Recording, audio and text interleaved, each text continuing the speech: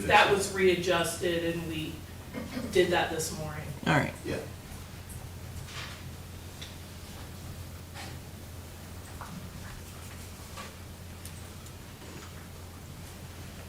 All right.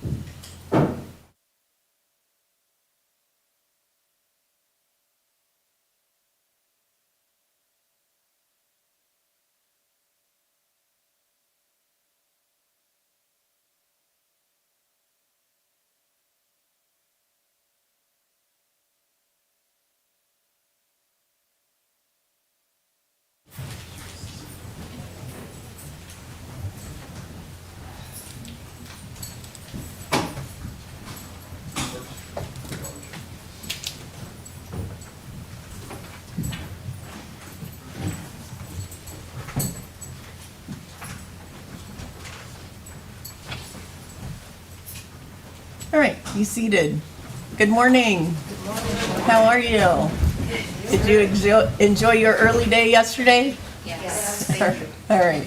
Have any of you seen or heard or learned anything about this case or the people and places involved in this case? No. Knows from everyone. All right, the state can call your next witness. State will call crime scene investigator Robert Durr.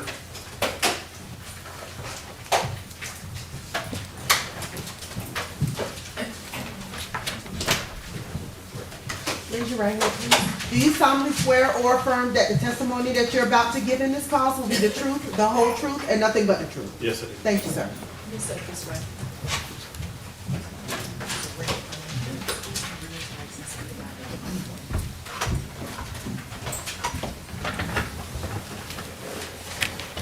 Good morning. If you Good would morning. please introduce yourself and spell your name for us. My name is Robert A. Durr III. My last name is spelled D-E-R. Thank you. Mr. Durr, how are you employed? I'm a crime scene investigator with the Hillsborough County Sheriff's Office, How long have you been working as a crime scene investigator with the Hillsborough County Sheriff's Office? almost 18 years. And what are your general typical duties as a crime scene investigator with the Sheriff's Office? So I respond to persons and property crimes where I document through photographs or other measurements possibly, and collect evidence as it relates to those types of crimes.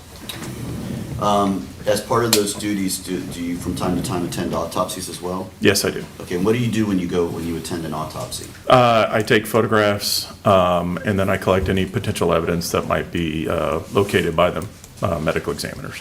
And by potential evidence, you mean things like protect maybe clothing or objects that are removed from the body, things of that nature? Yes, sir. All right. I'm going to show you what's already been introduced as State's Exhibits 28 and B. And just if you can take a quick look at those and you can open it, they're already open, so you can go and just see.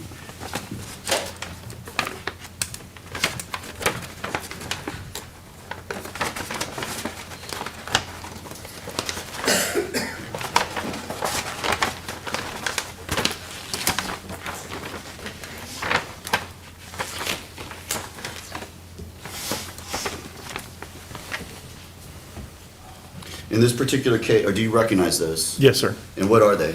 They're the projectiles that I recovered. All right, and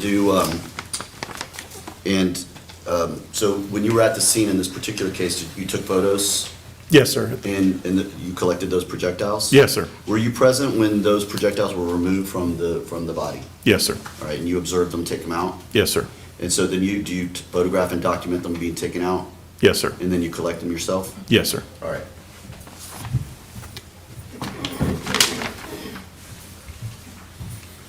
So you may publish.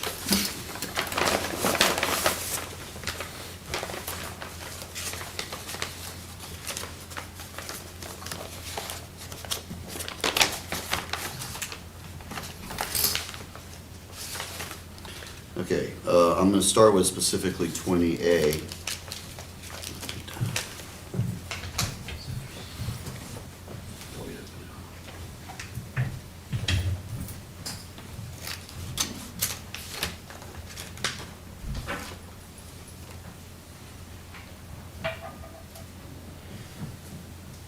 Okay, and that in fact, you were there when that was removed from the body of Jayla Bass, Yes, sir. and you observed them, and you took photos of it, and then you collected it and took it into evidence. Yes, sir.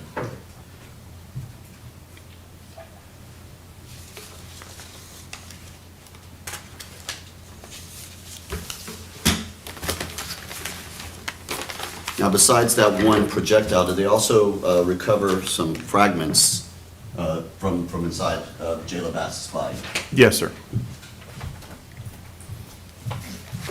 All right, now I'm going to show you 20B again, which has already been admitted into evidence.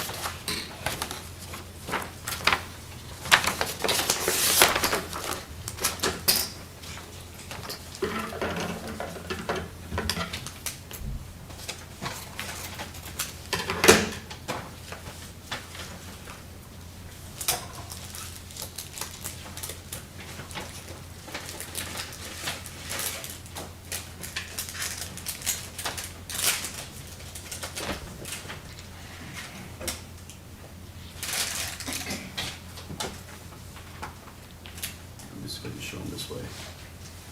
So they're very small, correct? Yes, sir. And these are in fact what is taken out of the body, and they've been described as fragments of a projectile. What would that be? What are fragments? So fragments could be anything that separated off of a projectile. It could be where it was damaged or anything, maybe split apart as it was entering.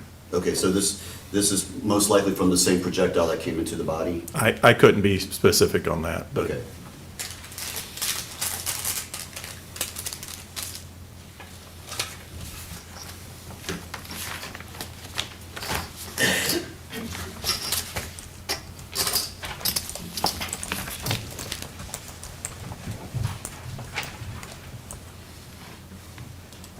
One moment, Your Honor. Yes? Judge, we'll pass witness. All right. Press?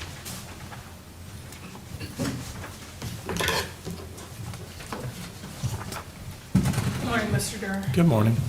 Now, you did go out to the crime scene, right, and assist with the scene there?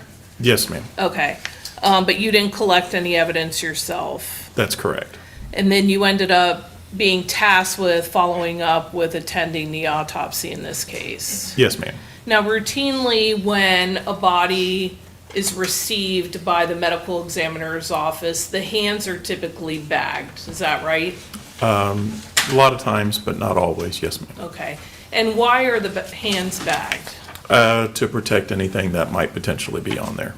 And that is typical of what happens, like at the scenes that you've been out in, where there's been a body at the scene, that the medical examiner's office will bag the hands when they're there. Yes, ma'am. In this case, when you attended the autopsy, was there any swabbing done of Jayla's hands? No, ma'am, I did not. Okay, and then sometimes GSR testing is requested by the detectives, is that right? Sometimes, yes, ma'am. And in this case, that was not done. Correct. Nothing further. Anything else? No, Your Honor. All right, you can step down, sir. Thank you. He released from his subpoena. Yes, Ms. State. Yes, Your Honor. All right. Call your next witness. State calls Detective Clay Hogelman. Action Judge, can we call Cheyenne Miley first, please?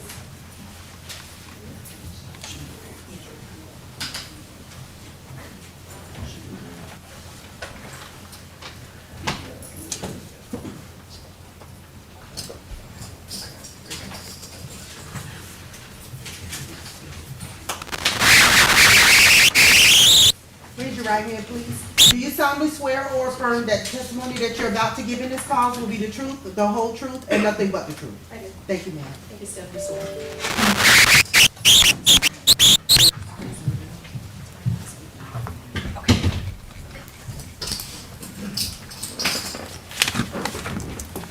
Hi, good morning. If you would please introduce yourself and spell your name for us. Good morning. It's Cheyenne Wheaton. I'm sorry, Cheyenne Miley. It was Wheaton during its investigation. I apologize. It's Shyanne. Last name Miley, Miley. Good morning. Good morning. Please tell the jury where you work. I work for Hillsborough, sorry, can you hear me? I work for Hillsborough County Sheriff's Office as a detective with our homicide section. How long have you been working at the Hillsborough County Sheriff's Office? I've been with the Sheriff's Office for almost 8 years, and I've been with our homicide section for almost 3. So on the night of this event, August 29th of 2022, were you working with the homicide department as a detective? I was. What part did you play in this investigation for why we're here today, the events of August 29th of 2022? The lead detective, Detective Gabo, asked me to pick up some additional video surveillance from a residence near the incident scene. What residence did you go to? It was off Heritage Club Drive. The numerical, I believe, was 13937. Okay, and I'm showing you, once it's already been entered into evidence as State's Exhibit 6, but I want you to look at it. Do you recognize it? I do. When you went and you pulled the video, help us understand what process do you go through when you're pulling a video from a surveillance camera that may be at a residence versus maybe a business? Well, I meet with the resident, confirm that we're allowed to view their video, obtain their video, at which point she did say that she was willing to provide the video with us. I checked the date and timestamp on the live video with what I have on real time, so whether that's me checking my phone or my watch, and ensure that the date and timestamp on the video surveillance is in fact correct. So when you went to this residence in Heritage Grove Apartments and you looked at the video surveillance at the timestamp, compared it to your phone, what did you find out? I saw that the date was accurate, but the time was about 1 minute behind real time. So if, like, the time right now is 9:33, so the time on the video surveillance was showing 9:32, just for an example. The videos that you pulled that are on what you've seen and identified as State's Exhibit 6, does it include the relevant time frame from the entire incident? Yes, it does. I don't have any further questions, Judge. All right. No questions. All right, you can step down. Thank you. Thank you. She released from her subpoena? Yes, Judge. She is, Judge. All right, thank you. Call your next witness. The state calls Detective Clay Holland.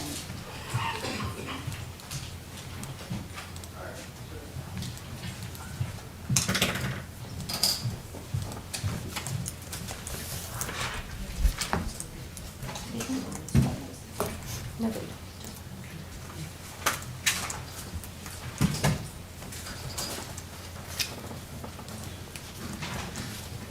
Raise your right hand, please.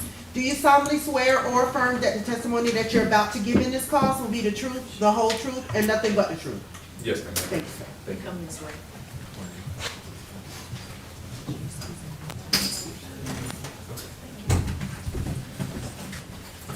Good morning again. If you would please introduce yourself and spell your name for us. Yes, ma'am. The name is Clay Hobelman. First name is Clay, C-L-E-Y. Last name is Hobelman, H-O-B-E-L-M-A-N-N. Good morning. Good morning, ma'am. Tell the jury where do you work? I work with the Hillsborough County Sheriff's Office. How long have you worked for the Hillsborough County Sheriff's Office? I have worked there over 14 years now. What's your title now? I am a detective with the Sheriff's Office. Were you a detective on August 29th to August 30th of 2022? Yes, ma'am, I was. At that time, did you have a specific unit or department that you were working with? More broadly, I'm assigned to Criminal Investigations Division, and then more narrowly, I'm in the homicide section. Help us understand, as a detective in the homicide section, what are your duties? We investigate a number of different cases, exclusively homicides, as the name would suggest, but we also investigate cases that include any natural deaths through suicides, overdoses, and then we have a couple other assignments that we will assist on if they're kidnappings. So we do a broad range of things, and then we will also cover for other criminal investigation units as well to assist in their investigations. During a homicide investigation, is there just one detective that's decided to be involved in the investigation, or are there multiple? Generally, we have no less than 3 for 3 specific and designated roles, and then we may also have other detectives assisting those primary 3 roles. explain to the jury so that they understand what is the purpose of having at least the 3 detectives involved in each homicide investigation. Those 3 roles are going to include your lead detective, who is responsible for a majority of the activities or requirements for the investigation. You have your assist that is working in tandem with your lead investigator, and then you also have a scene detective or scene investigator whose responsibility is managing the scene and understanding all the facts of the scene, and then working with the lead investigator throughout the remainder of the investigation. When you are a detective working with the homicide department, do you typically perform one of these duties of lead, assist, or scene at every single homicide that you go out to, or does it differ? Yes, in every one of those cases, at least those 3 roles are assigned. As individual detectives, we may be assigned one role for one investigation, and we may shift to a different role for another investigation. But at least those 3 roles are always covered in every assignment or in every investigation that we go out to. So since you became a detective in the homicide department of Hillsborough County Sheriff's Office, have you had occasions where you were the lead detective? Yes, ma'am. Have you also had occasions where you were the scene detective? Yes, ma'am. Now, in this case involving the defendant Jermaine Bass, on August 29th and August 30th of 2022, tell the jury what your role was in this homicide investigation. I was assigned as the scene detective.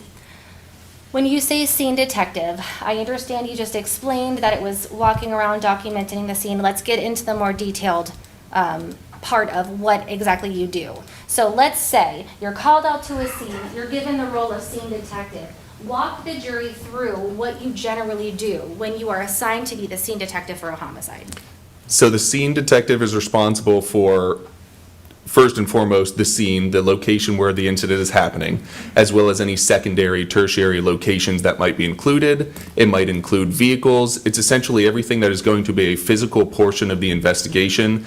Generally speaking, our scene detective is responsible for. That could include writing all of the search warrants for those physical locations or addresses. That includes the searching of those locations, and that includes the documentation, both collection of evidence as well as documenting through photographs, taking photographs, overseeing that the proper photographs are being taken. So I understand that at a homicide investigation, there's these at least three positions that are assigned. But is it safe to say that homicide detectives are generally not the first people to respond to a, for instance, shots called that call that comes in to 911? Yes, that's fair. Generally, deputies are going to be our first responding units coming to that call to kind of assess what is happening there and make a determination as to the additional investigation that is required. And at that time, then phone calls are being made to request either homicide come out or special victims units come out, whatever detectives might be an assist to that investigation.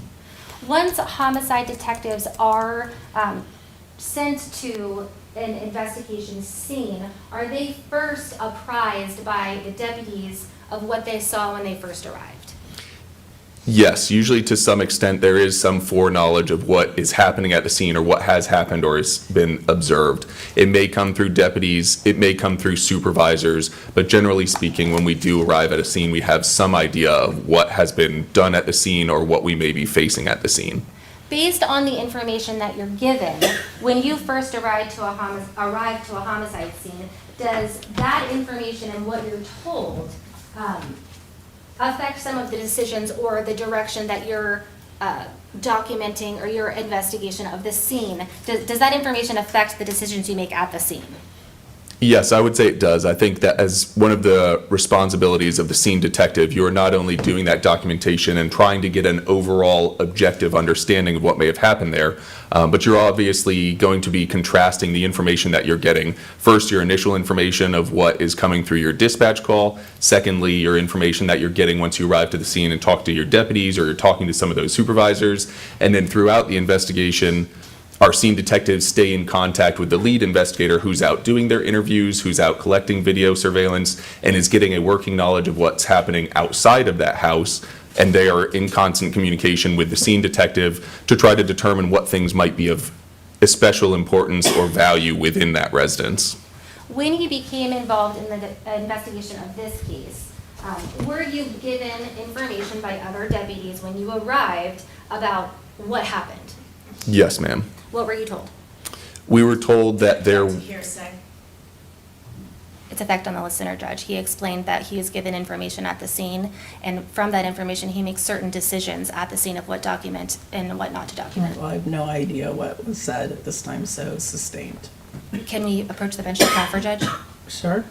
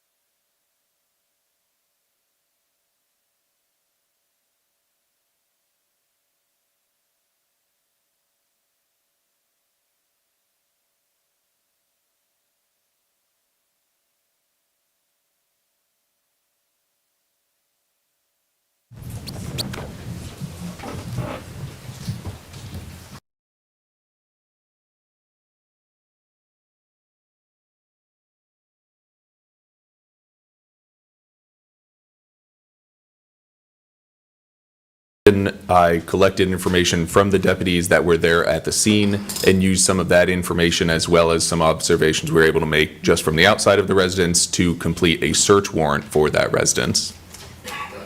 Explain to the jury what a search warrant is and what it means.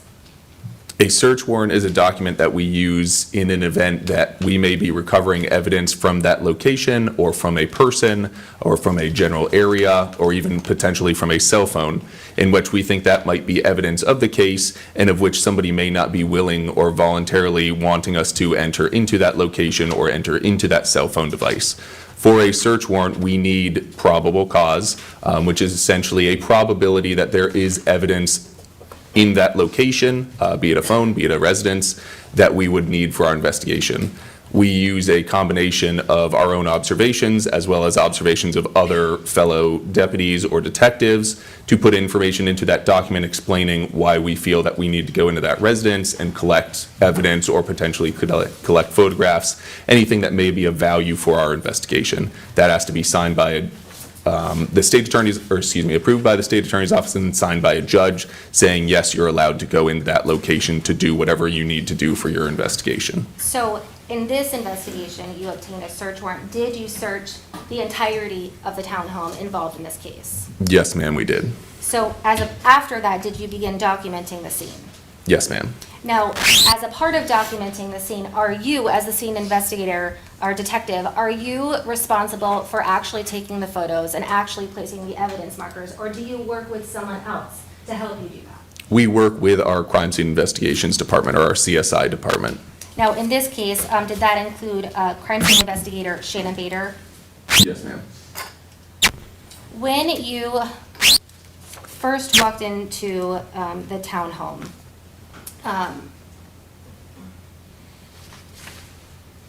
what did you see of relevance when you first walked in?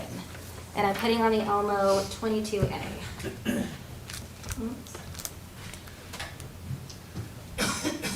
Within entering the residence, the door opens inward and we come into a foyer area that has a kitchen just off to the side of it. Beyond that, there's a dining room area, and then a little further beyond that, there's a TV room area or an entertainment room, I guess, or living room space. On that location or at that location is a black couch, and we noted what we believed was going to be some blood on the edge of that couch or the side cushion of that couch, as well as a small metal item that looks like a clasp or a toothed clasp that just based on my familiarity with them, looks like the kind of clasp that's used to secure an elastic bandage or an ace bandage, with those little teeth that kind of bite into the fabric. Now, once you go up the stairs, what's the first bedroom that you see up on top of the stairs? The first bedroom you come to when you are ascending the stairs is going to be what we determine was the children's bedroom. Now, states 22R, I'm placing on the Elmo. Are we looking at the top bunk in 22R, or are we looking at the bottom bunk? This would be the top bunk, ma'am. Okay, we're looking at the back of the photo. You can see a sticker that is on the wall, right about the middle that I'm pointing to right here. It's a yellow sticker labeled Damage A. We see another sticker labeled Damage B. And we see another green sticker, which we see labeled red substance. I want to specifically talk about Damage A and Damage B. What wall are we looking at that we're pointing to where Damage A sticker is labeled on? What is on the other side of this wall? On the other side of that wall is going to be a bathroom. Now, I'm placing, one moment, I'm sorry.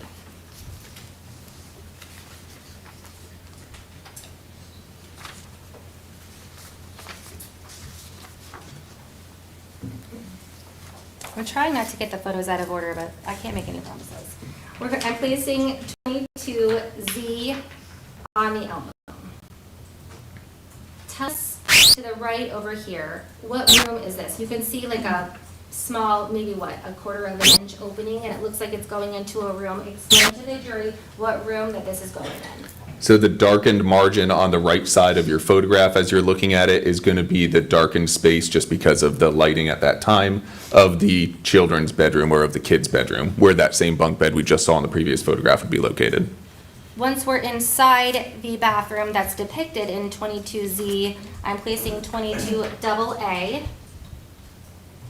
on the Elmo. Is this a closer up image of that exact same wall? And am I correct in pointing to the yellow marker on A1 to the right? It's labeled Damage A1. Is that the same wall, the back side of the wall, belonging to Damage A? Yes, ma'am. And for reference, I'm putting back on the Elmo 22R. The Elmo is a little fuzzy, if we can give it just a minute. So the damage we're seeing right here in 22A.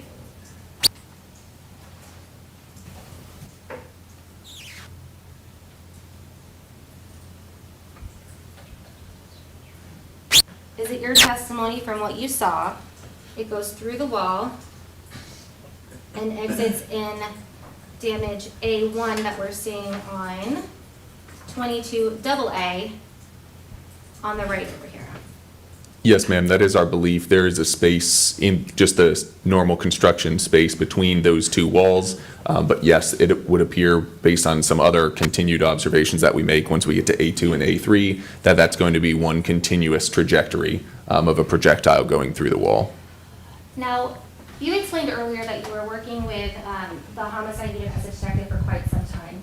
About how many times at the time of this incident had you been assigned to be a scene detective? Probably in excess of 25 or 30 times for scene. Okay, and during those 25 to 30 times, or other times that you've been called out to a homicide investigation, have those before included gunshots going through drywall? Yes, ma'am. Have you had an occasion in these prior scenes that you visited to notice the shape that a gunshot may make when it's going through drywall?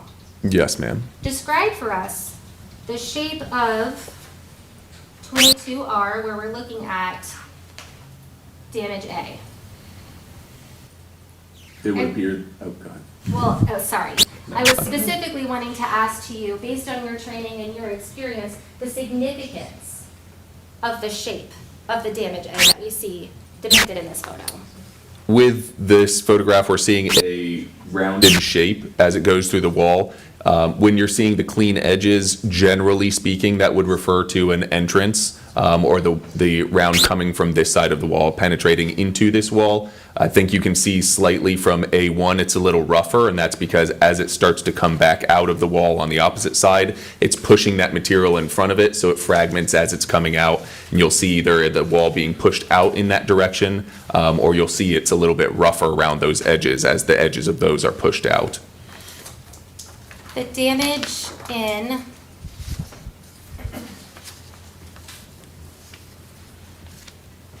A1 depicted in 22A that we see on the shower wall. You just mentioned if a projectile was going through the wall, you may see the sides of the shape made in the wall be pushed out slightly. Am I understanding that correctly? From the exiting side, yes, ma'am. And let's see, 22 double B, I'm placing on the Elmo. Describe for the record what we're looking at in damage A1 specifically around the shape that you notice. So this would be what we believe is the corresponding exit from the A damage or the initial A damage. And you'll see where the paint is kind of chipped as that force is pushing that out. And we'll start pushing portions of the wall out with it as the bullet comes out of the wall or would be exiting from the wall. That's a hallmark of what we would typically see with that. It's not impossible to be reversed, but this would generally speak to us as this being an exit of a projectile coming out through the wall. Now, when you're given information, when you first arrive to a homicide scene about what may have happened or may not have happened, as part of your duties as a scene investigator, are you looking to see whether or not the forensic evidence or the physical evidence at the scene either match up or don't match up to the story that you had been told may or may not have happened? Yes, that's correct. Now, we're looking at 22C. Damage A2. It looks like we're in the same shower that we've been talking about, our bathroom that we've been talking about, that is right next to the children's room. Is that correct? That's correct. Is this shower curtain also depicted in, or a part of the shower that's in 22Z that we've been using for reference? If you were to walk in to the left, would you immediately see what we're looking at in 22C, the shower curtain? Yes, ma'am, that's correct. Now, tell us what you notice about damage A2, It's, specifically the shape. it is somewhat rounded, at least for a portion of the side. The upper, as we see in the photograph, the upper and then the right side of that damage or defect does appear to be rounded. And then there are, you can't see it in this photograph specifically, but you can kind of start to see it. There are subsequent holes behind that, or tearings of the same plastic shower material behind that, as it would appear a projectile continues on its path through the shower curtain. We're looking at, on the Elmo, 22D. For reference, we see the same damage A2 that we were just discussing in the previous photo, but we also see it slightly blurred on the tile, a damage A3 on a yellow sticky label. Now, I'm placing 22EE. Tell the jury what is significant to you based on your training and experience about the shape of damage AE in the shower tile. Damage A3 appears to be the termination of that projectile going through the wall, impacting the tile of the shower, and then embedding itself in the tile or the substrate that is below the tile. And that's what we're seeing kind of centered in that damage there, is the backside of the projectile or bullet.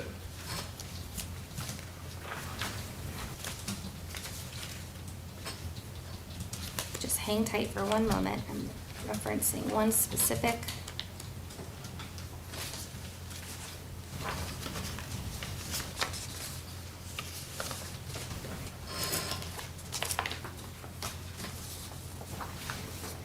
Now, during your investigations as a scene detective, at some point during certain investigations, does it become important to take measurements?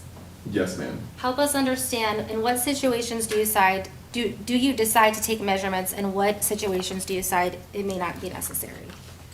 most all of our collected items are going to have some measurement to them. You'll see many of these stickers that are being photographed have a scale or have a measurement already on the sticker that helps us understand if it's next to something, what the size is that we're dealing with.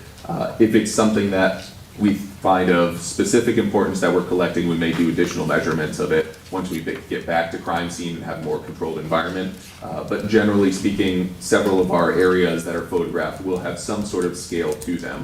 It's not necessarily to give you a specific measurement as to the width or the diameter of the bullet, but it is giving you some context as to how big this portion of damage is on the wall. I want to talk about trajectory rods. Yesterday, we were introduced to the idea of trajectory rods. Tell us why, in certain cases, you may use a trajectory rod.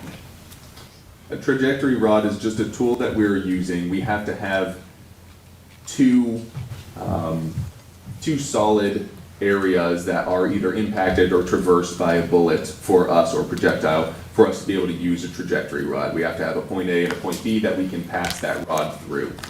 Generally speaking, when we do have bullet damages, we are getting some rounded areas that it's going through, as we've kind of seen through this evidence. And then the trajectory rod allows us to pass a straight implement through those holes and now look at the directionality of where that rod is pointing.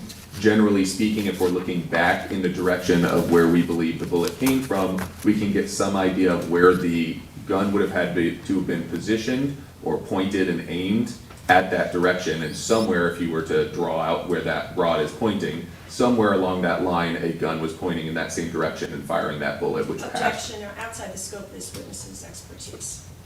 Overruled. You can finish. Somewhere along that line is going to be the passing of the bullet through the same location where the rod is. Now, I'm placing on the Elmo, let me move these first.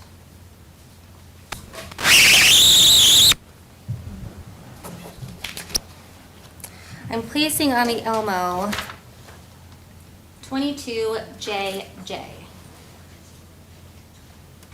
We see in this photo the bunk beds and a measuring tool.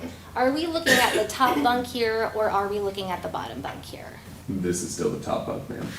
How tall is the topmost portion of the top rail of the top bunk? It's measured at 5 feet with the large red 5, and then 5 inches with the smaller white in the black background 5. So is it safe to say that I'm understanding the top most tall portion of the top bunk is 5 feet 5 inches? Yes, ma'am. The very tippy top of the rail, so to speak, would be 5 feet and 5 inches from the floor height. And to orient the jury, we see in the top left a green sticker that's placed on the wall, and on the photo, it's to the left of the measuring tool. Do you see where I'm talking about? Yes, Pointing ma'am. to it right here. Yes. I'm placing on the Elmo, it states 22R.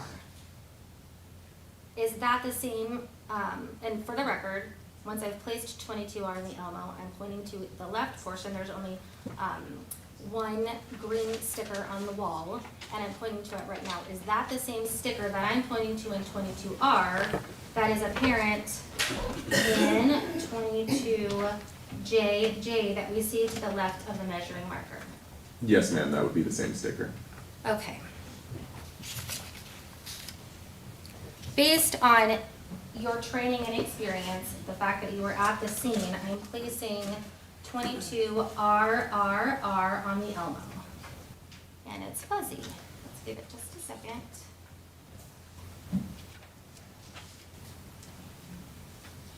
In 22RRR, we see damage A that we've referred to before. Knowing that the topmost portion that I'm pointing to on the left side is 5 feet and 5 inches, can you confirm, because you were there, damage A is at least 5 feet 5 inches or higher? Yes, ma'am. That would be accurate. Now, I see a green pole that is extending in this photo out of damage A. We've talked about trajectory rods before, but help the jury understand. The green pole that is extending out of damage A, is that a trajectory rod? Yes, ma'am. I'm placing on the Elmo 22 LLL.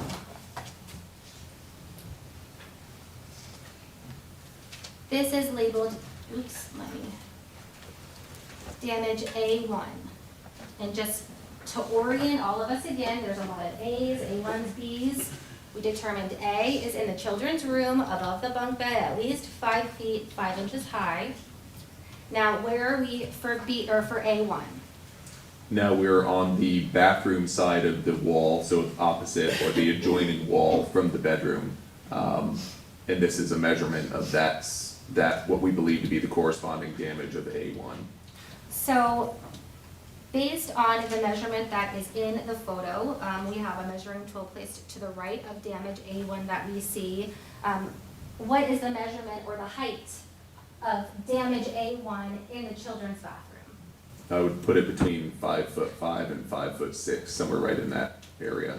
Now, before, when we looked at damage 22 RRR with a green trajectory pole poking out, the corresponding same green pole, 22 LLL, is it the same green trajectory pole?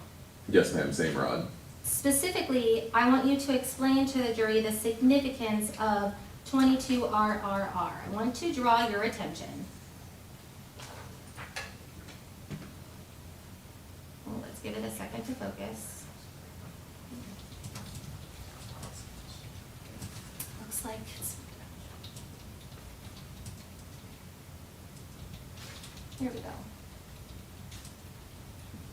The trajectory rod, the green trajectory rod, protruding out of damage A, explain to the jury the significance of the angle that we see portrayed in this photograph.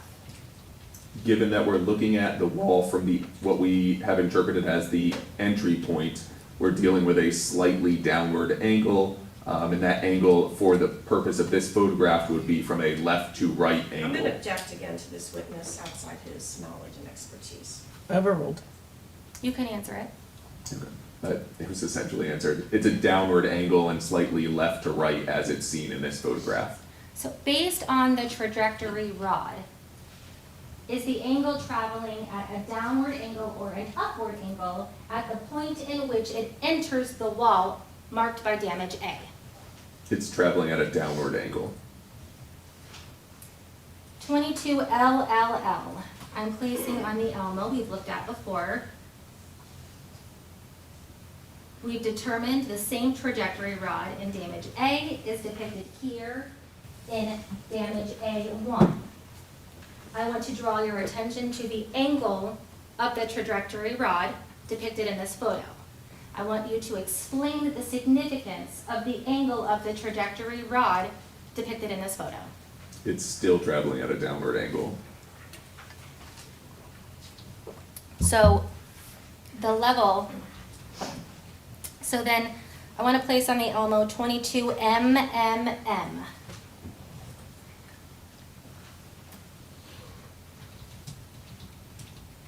To orient us, we're looking at the shower curtain with the marker damage A. Is that 2 or 1? A2.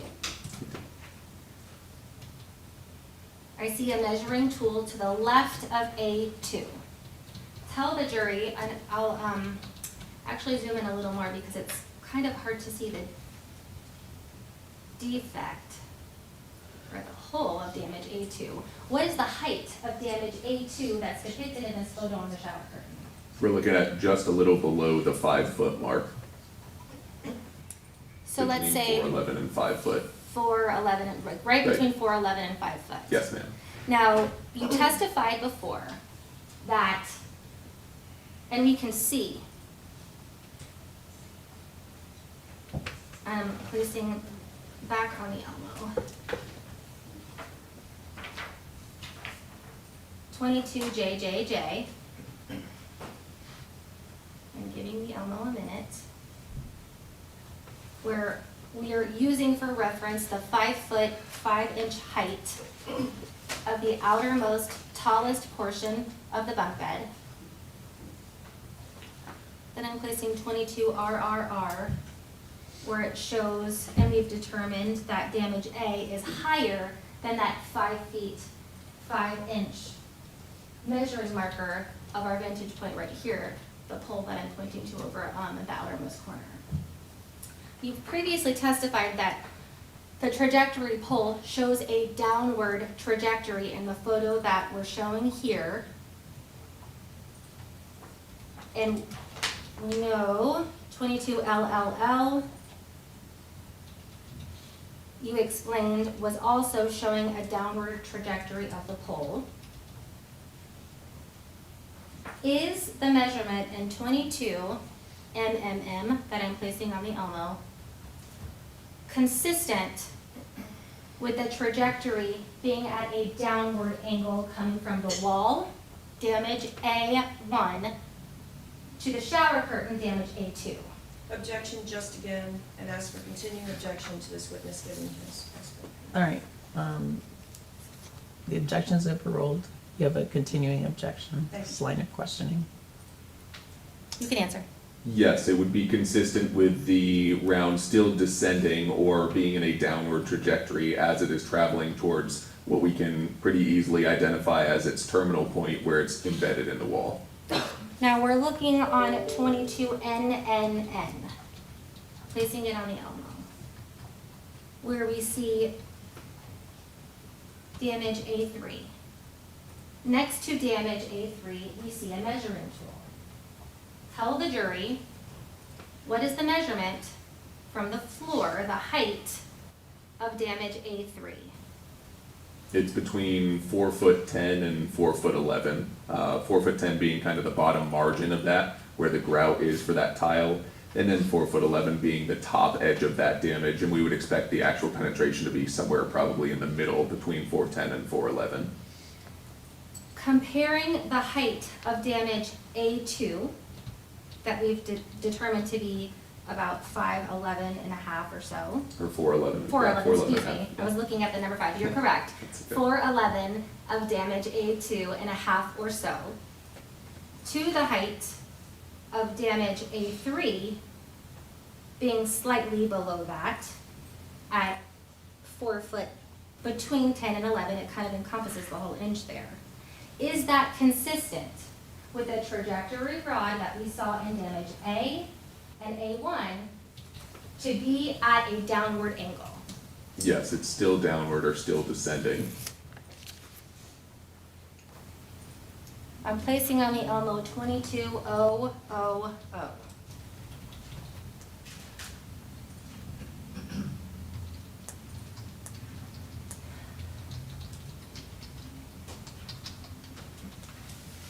The marker on the wall, is that damage A1?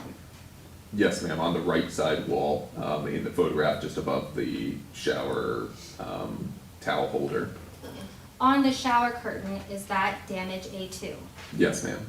And we can kind of see, it looks like there's, over here, there's a cabinet on the wall that's sneaking out right behind the cabinet. It looks like we have another yellow marker that goes into the shower tile. Is that damage A3? Yes, ma'am. Explain to the jury the purpose of using the trajectory rod from damage A1 in the bathroom wall to A2 in the shower curtain to A3 in the shower tile. To again show the path of the projectile as it went through the bathroom, or the likely path of the projectile as it's penetrating through the wall, going through the shower curtain, and then embedding in the tile. So this is a fairly accurate representation of what that path would have looked like. You just used the word "the path" a few times. What is the path? The path of the bullet or the projectile as it's going through the wall and then ending up in the other wall. And what is the path? It's at a what angle? The path and trajectory is at a downward angle in this instance. Is this the same pole that we see in 22 RRR depicted right above damage A? Yes, ma'am, it is. Now, based on your training and your experience, and your evaluation of the trajectory rod used in this investigation. What occurred from damage A to damage A1 to damage A2 and to damage A3? I think this has been asked and answered, Judge. I would object. Sustained.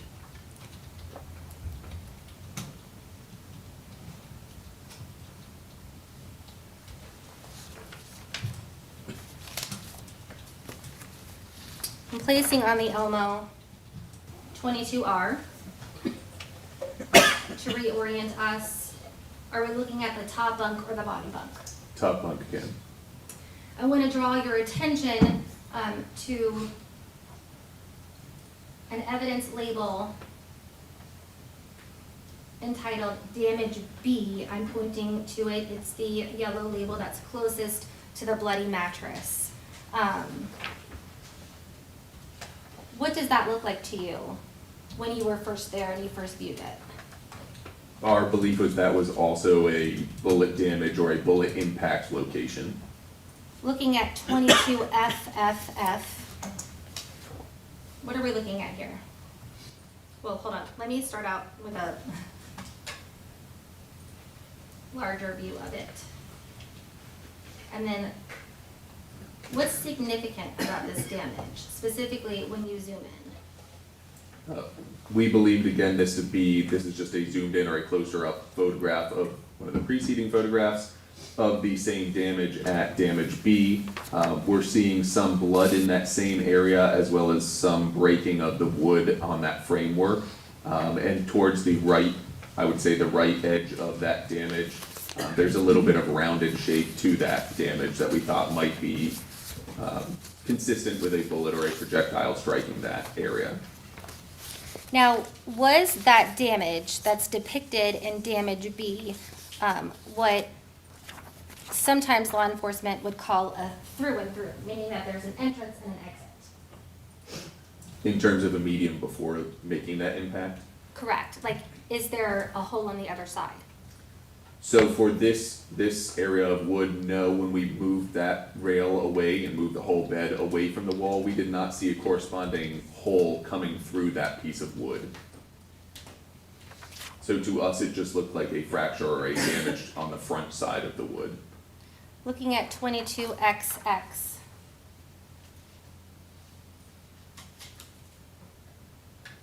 Is this another view of the damage that you're talking about? Yes, ma'am.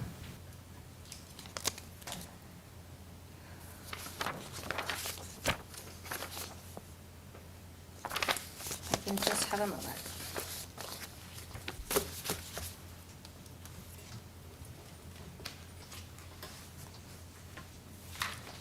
During your investigation,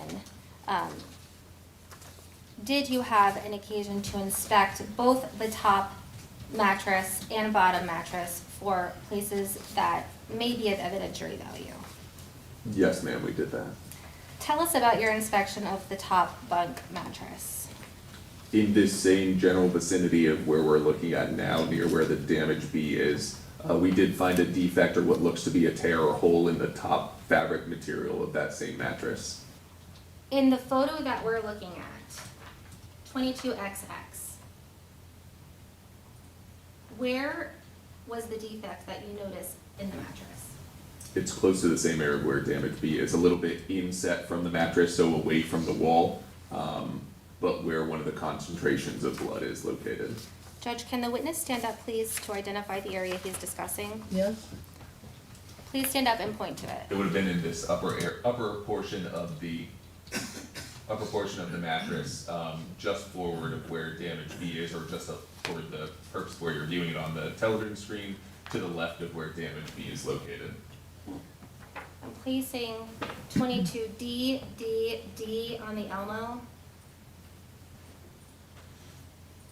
Point to the area so the jury understands of what you're talking about where you noticed a defect in the mattress. Can you zoom in a little bit, ma'am?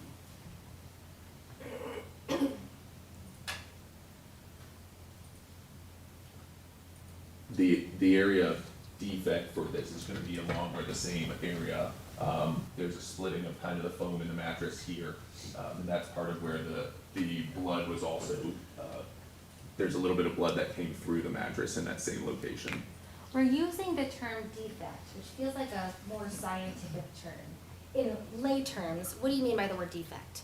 A damage to it or a hole that is coming through it, some sort of tear or hole in the fabric. Could that be seen from the top of the mattress before it's peeled up as we see depicted in this photo?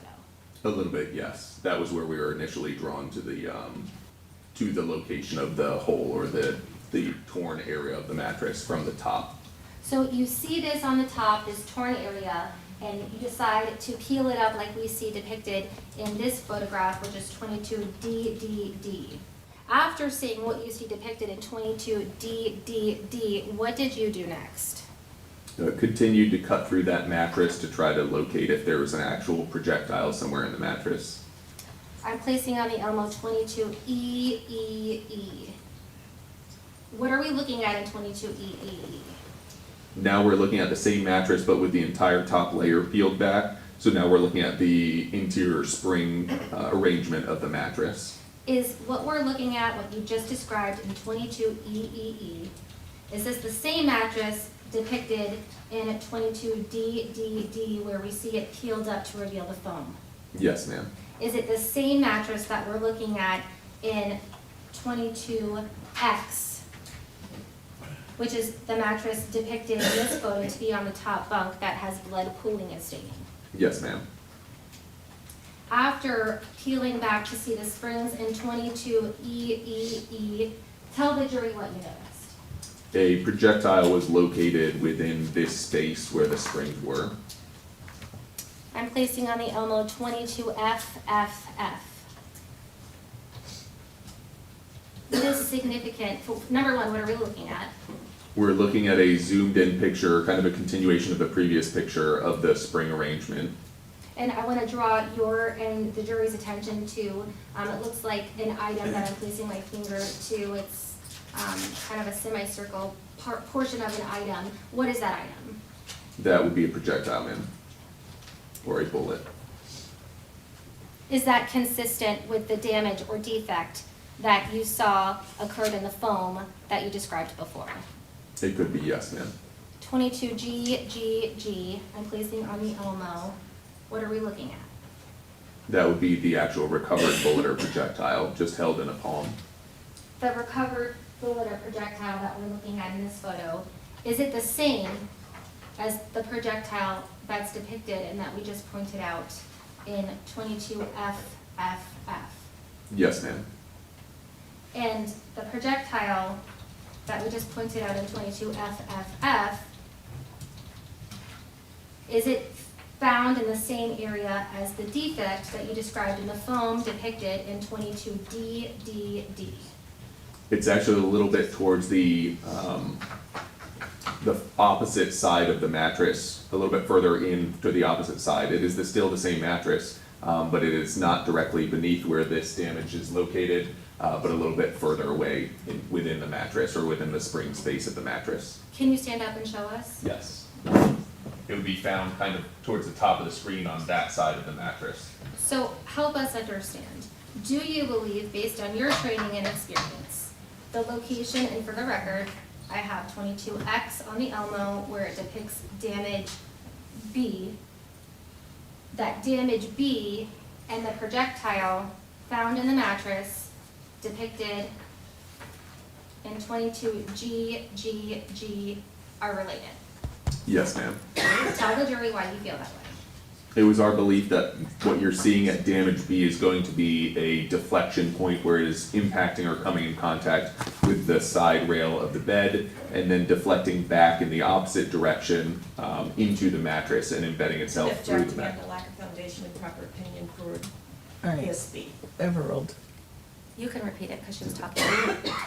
Where it's impacting the railing and then deflecting and coming back or ricocheting, coming back through the mattress and ultimately being located in the mattress through the space where the springs are located.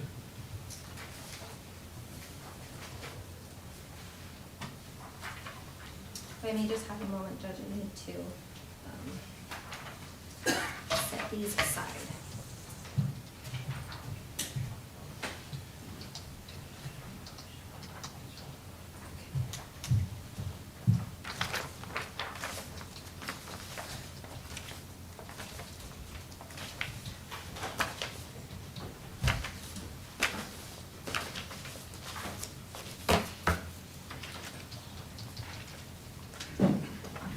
behind the top railing of the top bunk bed, at some point, we see another trajectory pole that is like a red or pink in color. Do you recall that? Yes, ma'am.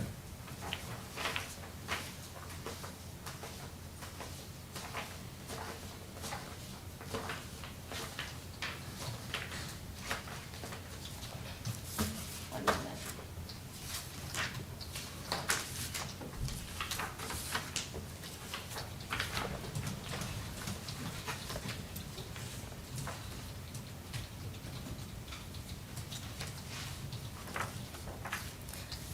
During your investigation, did you have an occasion to follow the trajectory of that damage to the wall and determine what happened at that point of entry?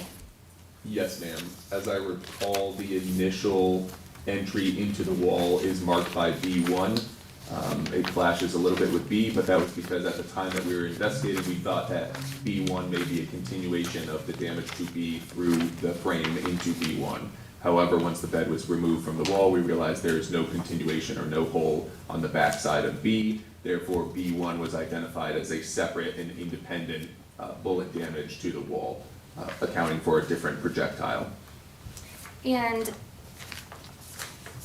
I'm placing on the Elmo 22FF, we see damage B, but behind that on the wall, we see poking out a yellow evidence marker. Is that what you're discussing, that you thought that damage B and what's behind the evidence marker on the wall, you thought they were related? Yes, ma'am, we did. The one behind it, though you can't see it, it's going to be the same one that's going to be seen later as damage B1. Damage B1, did you determine on the other side of that wall where that projectile landed?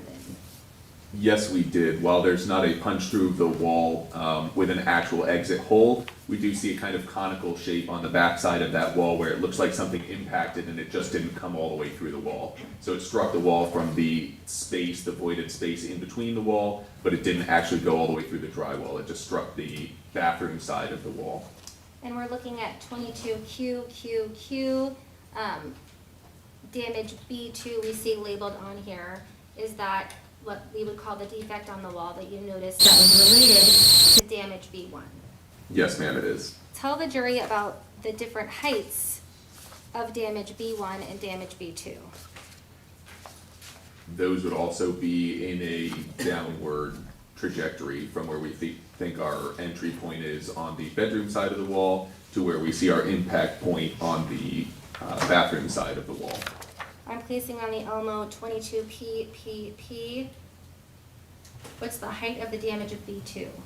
Can you back out just a little bit? Oh, sorry. No, that's okay. I didn't realize it was still so zoomed in.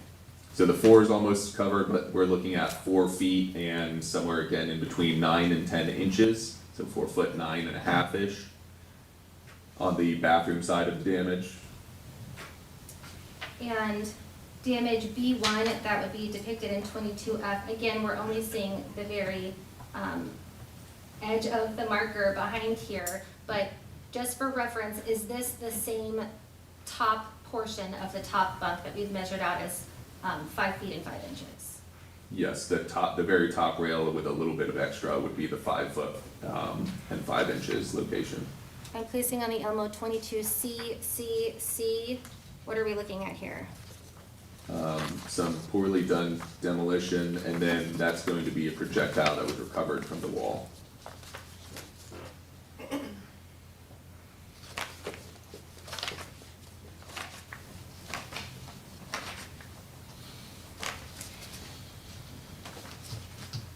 After the search warrant was conducted, did you walk around the whole townhome alongside Shannon Bader and help direct her as to what needed to be photographed and what needed to be marked with the different evidence markers? Yes, I wouldn't say that we're necessarily in lockstep as we're going through, but everything that is marked as evidence is either something that was noted by her or something that was noted by myself. And then together or in tandem, we will assure each other that we are aware of everything that has been marked as evidence. Putting on the Elmo 22FFFF. This was a photo we did not have a chance to view yesterday. Can you orient us to what we're looking at in 22FFFF? This would be a picture taken from the kitchen, looking at the edge of the kitchen counter. To the left margin of the photograph, you can see a table and chairs. That's the dining room table and chairs. To the right edge, I can point just behind me, but we're seeing the slim edge of what looks like a darker colored or brown door. That would be the front door in an open position. So the front door is out on the first floor of this townhome that we've discussed. That's correct. This is the first floor. Now, throughout your investigation and in your experience as a detective or a scene detective in a homicide investigation, help us understand, are you given parameters on what needs to be swabbed and what doesn't need to be swabbed for DNA purposes? No, I think that's something that generally evolves as we're going through the investigation.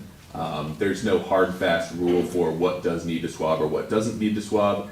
Generally, we're doing an accumulation of different swabs for target areas, either heavily saturated areas. For instance, if we have what we perceive to be a trail or a series of droplets that start from A all the way to Z, we may take just some of the swabs along that way because we're demonstrating it is a path or it is something we can readily identify as a continuation of droplets.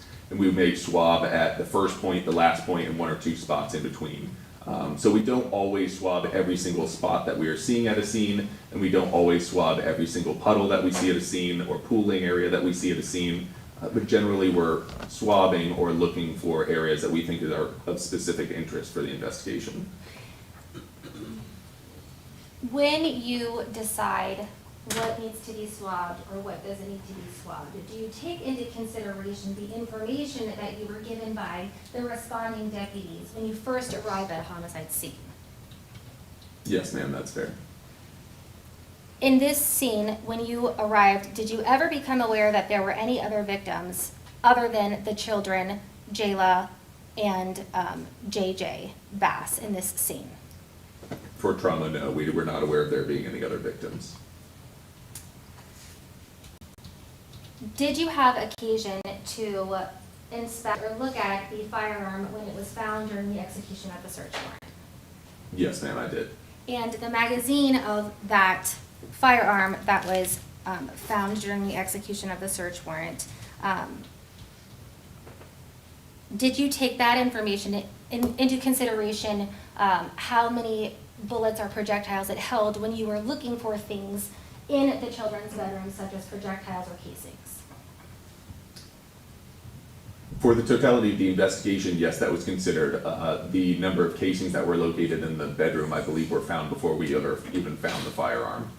So when you are a scene detective at a homicide scene, we've used words such as projectiles and a word such as casing. What's the difference between a projectile and a casing? Projectile is kind of synonymous with bullet. It's the actual portion that goes out from the gun and strikes whatever it strikes. Our casing is the back portion of the entire bullet that is expelled from the firearm. In this case, if it's a semi-automatic, it's expelled out of the firearm and lands somewhere off to the side of where the firearm is at the time that the shot is fired. So we're talking about things being expelled from firearms, and someone who may not have experience could get confused. Where does a projectile expel from a firearm?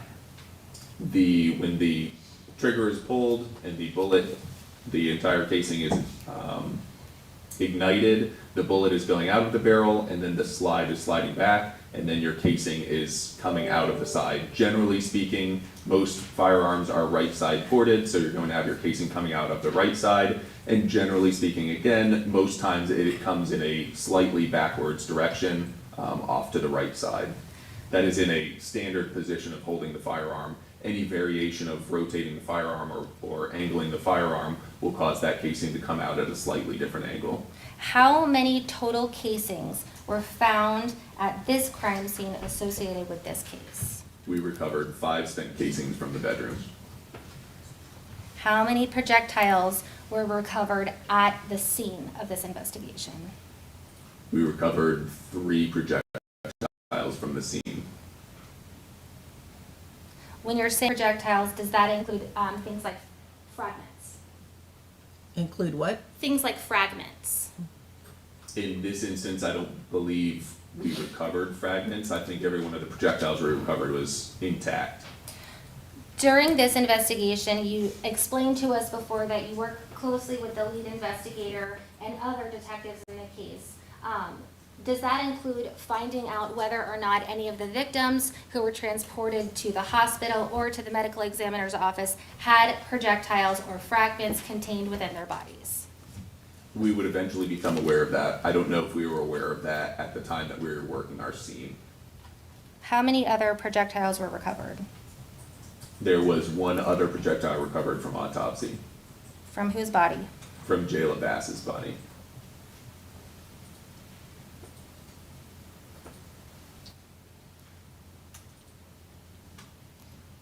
May I have just a moment, Judge? Yes.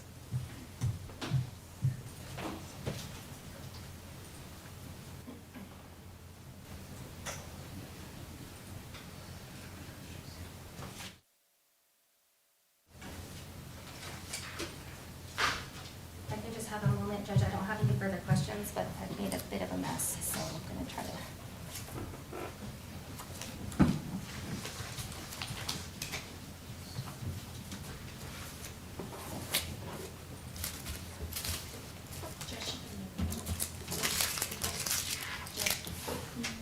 The photos of the Sure.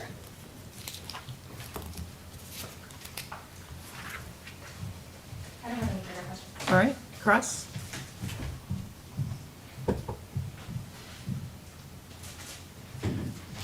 Good morning. Good morning. How are you, Detective? That's fine.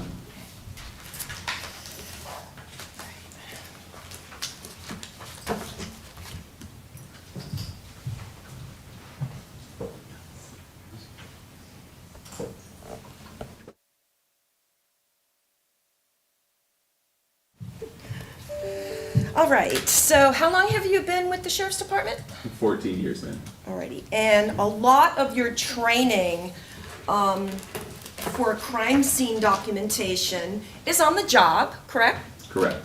You've done some outside presentations, but mainly you've received quite training during your years documenting scenes. Correct. Okay. I wanted to ask you first, you did in fact attend the autopsy, correct? Yes, ma'am. You attended it with, I believe, CSI Durham? Yes, ma'am. Okay. Now, there had been some question, had there not, concerning Jayla Bass's hands being bagged. Do you remember that? Yes, ma'am. Okay. And there was a question as to whether her hands had been bagged prior to coming to the medical examiner's office. Do you remember that? Yes, ma'am. All right. And the medical examiner's office, based on that, contacted you, advised you it had not been done per your agency, and asked you if you wished to have any special processing done on Jayla's hands. Yes, I believe that's correct. All right.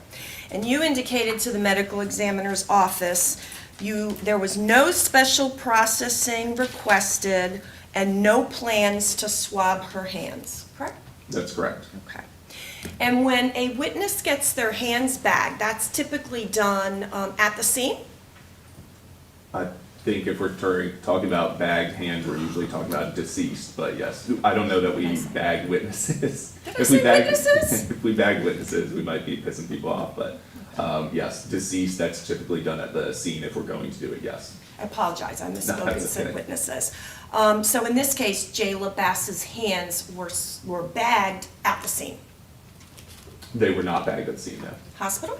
I believe at hospital, yes. Okay. So when she arrives for the autopsy, her hands have been bagged. Yes, ma'am. Right. And that bagging is to protect and preserve any evidence that might be on a person's hand, under their fingernails. Yes, it can, correct. Now, you don't have any contact with any civilians in this case, Mr. Bass, Mrs. Bass. That's correct. Now, casings, since you've talked about firearms and casings, you've indicated typically casings in a normal type firearm, semi-automatic that we're talking about, typically they eject to the right. Correct. In this specific case, with the Glock 42 that we have, that's .380 caliber, do you know what side the port is on? I believe it's on the right side, ma'am. Okay. And the port's going to be the area in which that casing ejects from. Yes, it's the opening to allow that casing to eject. Now, casings are fluid. They can be moved around, they can bounce, they can be kicked around, they could fall in different places, correct? That's correct, yes.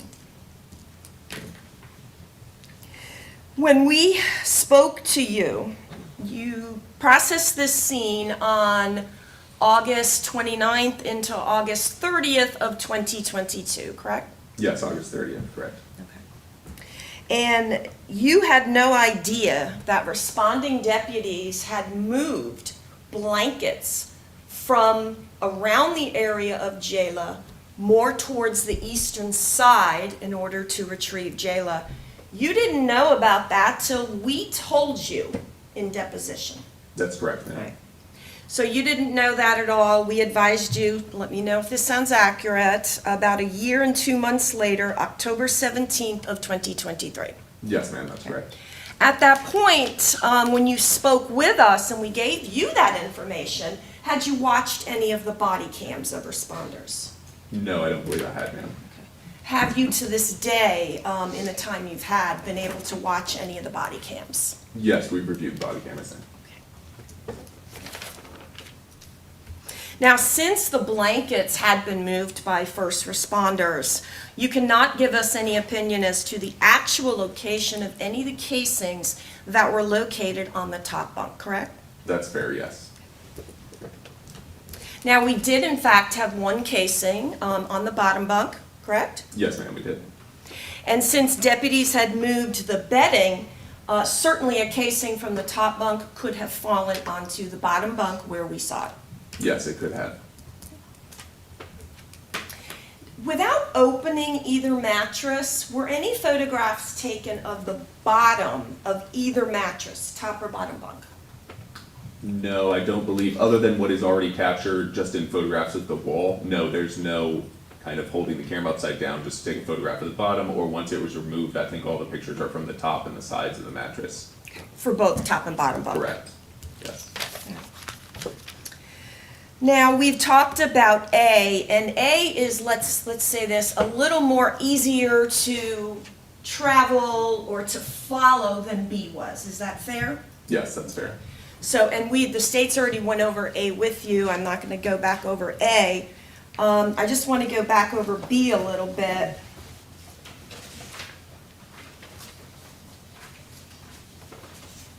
And bear with me, please, Detective Hogelman. There's a lot of pictures.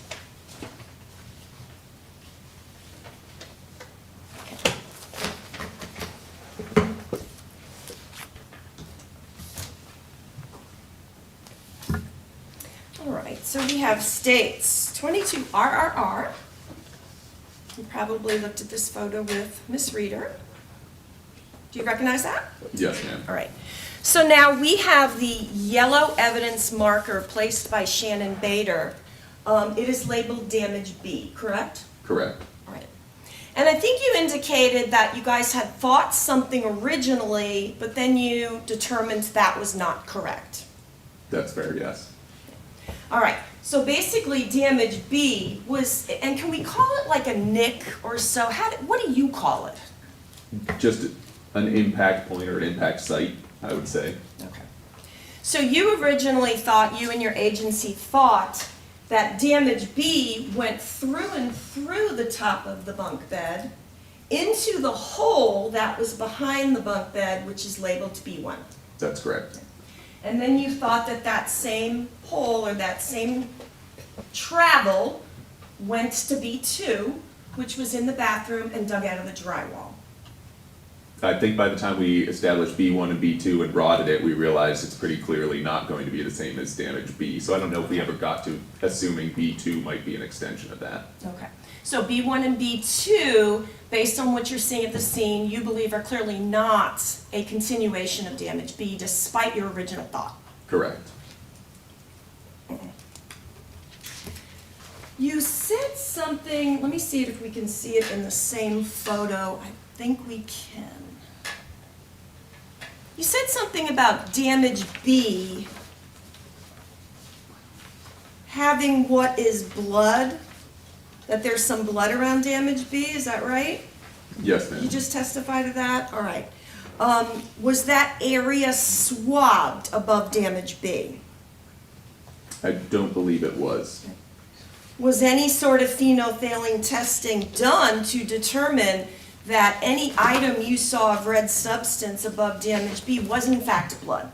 No, I don't. If it wasn't swabbed, then I don't believe there would have been any pheno testing for it. Okay. So when you're using the term blood, you're kind of assuming. Presumptive, yes. And it may very well be blood, right? Right. Okay. But you don't know. You can't tell this jury it was blood. Right, on a chemical analysis, say that's blood.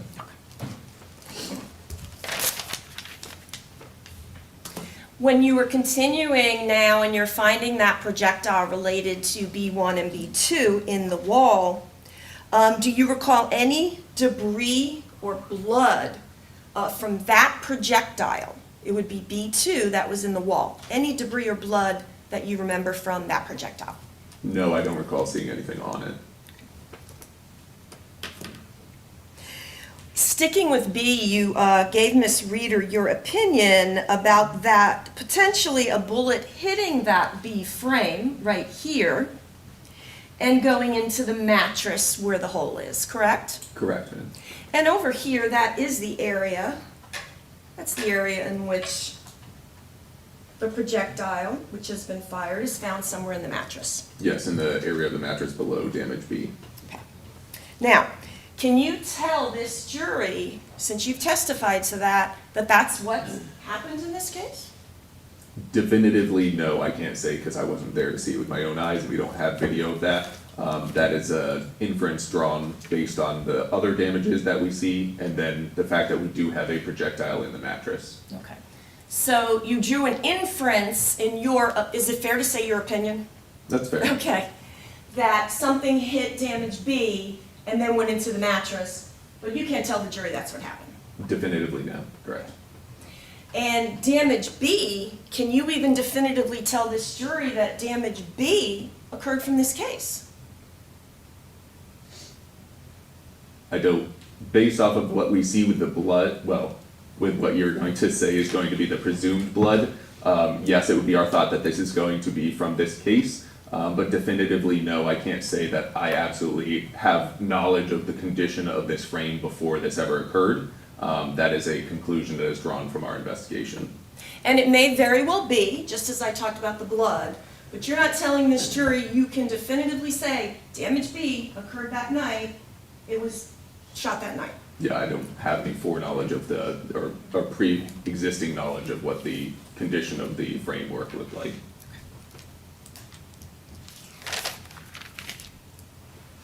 Now, when the mattress had been opened up, and Miss Reeder was showing you photographs of the mattress, we could see the coils, correct? Correct, All right. springs, gloves, yes. And that's where you and your agency located a fired projectile. Yes, ma'am.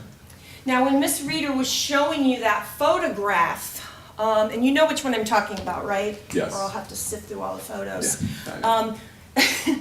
It was the opposite side that we should have been looking at, is that correct? The location of where the projectile is that what you're asking? Yeah. Yes, if you're looking at the mattress as it would have been on the top bunk, it would have been nearer the front side of the frame, the open side, opposite to the wall side. So the defect or the damage that we believe is the entry point of that projectile is nearer to the frame where we saw B. The projectile is actually recovered nearer or on the opposite side of the mattress, away from the wall. So it's kind of turned. Yes, that was part of our conclusion of having impact. If it had impacted B and deflected or come ricocheting back, it's now coming in a direction back towards the direction it came from, and that's why it's located further onto the side of the mattress away from the wall. Okay. So when I'm looking at that mattress, and it's on the bottom bunk at the time that you guys are examining it and take the photos, correct? Yes, it's photographed on the bottom bunk. But that is actually the mattress from the From top the top bunk. bunk, correct. Right. So when I'm looking at that, and in the lower right-hand corner where we could see it pulled back, where would that specific area have been in terms of the frame and the wall? That area that is peeled back from the frame of the wall is right there where damage B is, and below the green marker that's on the wall. That saturated area that we see in that corner of the mattress. Okay, thank you, that clarifies that for me. So basically what we've done is we've moved the mattress from the top to the bottom, and then we have pulled it back to get the projectile out of there. Correct. Okay. Now, we also told you something else at deposition you were not aware of. Do you remember that? I'm sure you're about to tell me. If you don't worry. Didn't in fact we tell you at Objection, deposition? Your Honor, this is hearsay. Earled. Didn't we in fact advise you at deposition on October 17th of '23, which is about a year and 2 months later, that CSI Bader had actually documented that the projectile came from the bottom mattress? Yes, I believe that was mentioned at the meeting with us. And she had indicated that in reports. It's even on property receipts where evidence is listed, correct? I did specifically see it on property, yes. Okay, thank you. My question then, Detective Hogelman, did you discuss that with her after our deposition where we pointed that out to you? Did you kind of discuss it with her and let her know she made an error? I'm sure I did. I don't recall specifically the conversation, but yes, Sure. And that's something you should do, yes. right?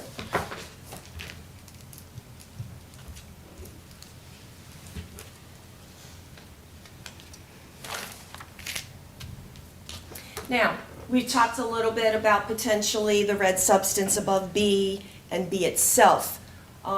You can't tell this jury that's specifically from this event. How about A? A could be from this event, but you cannot specifically tell this jury it definitely was. And I'm speaking of A, A1, A2, and A3. That's fair, yes. Right. And again, it very well could be, and Right. you've done the rotting, but you cannot definitively say it is related. Right, that's fair. Were the mattresses kept? No, I do not believe either mattress was retained. Okay. Do you know why? I know you have a big property department. No, just the photographs and documentation of it at the scene, I think we felt was complete at that point.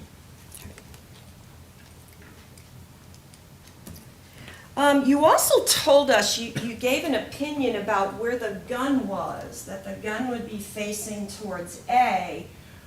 You can't say that's where the gun was facing, correct? I can only say that with projectile damage, that at some point, the muzzle of the gun has to be pointed in that direction for the projectile to take that path. The gun could be on the top bunk, it could be off the bunk, just pointed in that direction.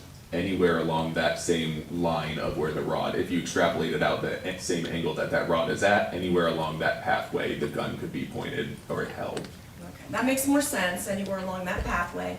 And guns move, people move, will you agree with that? That's fair, yes.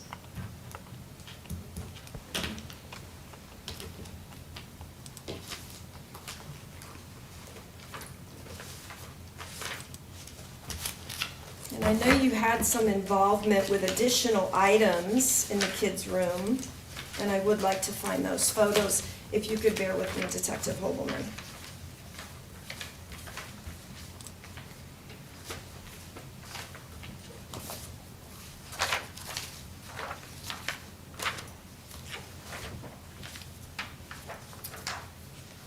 Detective Hogelman, 22P State's Exhibit, do you recognize this? Yes, ma'am. All right.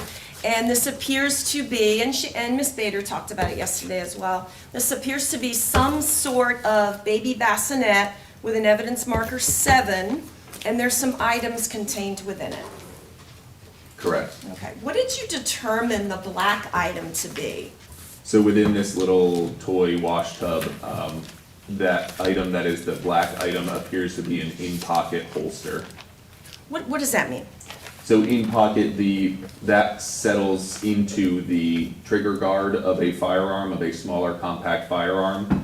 It doesn't allow when somebody's reaching, the objective is for it, when you reach into the pocket, your finger can't incidentally brush the trigger or set the firearm off in your own pocket. So while it doesn't hold the firearm, it kind of makes the firearm safer or safe to carry within the pocket. Okay. So is it actually called a clip or a holster? What would you call it? Yeah, I keep referring to it a holster. It may be closer, you could call it a clip. It's probably closer to a clip than a holster. Okay. And do we know, does that fit any type of gun, or do you have any way of knowing? Just based off of measurements, it could be compared to see if it matches a specific gun or not. Sometimes they're made to accommodate a number of different ranges or a couple different makes or models of firearm. Okay. And did you do anything to determine that clip or that holder, whether it could have been used on the gun recovered in this case? I did not know him. Okay. And again, you're just documenting the scene. That may not have been something that you would have been tasked to do. That's fair. All right. Yes. And that is located somewhere in pretty close proximity to the bunk bed. Is that fair? Yes, ma'am. Okay. Now, that item's a little unusual there, isn't it? You find it to be a little bit Potentially, yeah. unusual. It's a gun accessory in a children's room, so yes, based on that information, I would say it's a little bit unusual.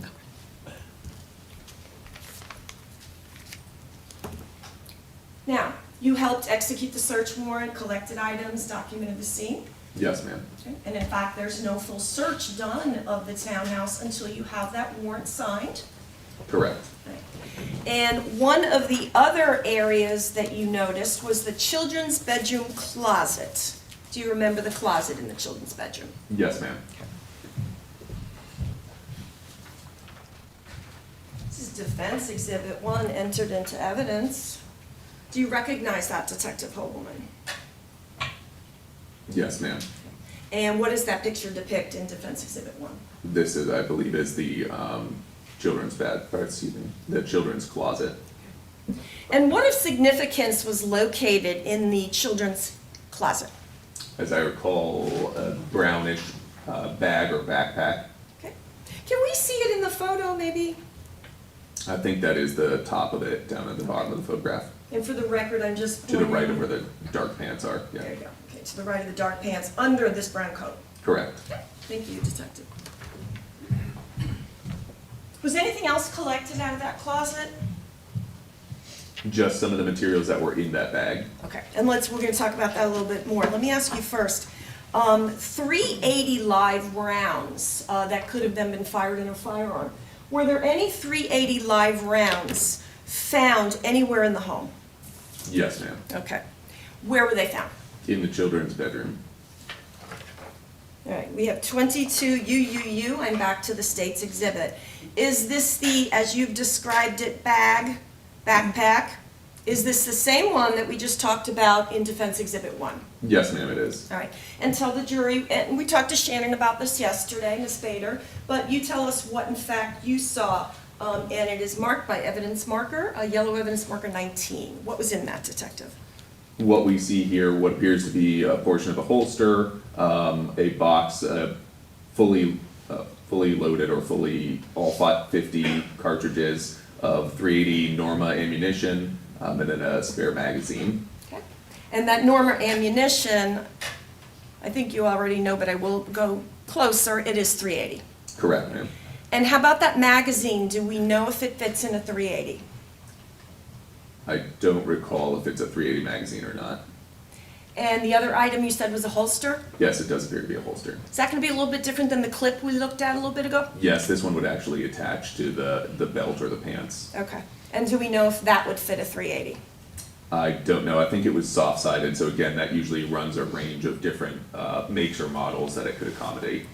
Okay. Thank you. Now, the bag itself was not collected by your agency, only the items inside, correct? That's correct. Okay. Do you know why the bag was not collected? I think what we identified as evidentiary were the materials that were inside the bag. The bag didn't appear to be involved directly, worn by somebody or anything identifiable on the bag that would have assisted with the investigation. And finding that bag with 380 ammo, a magazine, and a holster, did you also find that odd that it was in the children's closet? It could be seen as odd, yes. It's not generally a place that we would find those items, yes. Now, there was blood down on the east end of the bunk bed. We have or the top mattress. We have talked a lot about the west side where the pillow is and where the projectile holes are that we've already discussed, correct? Yes, ma'am. And there's blood down on the eastern side. Can you give us any opinion as to who that blood is? I did not know when we were doing the investigation whose blood that might be. Okay. And to this day, you would not know whose blood that was, correct? That's correct. In any of those areas on the eastern end, and we used the photos yesterday with Miss Bader, are you aware of any swabs taken from the mattress itself on the east end? No. Mandalorian Comforter was. Right. All right. Yes. There was also, and again, we looked at the picture yesterday with Miss Bader, there was also some blood on the wall and the blood on the back railing, kind of where you're V-shaping around the east end. I'm not talking about the staircase. Right. There was also what appeared to be a red substance. Did you have her swab any of that? No, I don't believe any of that swabbed. There were some swabbing done, I believe L, M, and N on the ladder, correct, Detective? Yes, ma'am. All right. There were some other areas down on the ladder, potentially other transfer stains, also maybe a drip on the stair, on the ladder. Those were not swabbed. That's correct. Okay. Did you have any concern whatsoever of contamination by the fact that mattress was moved to the bottom? At the time that we were moving that mattress, we'd already taken all of our swabs of the areas that we were intending on collecting. So at that point, we were not as worried about contamination. I don't believe any other swabs were taken once that mattress starts getting moved. Okay. And what happens to the bottom mattress when you're moving the top mattress to the bottom? I recall the bottom mattress being pushed further in, but I don't know. I think the mattresses would have been in contact with each other at some point. All right. What do you mean pushed further in? Because there's a little bit of a void there, I think it was moved a little bit further in to accommodate a little bit of room for the top mattress. So you're saying that both mattresses were somehow on that bottom bunk while you were testing the top mattress that had been moved there? No, there's no testing being done, that's just the cutting into the Well, mattress. that's what I meant. I Yes, apologize. It's the my very turn. end, it's almost the very last thing we did before leaving the house is remove the mattress from the top bunk, photograph it as we're cutting into it, and then remove the projectile from it. Okay, as you went through with Miss Reader in detail? Correct. All right, but are you saying then that both mattresses were still on the bottom slats when you did that? That's correct. Okay.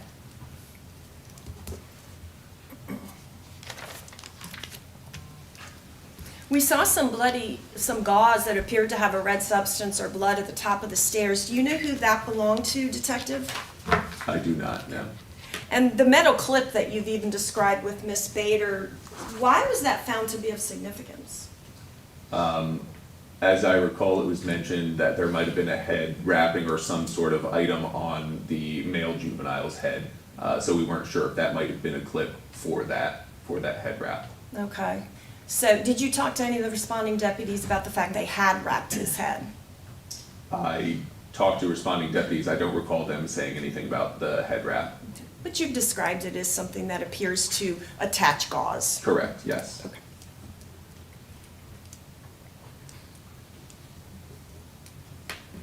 Were you responsible for collecting any phones from the scene? As I recall, we did collect one phone from the couch. A blue iPhone? Yes, I believe so. Okay. Do you know who that phone belonged to? No, ma'am, I do not. Okay. Now, downstairs by the couch, there appeared to be some substance on the floor. Do you remember that? Let me try to find the photo for you.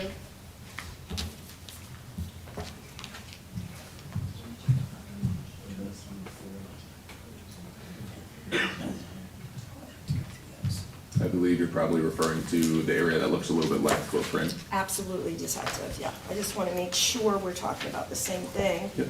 I have co-counsel going through the other photos. Again, bear with me, there's a lot of photos. Okay, I actually found it. Thank you, Ms. Spalding. Now, this is going to be States 22B,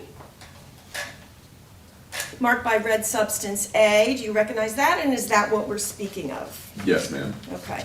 And that is in close proximity to where the couch is downstairs. Yes, that's correct. Okay. And are you aware, in fact, that that is the couch that Mr. Bass sat holding his son, JJ? Yes, I am aware of that. And for illustration, we have 22A. Is this the couch that we're speaking of? Yes. It's marked by evidence marker 1. Yes, ma'am. Okay, didn't mean to cut you off. No, that's good. Sorry. Evidence marker 1 is actually documenting that clip. Correct. So the area, we can see it clearly in this photo that we just looked at in red substance B larger is going to be this area here. That's correct. Okay. So you would agree with me that that's in close proximity to the couch? Yes, ma'am.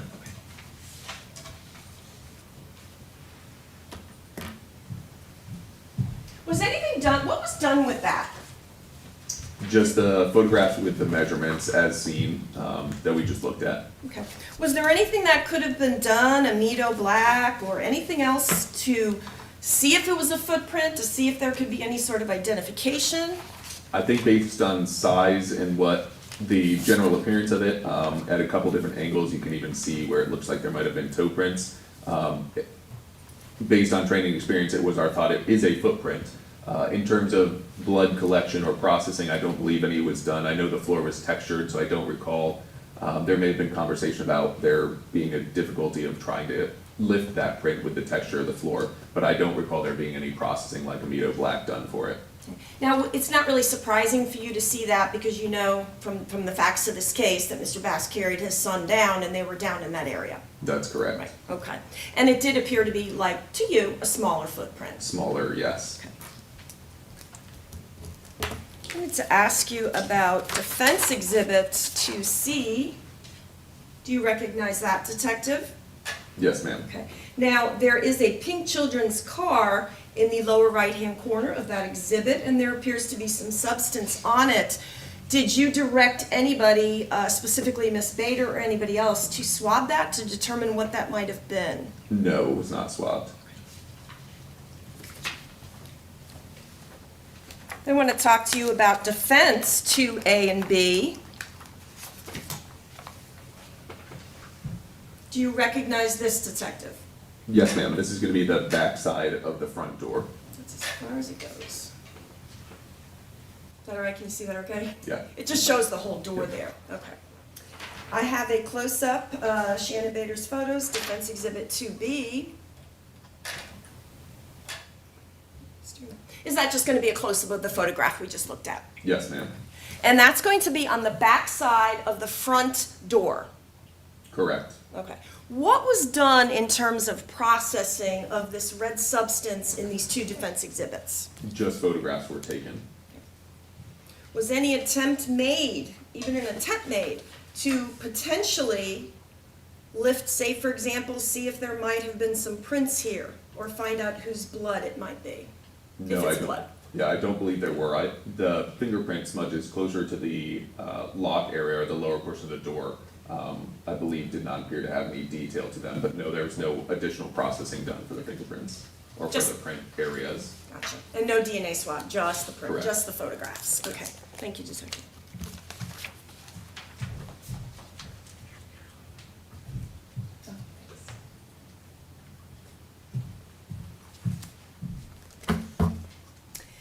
Were you involved in searching the master bedroom? Yes, ma'am. Okay.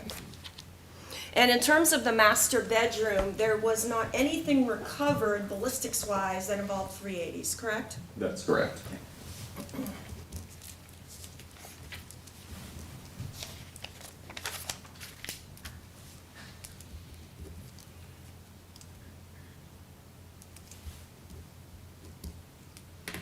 Now, what we just looked at in the Defense Exhibit 2A and B on the back of the door, would you agree with me that that would have been a pretty significant piece of evidence if somebody has their hand in blood or touches it and has blood on them? Could that be a significant piece of evidence? It could have been. We knew there were multiple people going in and out of the door that had potentially bloody hands. Right. Yes. Did you see in the body cams how the door remains open? I believe it is open for a period of time for some of the body camera, yes. Okay. In terms of when I say open, the back of the front door that I just showed you where the staining is would have been up against the wall. That's correct.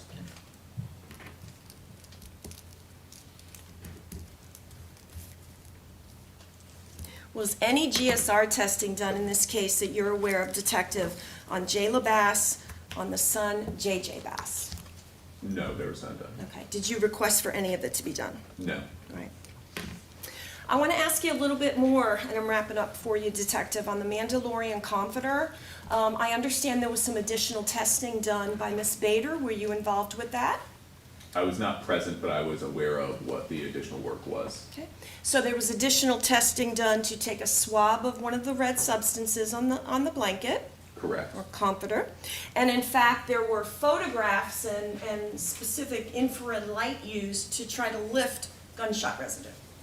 At least see if there was something that would be consistent with that, yes. And you guys can do that. You have these lights, you put it on, potentially you could see gunshot residue. You can at least see something that would be consistent with what gunshot residue would be. We can't definitively say that. We would have to send it off for additional testing to be able to say that. And my next question, was anything sent off on that Mandalorian comforter, what we just talked about, to determine if there was gunshot residue on that Mandalorian comforter? No, we did not send it to a private lab. Okay, you didn't do anything with it? That's correct. And that potentially could put that comforter in closer relation on the bed to where the shooter is, potentially.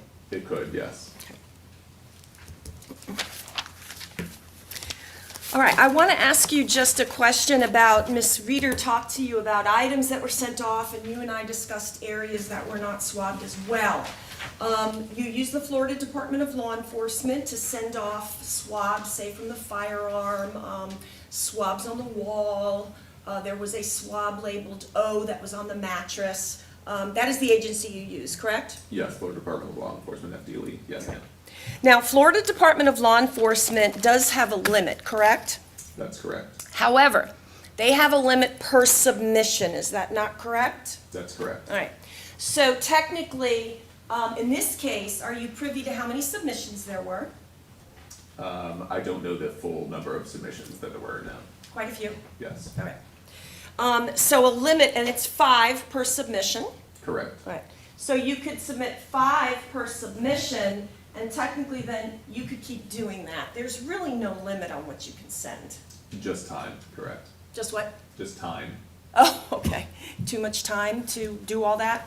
No, too much time in terms of usually 10 to 12 months until we're getting a turnaround for I DNA got you. to come back, yeah. I got you. It would take too long to send that many items. We would potentially not have some of those items returned to us before trial would come. When were the items sent off? I don't recall the specific date that they're sent off. Because what is it now, at about 2.5 years since this incident took place, roughly? Correct, yes. Okay. All right, but in addition to that submission limit, you can even get exceptions for On that, occasion, right? yes, Right, yes. it's just a phone call or an email. Above us, but yes, yeah. Right, okay. Your superiors Correct. make a phone Yes. call or send an email, so really, there's no limit. Just based off of what FDLE is willing to say yes or accept, there still has to be a cause or a reason to request additional time. And a lot of the things in this case concerning the children's bedroom and the bunk bed, that would be pretty significant, wouldn't it? It could be, yes. Okay. And if FDLE refused to take additional items, there are other independent labs that can be used? Correct. Right. But in this case, there wasn't any need to go above FDLE because the items that you wanted to send, or Detective Gabot, were sent. Correct. No other items besides the ones that got sent. That's fair, yes. Okay. May I have a moment, Judge? Yes.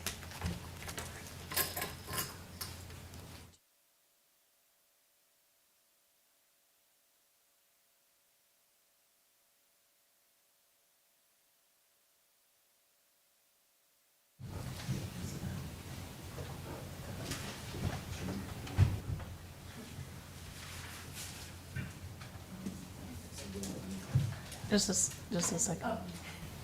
Just a second.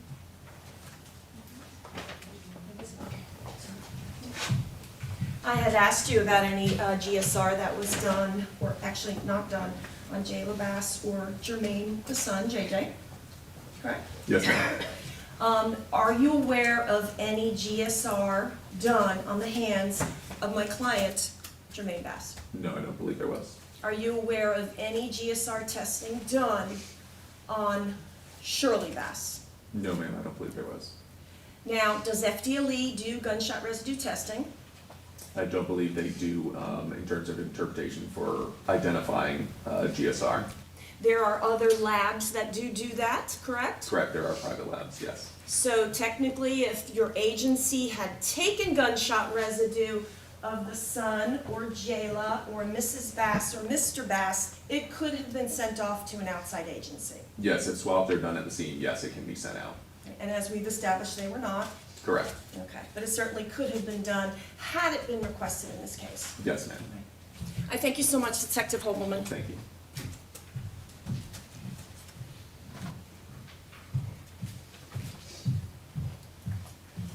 Defense counsel showed you a picture of what looked like a handprint on the back of the front door. Do you recall that photo? Yes, ma'am. You said that there was no further testing done on it. Did you submit it to anyone else at your agency to look at it any further? We did submit to our fingerprint analysis unit. Were you able to get any results from that request for fingerprint analysis of that photo? No, we were not. It was a not of value comparison, meaning they were not able to get sufficient detail from the photograph and or the contents of the photograph to be able to make an identification. Now, at the beginning, when you first arrived to the scene and throughout your investigation, did you ever become aware or of anyone else being injured in this case besides Jermaine Bass, the little boy, or Jayla Bass, the little girl? No, ma'am, I was not aware of anybody else being injured. Defense counsel spoke to you about swabbing and sending things off for DNA. Would the results of any swabs or DNA taken from the top mattress that we've discussed in this case help you resolve whether or not the gun going off was an accident? I don't believe I'm so. going to object to that speculation, improper opinion. Sustained.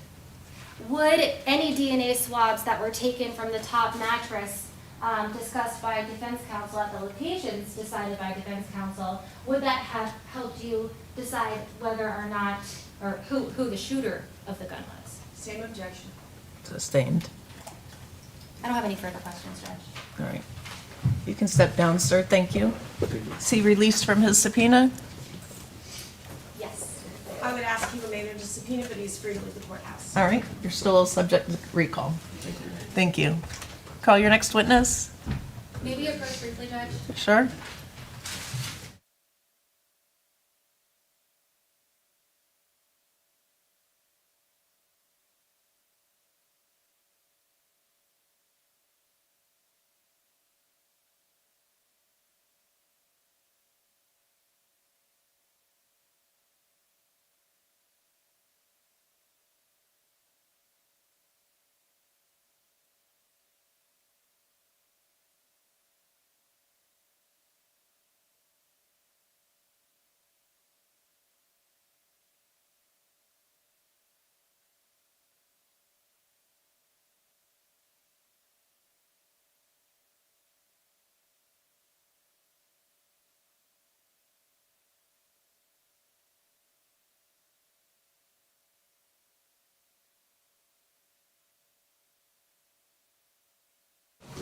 All right. All right. Who's next?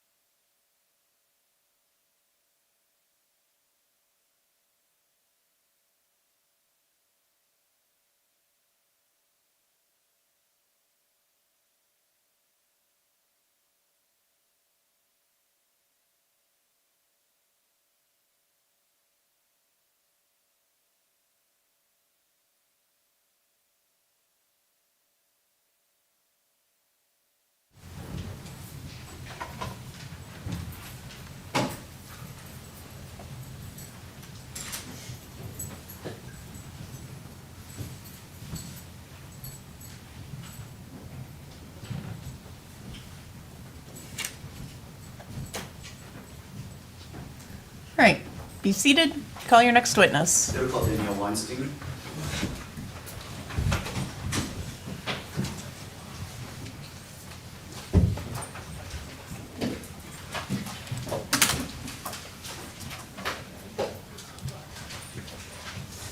Raise your right hand, please. Do you solemnly swear or affirm that the testimony that you're about to give in this cause will be the truth, the whole truth, and nothing but the truth? Yes, I do. Thank you.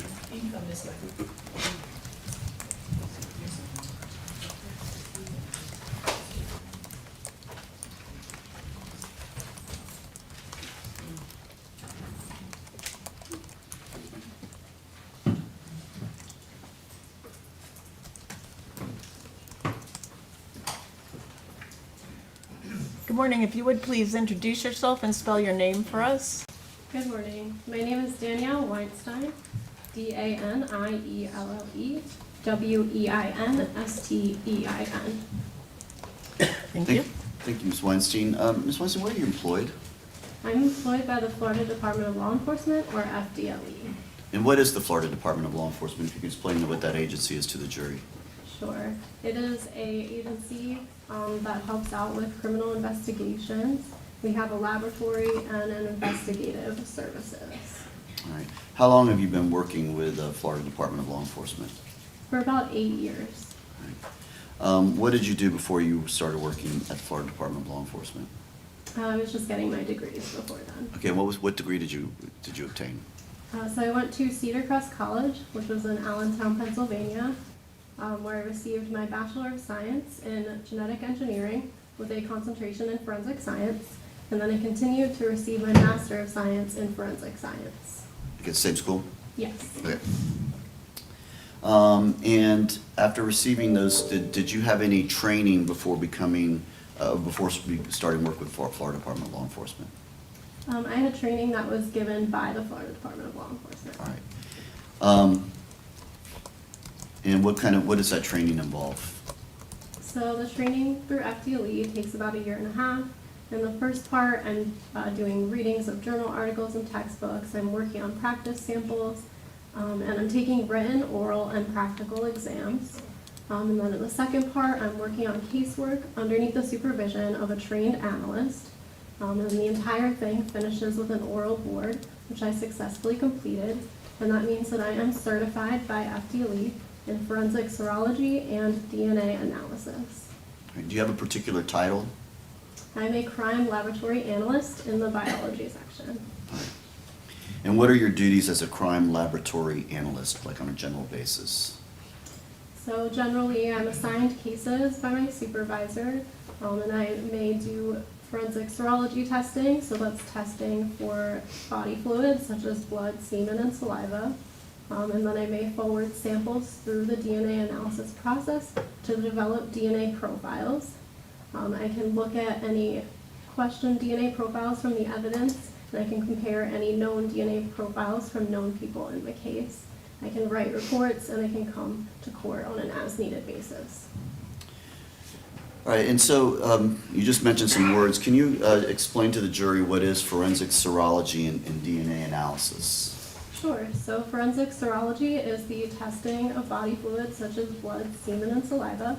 And then forensic DNA analysis is the further testing of those cells or body fluids in order to develop DNA profiles.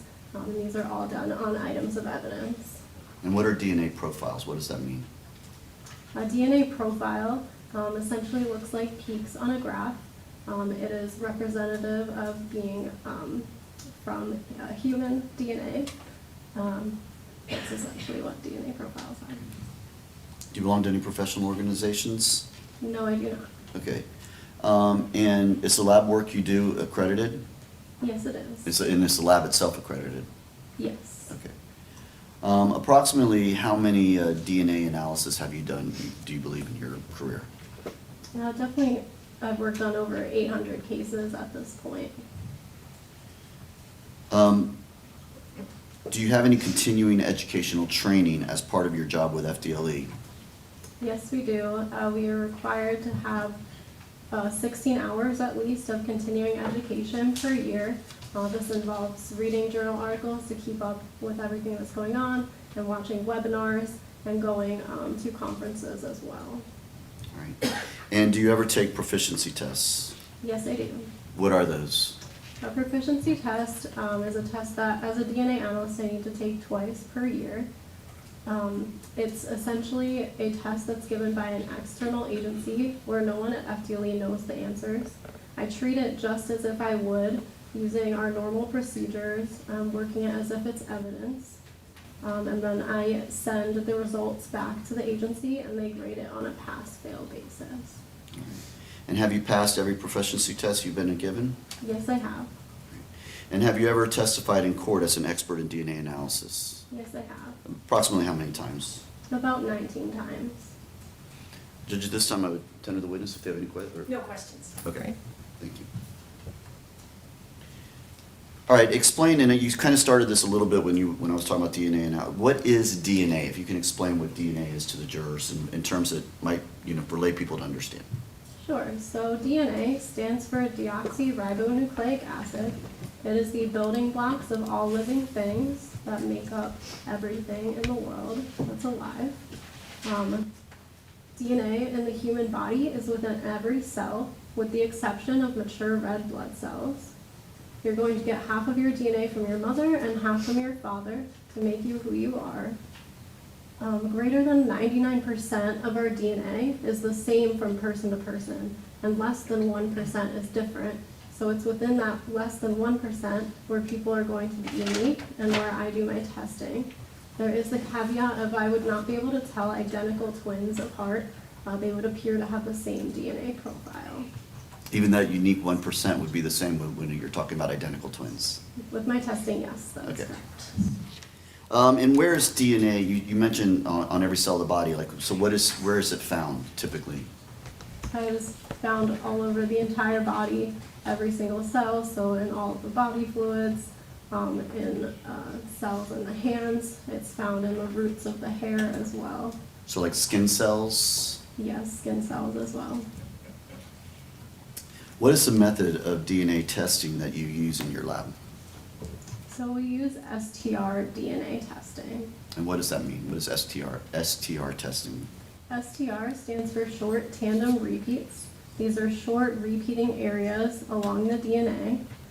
I look at a total of 21 different STR areas, and that's what makes up the DNA profile.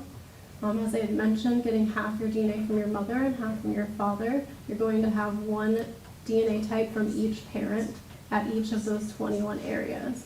So a DNA profile will contain 2 DNA types at each area for one person. All right. And how long has STR testing been used? It's been used for over 30 years, since the 1990s. All right. Is it generally accepted in the forensic science community? Yes, it is. Now, when did you first become involved in the Jermaine Bass case? I first received evidence back in the beginning of 2022, I believe. Or 2023. If you need to look at your report Sorry, yeah. to refresh your recollection, you can.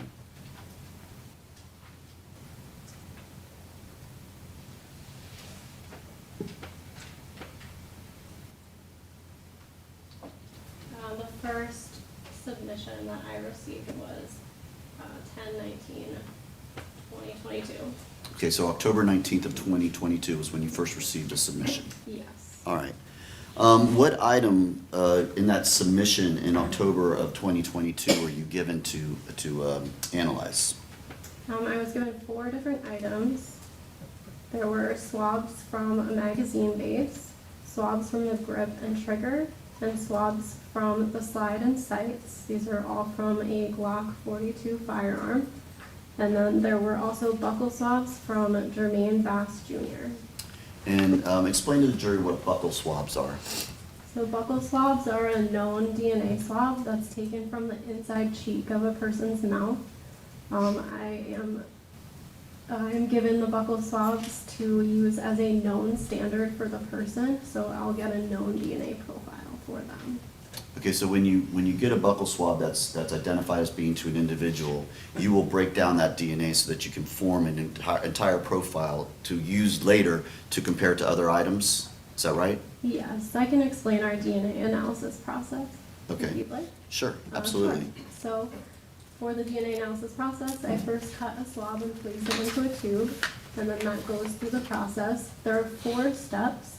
The first step is called extraction. That's where I'm using chemicals and heat to break open the cells and release the DNA. Then the second step is called quantitation. That's where I'm determining how much DNA, how much human DNA is in each of my samples. And then the third step, that's called amplification, and that's where we use another instrument that is kind of like a photocopier. It's highlighting all of those 21 areas, those STR areas that I want to look at, and it's making millions of copies of them. And then the final step is where I'm detecting that DNA. I'm running it on an instrument that's separating out the DNA, and it's translating that information into a DNA profile, which looks like peaks on a graph. All right.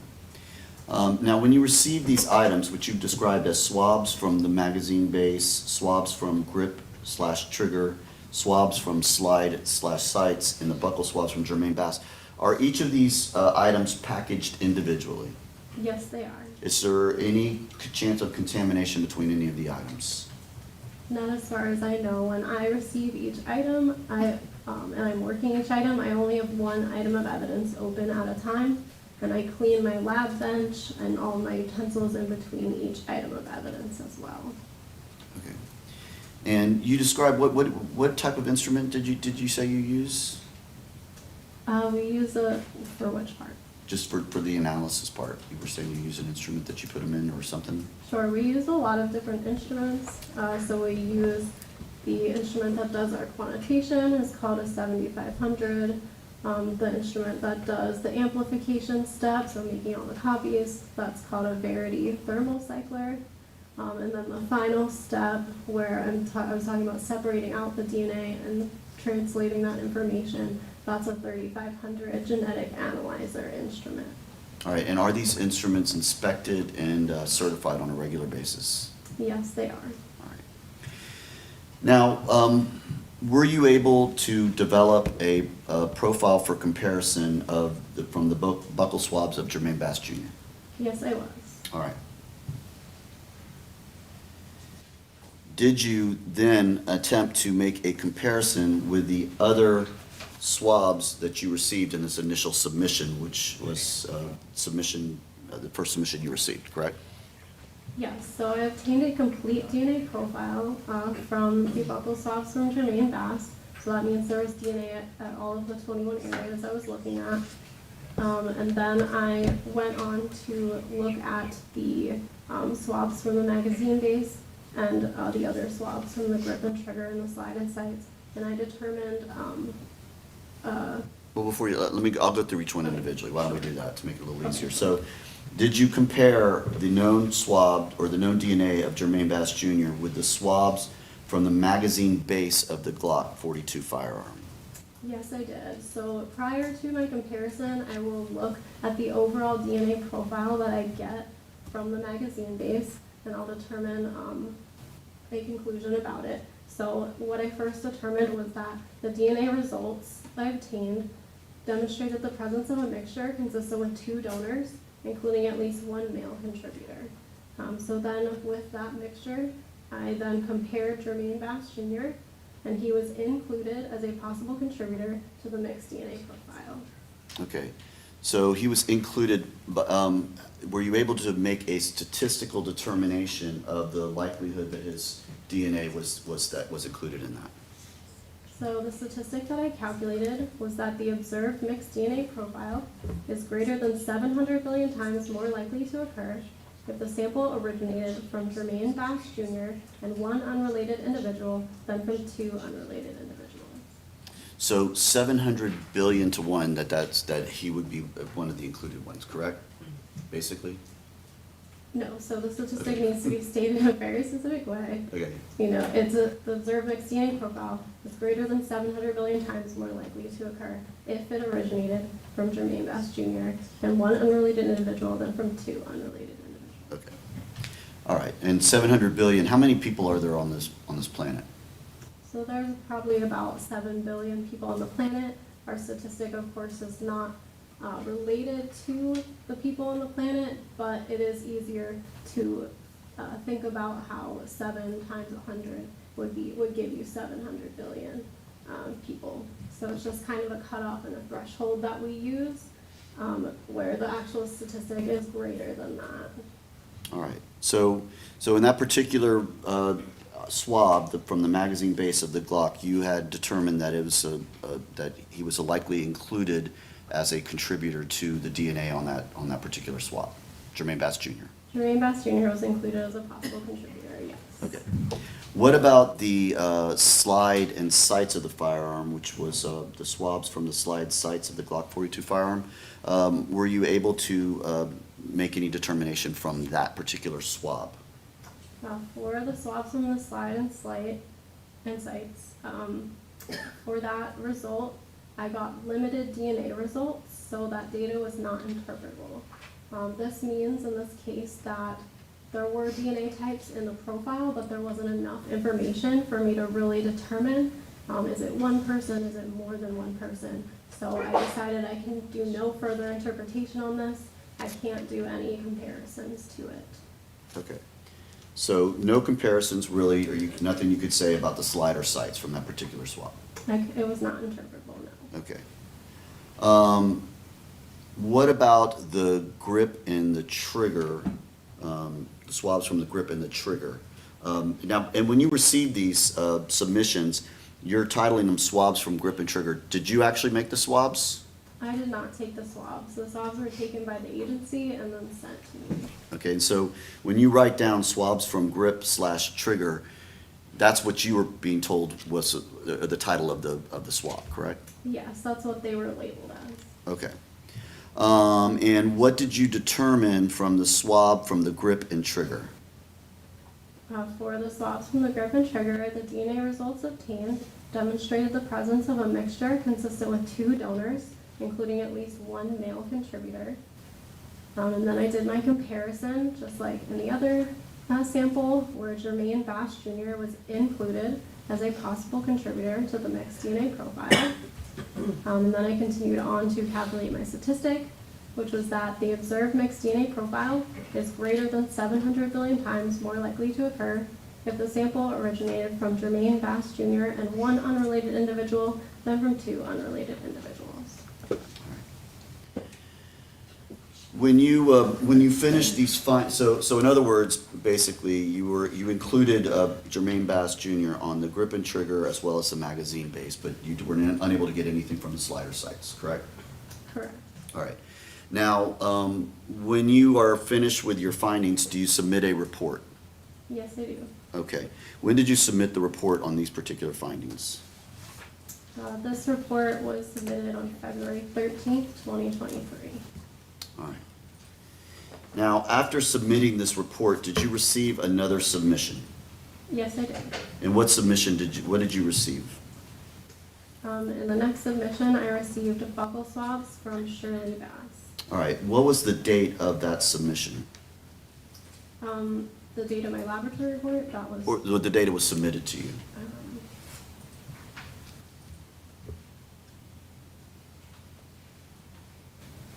I'm not sure if I have that number. If I can, may I approach the witness, Judge?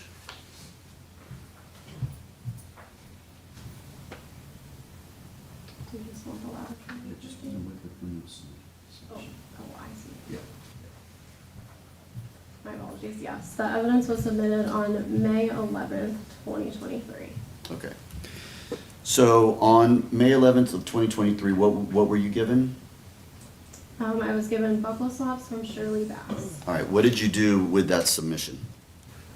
So I ran the B swab through the DNA analysis process, and I obtained a complete DNA profile from those known buccal swabs. So you obtained from this buccal swab a complete DNA profile of Shirley Bass? Correct. Okay. And what did you do with that profile? So then I compared the profile to the swabs from the magazine base and the swabs from the grip and trigger, those mixtures that I had before. And were you able to include Shirley Bass as a possible contributor for either one of those areas? No, I was not. Okay. So you did not locate the DNA of Shirley Bass on either the grip or the trigger, as well as, or the base of the magazine? For- Objection, that's misleading, Judge. Ask the question again. Yeah, please. You were not able to determine or find DNA belonging to Shirley Bass to include her on either one of those submissions?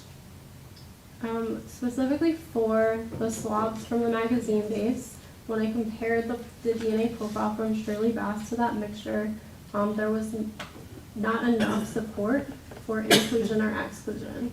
So no determination could be made to that item.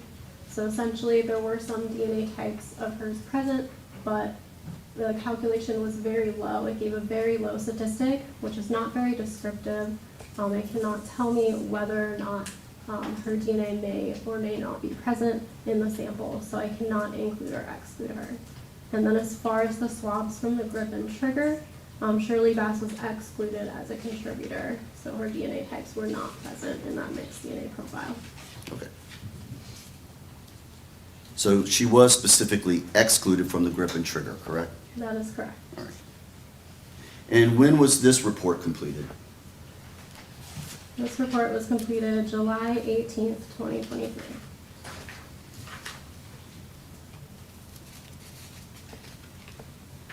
Did you, after receiving, or after completing this report and submitting it, did you receive another submission on this case? Yes, I did. And when did you receive that submission? I received this, or my lab received it on July 27th, 2023.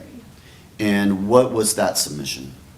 I received a blood stain card that was represented as being from Jayla Base. All right. And were you able to obtain a DNA profile from that submission of Jayla Bass? Yes, I obtained a complete DNA profile. All right, and what did you do with that complete DNA profile that you obtained of Jayla Bass? So I then compared it to those previous mixtures that I had from the evidence. All right, and what were your results? For the magazine base, Jayla Base, or yes, Jayla was included as a possible contributor to the mixed DNA profile. And the statistic I calculated to that was that the observed mixed DNA profile is approximately 25,000 times more likely to occur if the sample originated from Jayla Base and one unrelated individual than from two unrelated individuals. Okay, so 25,000 versus 700 billion, that's a big difference in the statistical probability, correct? Yeah, so it's still an inclusion, it's still a higher statistic, but it's not quite to the level of greater than 700 billion. Okay. What about the grip and trigger? Were you able to obtain, or were you able to make a comparison in that particular case? Yes, so for the swabs from the grip and trigger, Jayla Base was excluded as a contributor to the mixed DNA profile. So her DNA was, you were not able to find her DNA at all on the grip or trigger? Her DNA types were not present. Okay.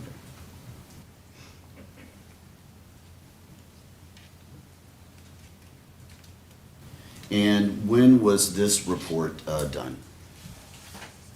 This report was completed September 13th, 2023.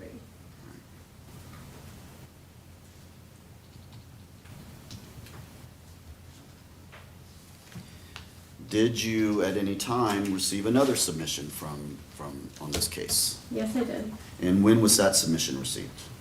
This one was received October 26th, 2023. All right, and what did you receive in that submission? I received buccal swabs from Jermaine Bass, which I was told was the son. Okay. Were you able to develop a profile from that submission? Yes, I developed a complete DNA profile from those buccal swabs. And were you able to make any comparisons with that known profile? Yes, I did. I compared it to those previous mixtures. And what did you find? For the swabs from the magazine base, Jermaine Bass was included as a possible contributor to the mixed DNA profile.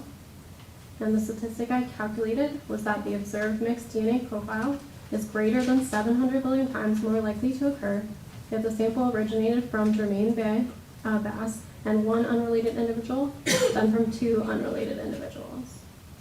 Yeah. And Go ahead, finish. and then also compared to the swabs from the grip and trigger. For that one, Jermaine Bass was also included as a possible contributor to the mixed DNA profile. The statistic sounds the same. The observed mixed DNA profile is greater than 700 billion times more likely to occur if the sample originated from Jermaine Bass and one unrelated individual than from two unrelated individuals. So in this particular case, and I'm going to go through, so you have on the grip and trigger 2 potential contributors, and you've now identified both the father and the son as potential or possible inclusion in those as the 2 donors, correct? For the grip and trigger, I have included both the father and son, yes. All right. And on the base of the magazine, you indicated 2 donors, but in this particular case, you've indicated now to the jury that there was the father, the son, and potentially the daughter as well. So that's 3 donors, correct? Yes, that is correct, This- which doesn't totally make sense for a mixture of 2 donors to have 3 people included to it. But the reasoning for this is because they're all related biologically. So I did go back and do further figuring out who may be actually included. And what did you determine? Explain that to the jury, what you determined. Sure. So I had written another report, actually, that was just about doing more statistics to try to figure out who may be included. So I was able to compare combinations of 2 people. So again, like the reason for all 3 appearing to be included is because they're all related, they're all sharing DNA, right? A father is going to give half their DNA to the children. So it can look like somebody, when compared individually, is present because their DNA types are present. But in comparing them in combinations of 2 instead, I'm able to figure out who may be in the profile. So essentially, I did combinations of comparing both Jermaine Bass Jr. and Jayla Bass, and comparison of comparing Jermaine Bass the son and Jayla Bass. And for both of those, when looking at the profiles taken together, and I also calculated statistics to it as well, both of them were not possible to occur together. So the father-daughter together and the 2 siblings together could not occur together. So when compared together, they were excluded. And then so basically what I was trying to determine is what's the best explanation for this data. So this mixture is best explained if the father, Jermaine Bass Jr., and the son, Jermaine Bass, are included together. So that statistic that I calculated to that inclusion is that the observed mixed DNA profile is greater than 700 billion times more likely to occur if the sample originated from Jermaine Bass Jr. and Jermaine Bass than if it originated from 2 unrelated individuals. All right. So basically, by doing those combinations, it excludes Jayla Bass as being a contributor to this mixture. Yes, that is correct. Okay. Now, did you do a test to determine what type of DNA? Meaning, was it touch DNA? Was it from saliva? Was it from blood? Were you able to did you do any of that type of determination with these swabs? I did not. I'm not able to know what the DNA came from. Okay. And so we talk about touch DNA. Explain to the jury what touch DNA is. Sure. So touch DNA is just DNA that comes from the hands, from handling or touching an object or a person. All right. And would, like, say perspiration, say you were sweating, could that transfer or go onto a gun? Or go onto any object, basically? Yes. So touch DNA transfers at any time you're touching an item. So in general, it's going to vary throughout the day, even from with one person. If somebody has recently washed their hands, they're obviously going to have less DNA on their hands.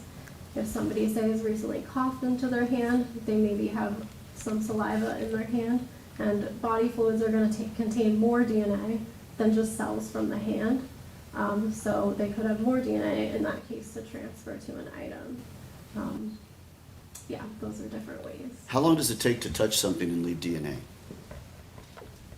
It really only takes a brief touch, but it just will also depend on whether I can detect it, how like swabs are collected, for instance.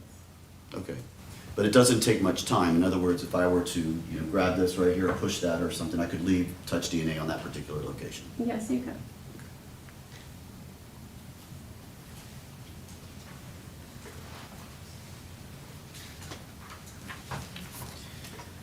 Did you eventually receive a final submission in this case? Yes, I did. All right, and do you recall when that submission was? It was submitted to me on March 7th, 2024. Okay, and what was that submission in March 7th of 2024? So this was swabs from a Mandalorian comforter from area number 6 on the comforter. All right, what did you do with that swab? So that swab did have red-brown staining on it. So I used a color change test, which gave chemical indications for the presence of blood. And then I continued to send the swab through the DNA analysis process. And I obtained a complete DNA profile consistent with a male individual. All right, and did you compare that profile with the known profiles you already had done in this case? Yes, I did. And were you able to make a match in this particular case? Yes, for this complete DNA profile from the Mandalorian comforter, this DNA profile matches the DNA profile from Jermaine Bass, so that's the son. And the statistic that I calculated was that the observed DNA profile is greater than 700 billion times more likely to occur if a sample originated from Jermaine Bass than if it originated from an unrelated individual. And was the son Jermaine Bass the sole contributor in this? Was there any, or were there any other donors that you located? It was just a single source, meaning it came from one person. So Jermaine Bass was the one who matched to it. All right. Did you receive any other submissions after that submission? No, I did not. All right. And did that basically conclude your work on this case as far as what you did in your lab analysis? Yes, it did. Judge, if I could have one moment. All right, Your Honor, I will pass the witness. All right. Chris? Yes, thank you. Good afternoon. Good afternoon. Now, you are aware, in this case, some of the alleged facts, correct? Yes, I'm given a case summary on the front end when I get every case that comes from the agency. And that's typical. Yes. And you were very careful in terms of the son and the father having the same name. Yes. And Jermaine Bass Jr., the swab you got before the other one, would be the father. Yes, that's correct. And then the son was just Jermaine Bass. Yes, that's how the swabs were labeled when they came to me. Okay. Now, it would not be at all unusual for there to be DNA of Jermaine Bass Jr., Mr. Bass, on his own firearm, correct? Yes, I would expect that to be the case. And a lot of times when you have mixtures, not necessarily even the mixtures in this case, there's typically an expected donor that you say, I expect this person to be here, and here's other people in the mix. In certain cases, we will have an expected donor. It just depends on the facts of the case that I'm given. But you are confident that you didn't mess anything up. You have the two Jermaine Basses separate for your results. Yes, I'm confident. I did speak with the agency to verify that I had the correct DNA swabs because I was concerned about the names being the same. Okay.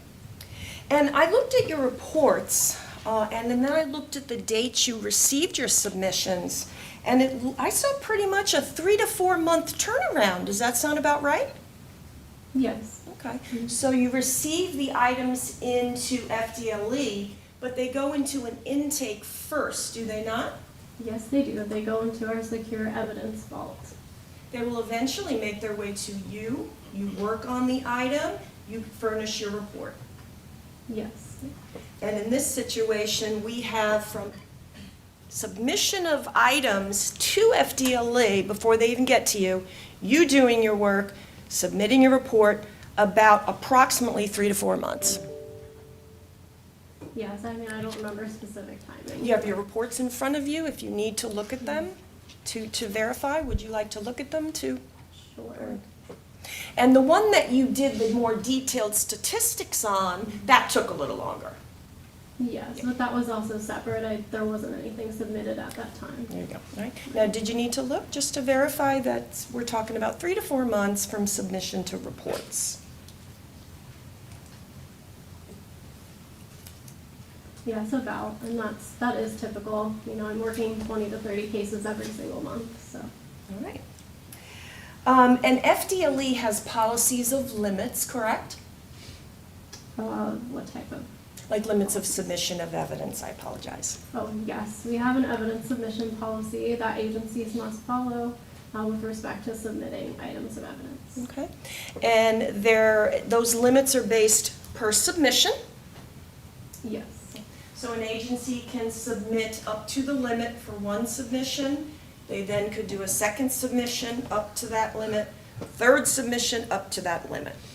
Yes, that's correct. There's also ways to get exceptions, just to get approval.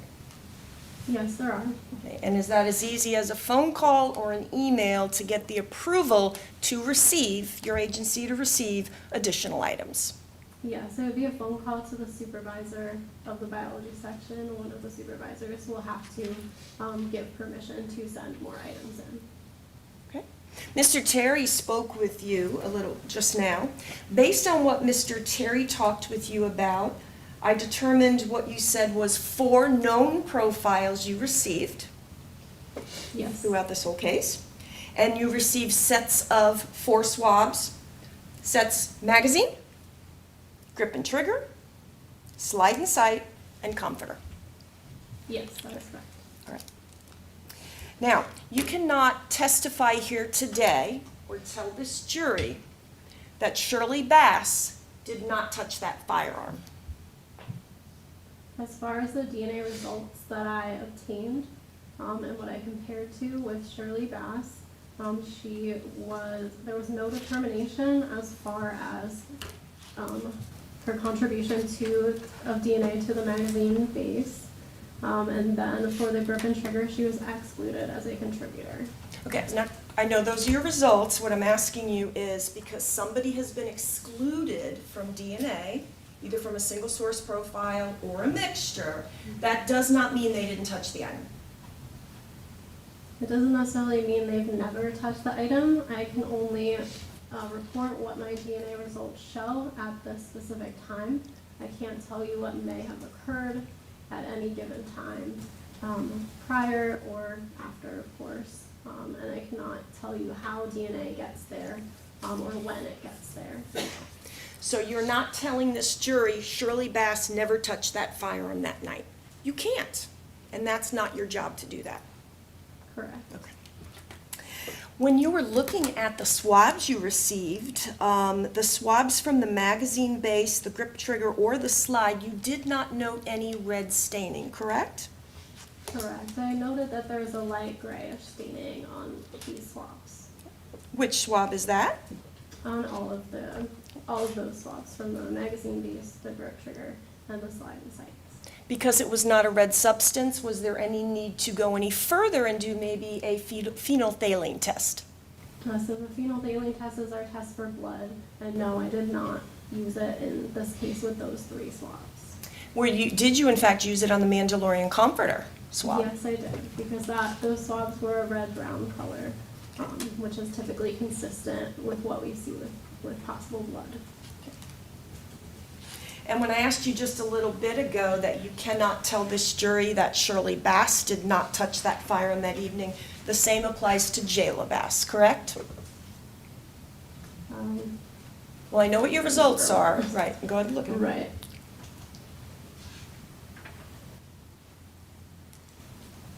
Right, so she was initially included, and then I did my further comparisons, where she was excluded, from the magazine base. And then from the mixture of the grip and trigger, she was also excluded as a contributor. After she had been included in the swabs from the magazine.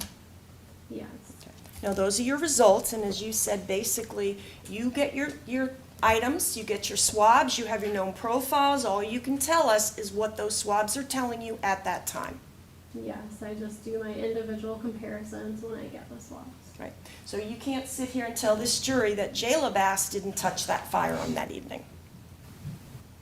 I don't have any knowledge of any activities that occur. I can only tell you what my DNA results show.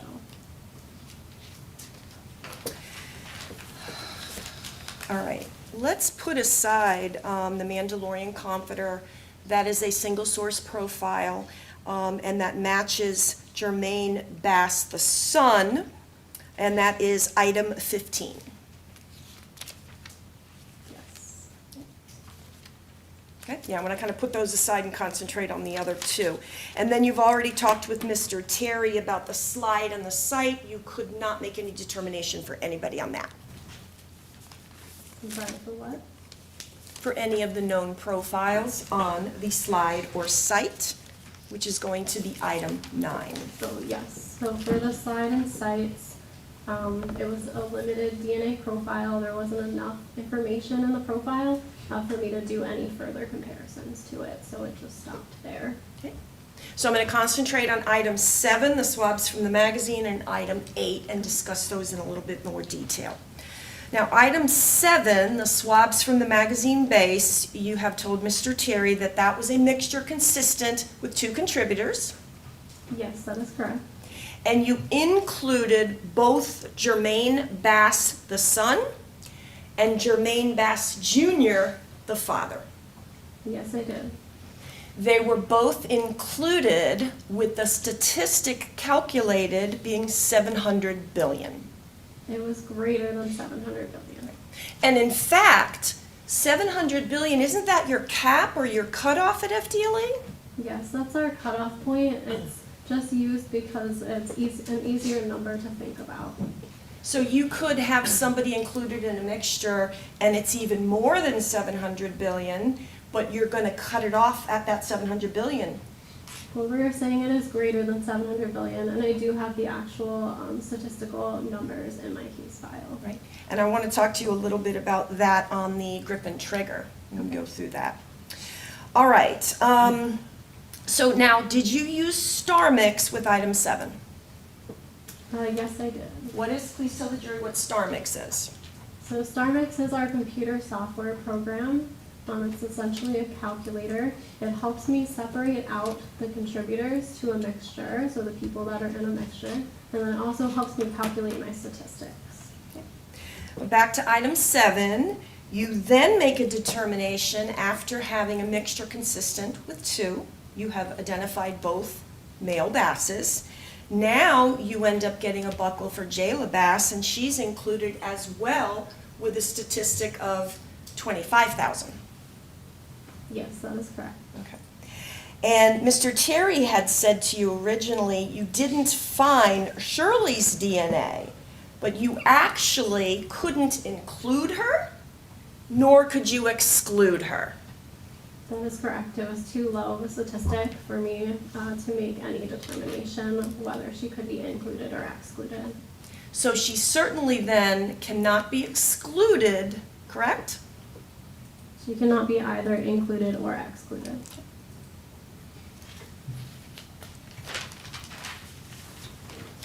Now, not being able to make any determination as to Shirley Bass could be from a combo that the information is limited and the fact the parties were related, correct? Correct. So for that profile, there was a little bit of information missing out of it.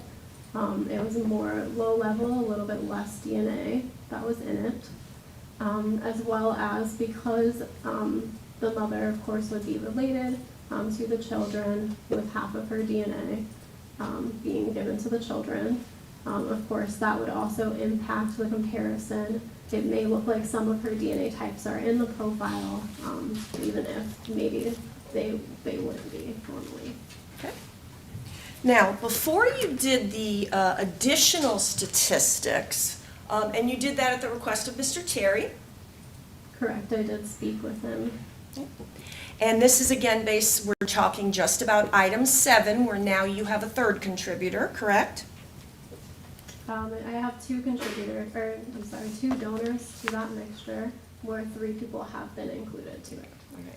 Now, before you did the additional statistics for Mr. Terry, did you discuss this mixture of 2 contributors with your supervisors? Yes, I did. I discussed with my supervisor and also our technical leader about how to go about using StarMix and using comparisons, obviously like my physical comparison as well, in order to determine who the 2 donors may be in the mixture. Now, in StarMix, you would have run that sample as a 2-person mixture, correct? Yes, that is correct. Okay. You could have run it as a 3-person mixture, correct? If there was any indication that there were 3 people in the mixture, then I would have run it as 3 people in StarMix. And in fact, in your notes, and if you need to refer back to them to refresh your memory, you specifically discuss this with your supervisors. I Feel free. don't recall. Oh, sure. Would looking at your report and your correspondence refresh your memory as to your conversations with your supervisor? Yes, it would. Okay. Go ahead and look at page 3 of the correspondence and see if that refreshes your memory.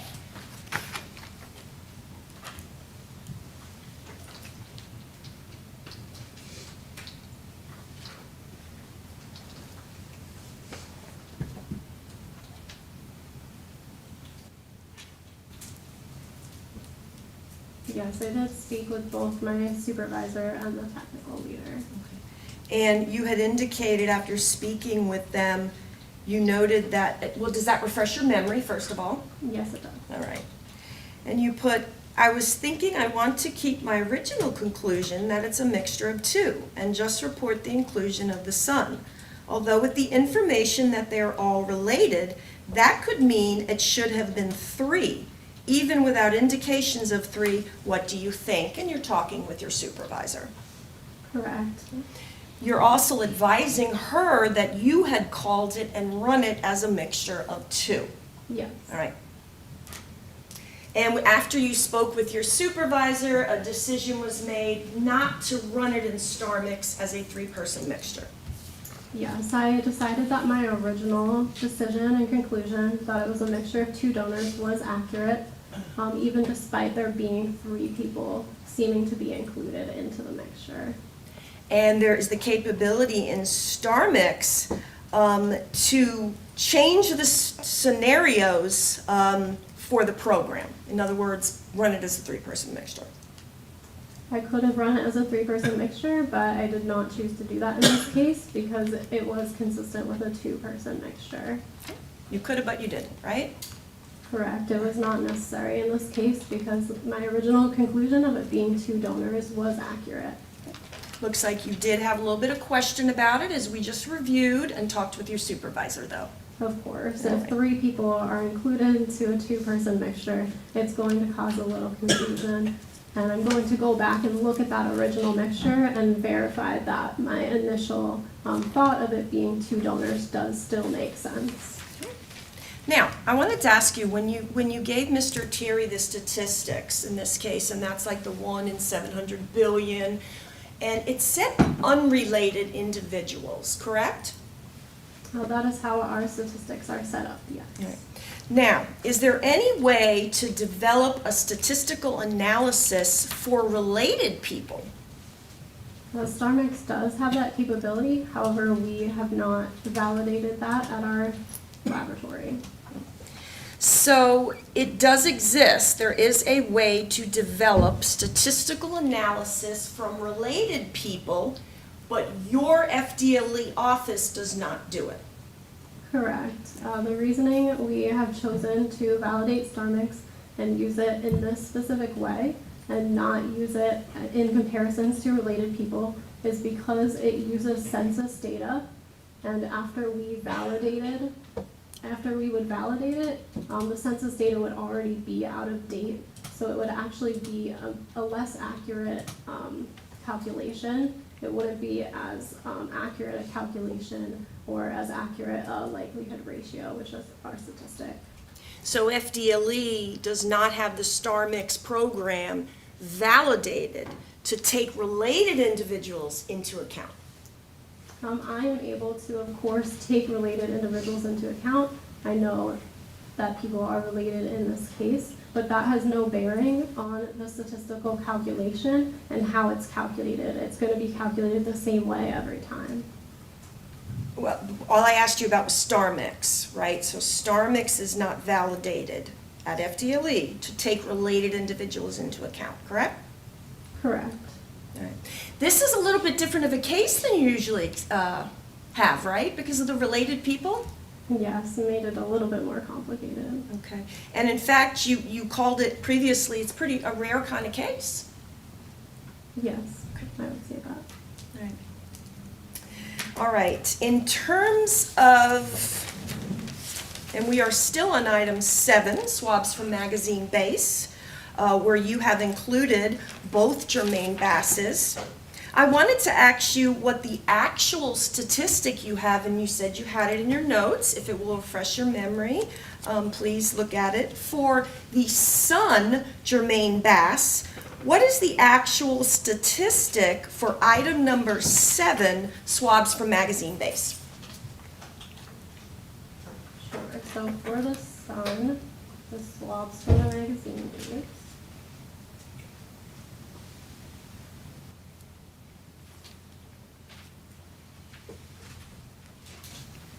He was included to 310 trillion.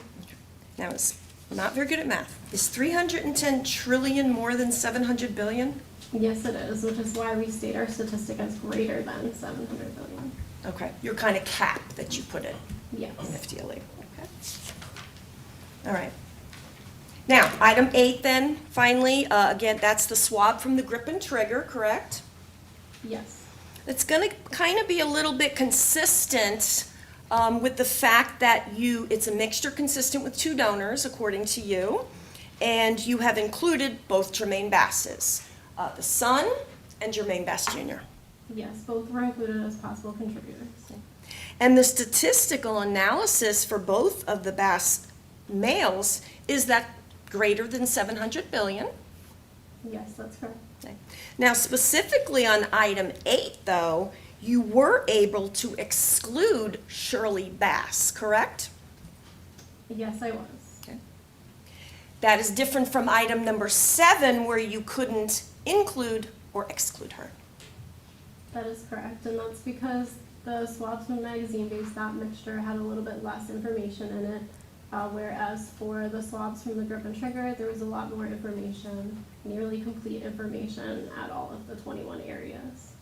And for item 8, Shirley being excluded, that does not mean she did not touch that item, correct? I cannot determine what activities may have occurred. Yeah. Same thing with Jayla Bass. She is excluded, correct, from item 8? Correct. Okay. You cannot say she did not touch that firearm, correct? I cannot tell you what activities may have occurred, only what my DNA results show. Exactly. You can only testify to the DNA results that were found.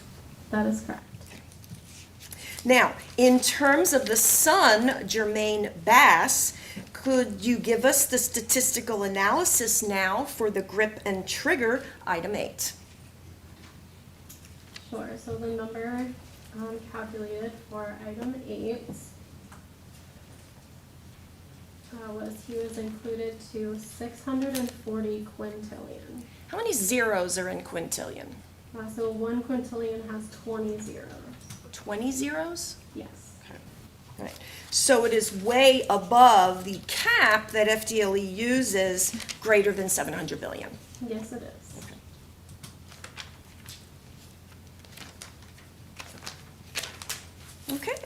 May I have a moment, Your Honor? Yes. Thank you, Ms. Weinstein. Did I say it right? Weinstein. Weinstein. Thank you. Anything else from the state? No, Your Honor. All right. You can get a step down, ma'am. Thank you. Thank you. She released from her subpoena? Yes, Your Honor. Yes, Your Honor. Right. Thank you. Thank you. All right, so we'll go ahead and take our lunch break. Same admonitions. I will see you back here at 12:30, 1:45.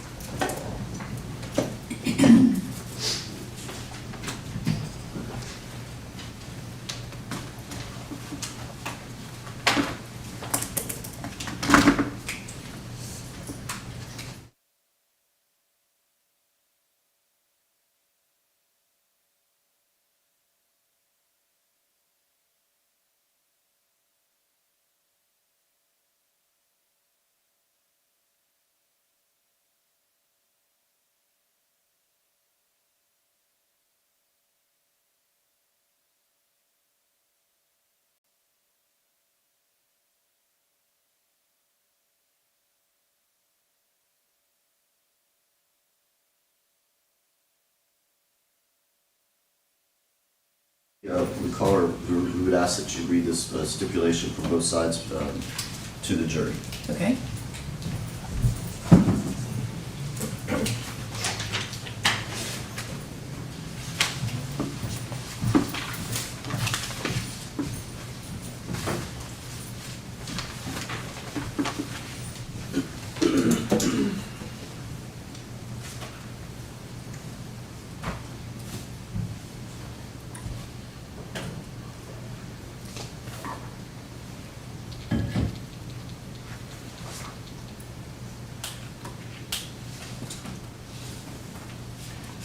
Which of the bills do you think you're gonna get through today?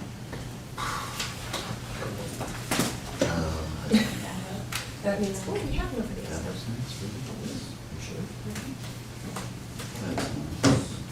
Oh, right. Gotcha, right. The Emmy and the lead was two other people there today. Keisha and John. Okay. I think we can get through all of them. And where's the James, bring him in as soon as they're ready. That's kind of where we stopped at the call. And he's like, "You're not." Okay. Bring them in as soon as they're ready.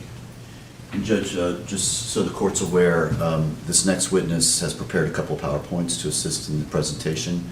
Okay. It's loaded in here, I'm going to go along with it, and at my part of my presentation would be following through here. When we're done, we have agreed with the defense that we are going to take the thumb drive and provide it to the clerk as a court exhibit, not to go back to the jury, but just as a court exhibit. Okay. Okay. Fine.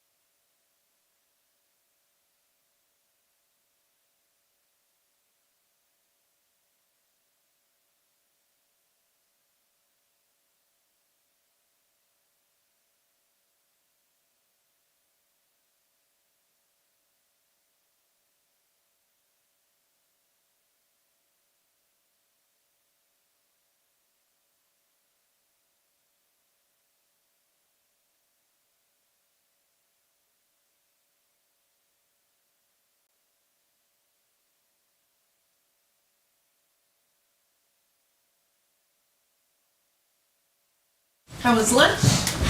Good. All right. State can call your next witness. Judge, before we proceed, we would ask if the court could read that stipulation. Sure. I have a stipulation between the parties. A stipulation is a fact that the parties have agreed among themselves to be true, facts to have been proven to be true. So in this case, it's stipulated to additional DNA results. And the state and the defendant, Jermaine Bass, stipulate to the following additional DNA results. Pure Gold Forensics conducted additional DNA testing in this case with the following results. HCSO item 96112, number 36, swab from the ladder, labeled GSM-L by CSI Bader, is a single source male profile belonging to Jermaine Bass, JJ, the son. Jayla Bass is excluded from the DNA profile from this item. HCSO number 96112, number 37, swab from the ledge labeled GSM-M by CSI Bader is a single source male profile belonging to Jermaine Bass, JJ, the son. Jayla Bass is excluded from the DNA profile for this item. HCSO item 96112, number 38, swab from the ledge labeled GSM-N by CSI Bader is a single source male DNA profile belonging to Jermaine Bass, JJ, the son. Jayla Bass is excluded from the DNA profile for this item. HCSO item 96112, number 39, swab top the bed, labeled GSM-O by CSI Bader, is a single source male DNA profile belonging to Jermaine Bass, JJ, the son. Jayla Bass is excluded from the DNA profile from this item. HCSO item 96112, number 40, swab wall top, labeled GSM-P by CSI Bader, is a mixture of at least 2 contributors. In terms of Jermaine Bass, JJ, the son, there is a limited support for inclusion in the DNA mixture. In the terms of Jayla Bass, there is a very strong support for inclusion in the DNA mixture.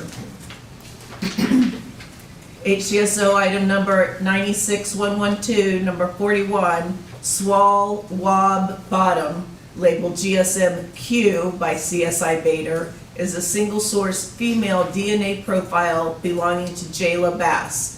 Jermaine Bass, JJ, the son, is excluded from the DNA profile for this item.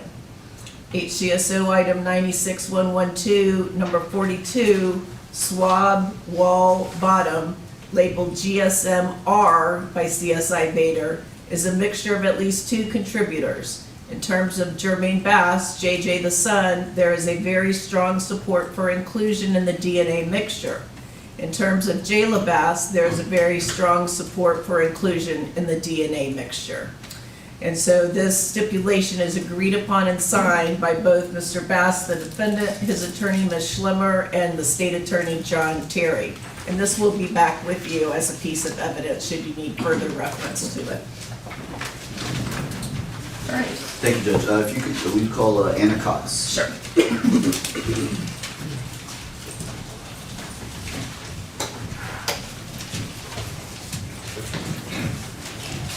Raise your right hand, please. Do you solemnly swear or affirm that the testimony that you're about to give in this cause will be the truth, the whole truth, and nothing but the truth? I do. Thank you, ma'am. I guess that was left.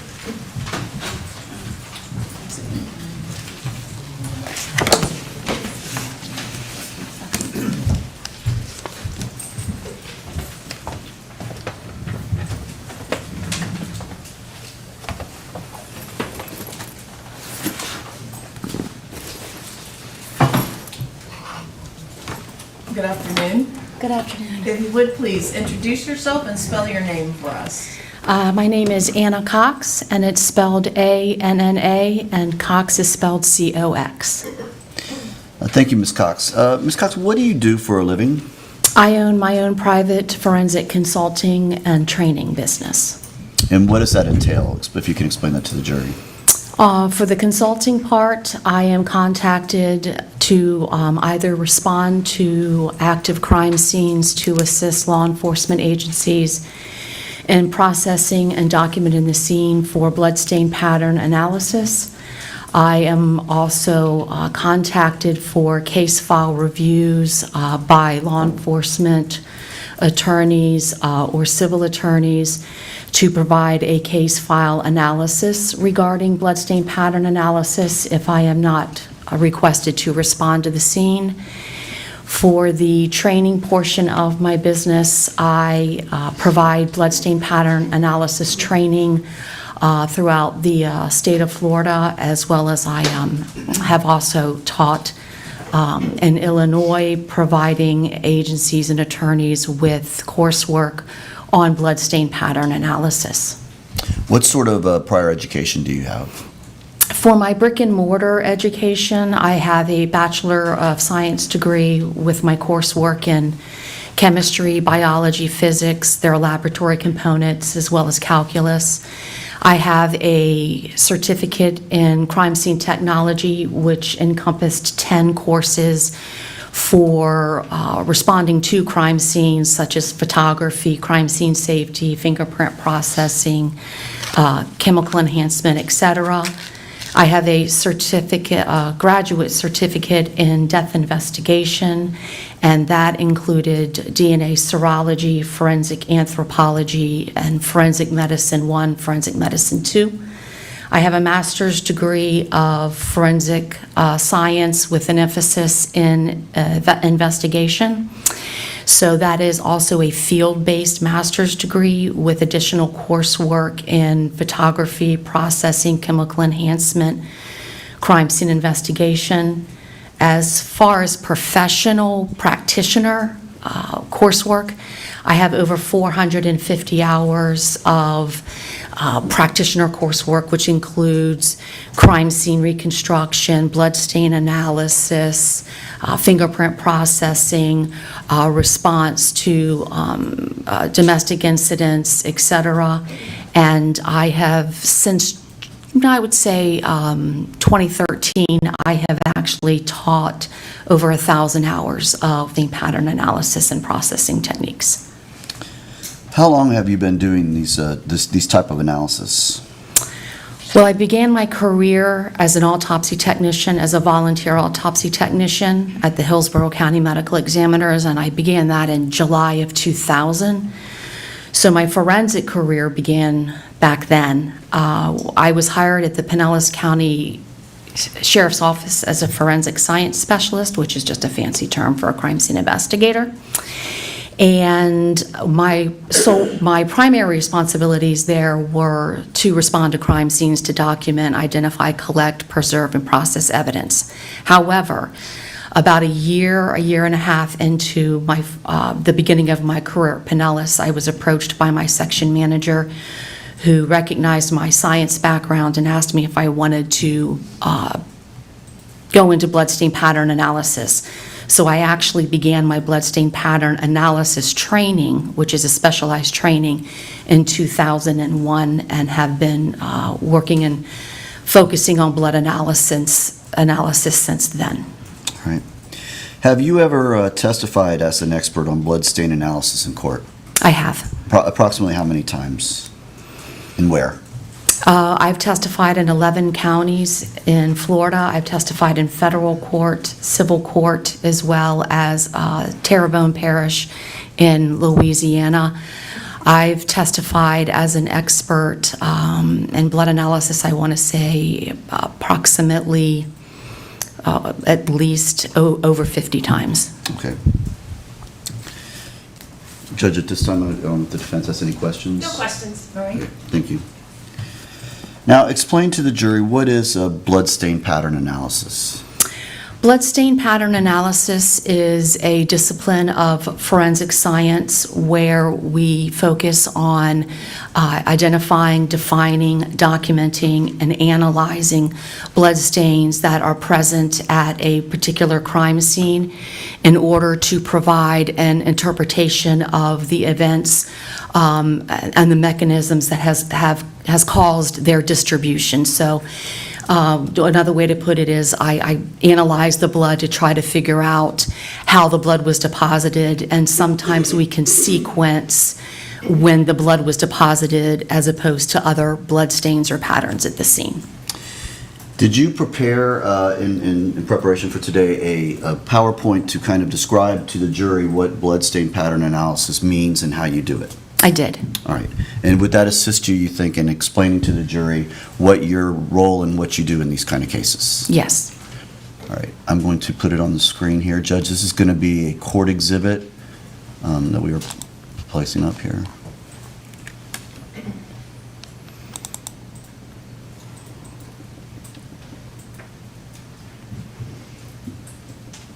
All right, we'll just call it Court Exhibit 1 for the record. Yes, Judge, that would be All right, great. thank Okay. Now, Ms. Cox, I'm going to have you just kind of go through this with me. Let me see if I can figure out how to get this on the slideshow. There it is up here. Okay.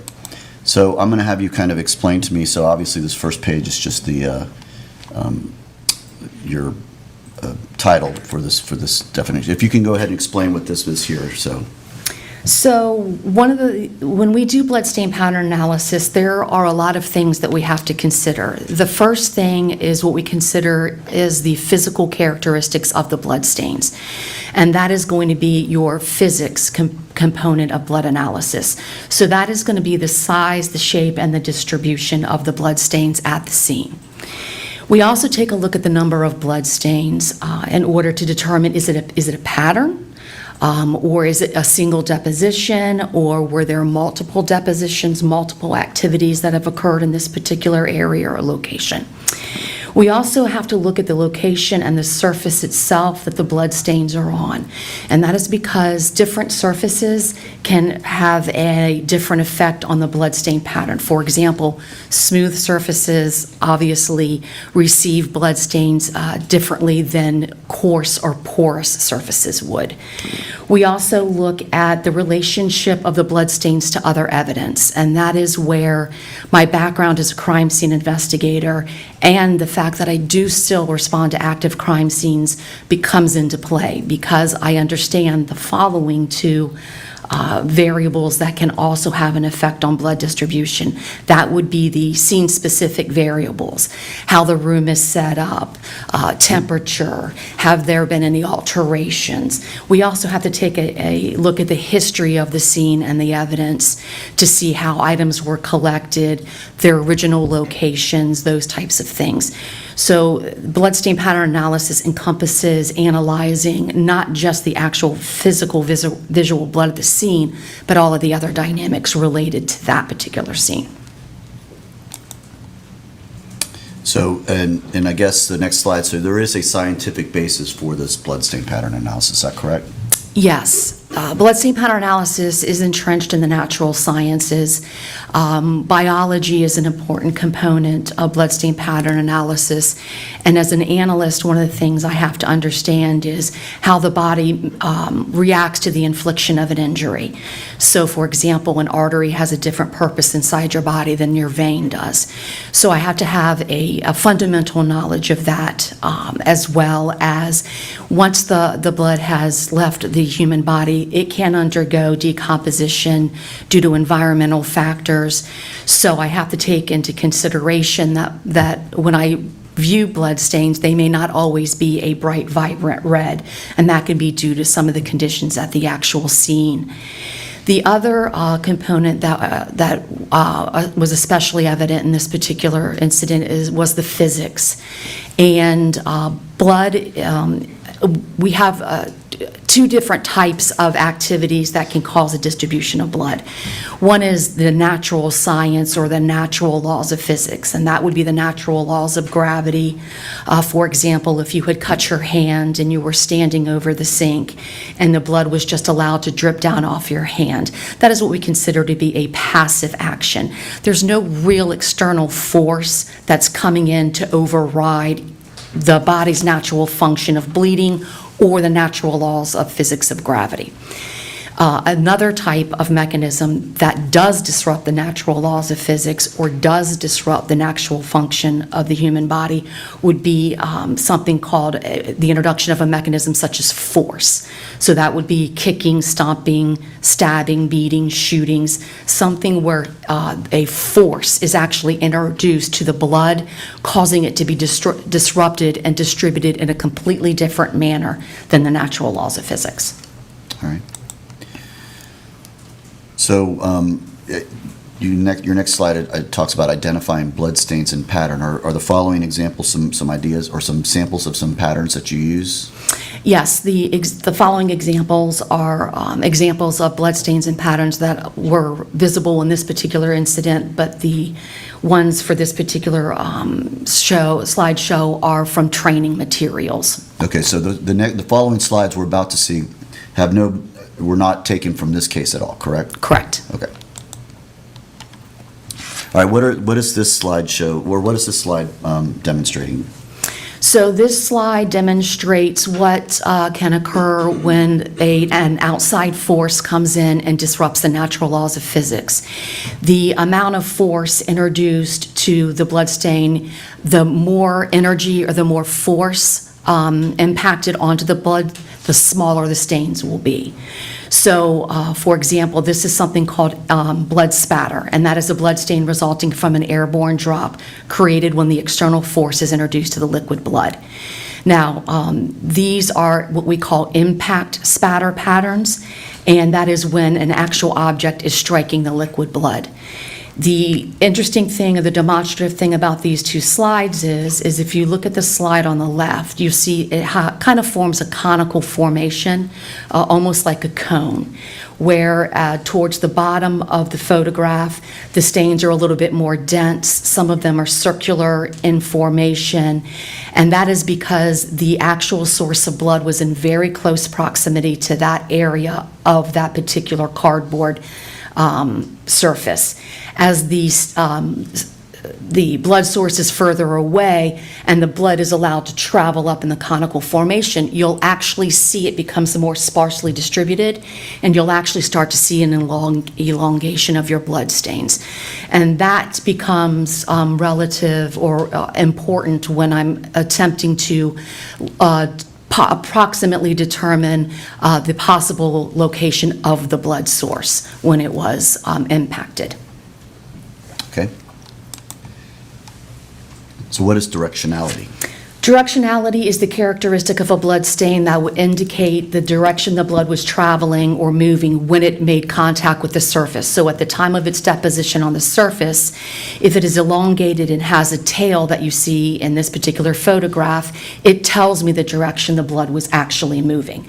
So the blood was traveling from left to right. Okay. And we call that our leading edge, and then the tail is what is actually pointing the direction the blood is moving. Okay. And what are we looking at in this slide? This is a flow pattern, and a flow pattern is, once again, this is another passive action. This is not the same as spatter. This is completely different. This is a blood stain that has resulted by the movement of a volume of blood on a surface due to gravity or the movement of the surface. So one of the distinguishing characteristics of the flow pattern is it appears to be almost linear, and it has delineated perimeter edges, forming basically a passive elongated stain traveling downward. All right. And what are we looking at in this particular slide? This is also considered to be a passive action. This is something called satellite staining. And this is when a smaller blood stain is formed when the parent stain or the original blood stain actually makes contact with the surface. So what happens is, and the perfect example of this is if you watch a Florida thunderstorm. If you watch a Florida thunderstorm and you're looking at your driveway and you're watching the rain come down, you'll see it'll hit your driveway and smaller drops will actually bounce up and outward. That is exactly what satellite staining is. So this is different from impact spatter. This is the blood actually making contact with the surface, and either due to the rapid distribution of the blood or the surface itself itself or both, the blood bounces and breaks out around it. And what you'll see a lot of the time, as you do in the slide on the right, is you'll see a lot of little tiny stains that surround what we call the larger parent stain, and it tends to be rather uniform in distribution, unlike what you saw with the impact spatter. And what is in this slide? This is also a passive action. This is pooled blood and saturation. The actual mechanism is the same. A blood source is just allowed to bleed freely onto a surface. Pooled blood is a hard surface. Saturation is an absorbent surface. But once again, it is a passive action where bloodletting has occurred and the blood is just being deposited and following either the topography of the hard structure or the actual textile design. And then in this slide, we're talking about transfer. What is that? Transfer is also what we consider to be a passive action. It is a blood stain that results from contact from a pre-existing wet blood surface or item onto another surface. So once again, the bloodletting event has already occurred or is occurring, and an item is contaminated with the wet blood coming into contact with another surface, depositing the blood onto that secondary surface. And you indicate on the slide, it looks like that some of these can be comparable and some are not. Correct. So a transfer stain, you can get fingerprints, bloody shoe prints, bloody tire marks, bloody weapon impressions. Sometimes you have a transfer from an item and the characteristics are not distinguishable, but the mechanism and the action is still the same. It's just the wet surface coming into contact with the secondary surface. And this is a drip stain. What is that? That's a blood stain that falls from a blood source due to gravity. So this would be the example of if you've cut your hand and you're rendering aid to yourself over the sink and blood is just dripping down. The two slides show the drastic difference between a smooth surface and a coarse surface. So the photograph on the left is basically blood drops on a smooth surface. They have a nice uniform perimeter. The other blood stain is on cardboard, which is a little bit more textured. So it broke the stain, but the actual deposition was still what we consider to be passive. And finally, what is cast off? Cast off is where a blood stain results from blood being released from an object due to its motion. That motion can be a swinging, a flinging, a strong push or movement of a bloodied item. And what happens is either the sudden movement forward or the sudden movement backward of the item will cause blood to be flung off. So, for example, if I had blood on my hand and I swung it, that would cause what we consider to be cast off. And you're able to differentiate that from other types of blood stains? Correct, yes. All right, thank you, Ms. Cox. So, Ms. Cox, were you in fact hired by the state of Florida in this case? I was. All right. And you were given some materials in order to give an opinion regarding the blood stains in this particular case. Is that correct? Correct. What materials were you given to analyze in this case regarding the death of Jayla Bass? I received multiple items. The items that I used for my analysis included body-worn camera footage, and I received multiple body-worn camera footages, so I watched them and I found 4 that provided me the information that I needed regarding the condition of the scene upon first responders' arrival. I also received photographs, including photographs of the scene and evidence collected from the scene, photographs taken at the hospital of both children as well as the parents. I received autopsy photographs of Jayla Bass, and I also received photographs of the clothing that had been collected from the children and from Mr. Bass. I received medical examiner reports and forms. I received the Hillsborough County Sheriff's Office crime scene reports. I received the Hillsborough County Sheriff's Office reports authored by the first responders and detectives. I received property and evidence lists, 911 phone call, a Florida Department of Law Enforcement biology report, and a Pure Gold forensic report as well. There were other items that I received that were not utilized in my analysis. All right. And so what do you do when you start to make analysis? If you can kind of explain to the jury what your process is.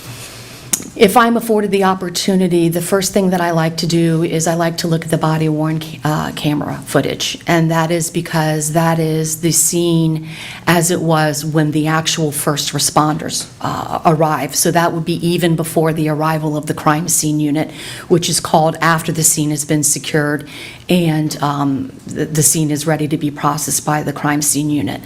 So I like to look at the body-worn camera footage, and I watch that with the sound off. So I'm just interested in watching the movements of the first responders, the movements of anybody in the scene, the location of people in the scene, the location of blood evidence in relationship to the people at the scene. It also provides me the opportunity, especially if the individuals who were injured at the scene are not present at the scene when the crime scene unit responds, it allows me to see the condition of those individuals prior to the transport. So I like to look at that first. And as I'm going through, what I'm doing is I'm looking at the blood evidence. I'm starting to apply the definition to them based on their characteristics. And then I like to look at the crime scene photographs because they're more deliberate. They provide me overall mid-range close-up documentation of the evidence. It also gives me a clearer picture of the location of the evidence in relationship to other evidence or other items at the scene.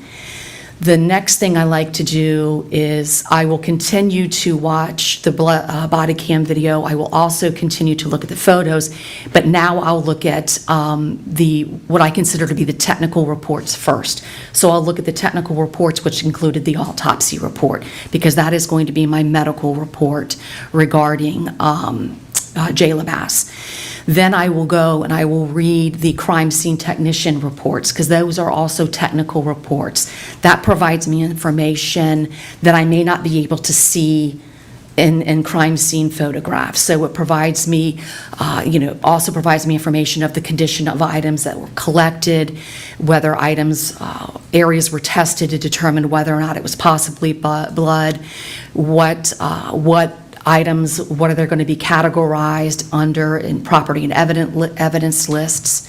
So I like to read those reports. And then I'll read the property and evidence lists, I'll listen to the 911 call, and then I'll proceed to read through the first responder reports to see if they include any technical information related to the physical evidence that may be pertinent to my analysis and review.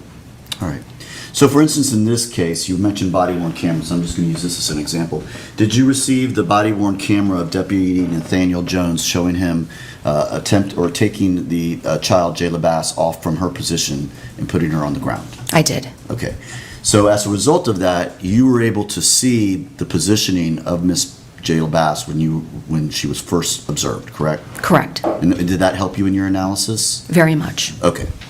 Now, prior to trial, you and I have spoken, correct? Correct. All right.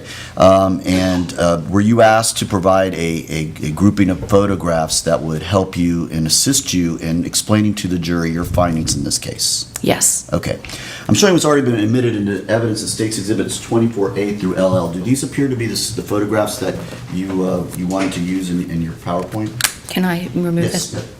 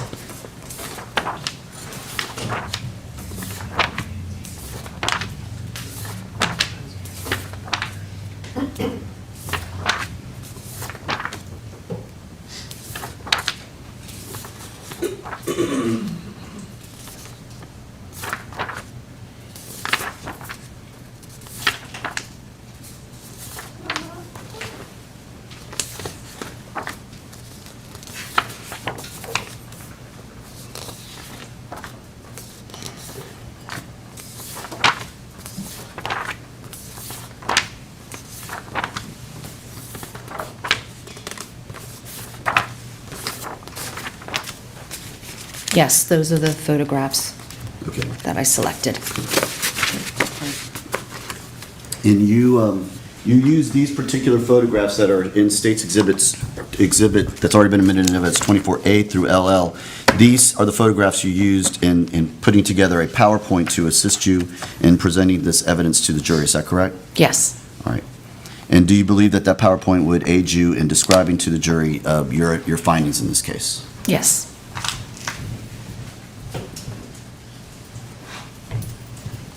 And Judge, I am now going to be going back to the court exhibit and showing the second PowerPoint presentation contained on the thumb drive. All right.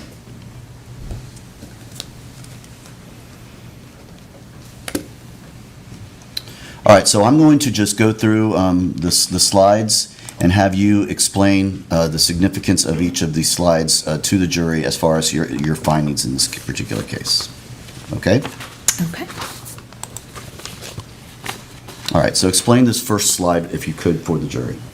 So one of the first conclusions that I came to was, one of the first things that I attempted to do with my blood analysis was to identify the location of Jayla Bass and Jermaine Bass when the actual gunshot wounds occurred. So what I'm looking for is going to be impact spatter. So that would be the spatter that takes on the conical nature, and that is going to be from the actual gunshot wounds themselves. So when I review all the bloodstains and patterns, the only area that I identified where there was impact spatter that would be consistent with receiving the gunshot wounds is the northwest corner of the top bunk bed. And so what I did, now there's multiple photographs from multiple angles of that particular area. So I used all of the photographs that were provided to me, but these are the ones that best allow me to describe my findings. So the first thing that I looked at, the top left corner, which is the SLB_105 photograph. That is what would be considered to be a mid-range photograph of the west end of the bed, including the northwest corner. So the northwest corner is going to be that corner of the bed that the pillow is not in. So what I identified in that particular area is on the railing that faces inward toward the mattress, the west side, which would be the short side that the pillow's up against, that has impact spatter on it. The other area that was of interest was the actual corner where the two railings meet. That has impact spatter on it as well.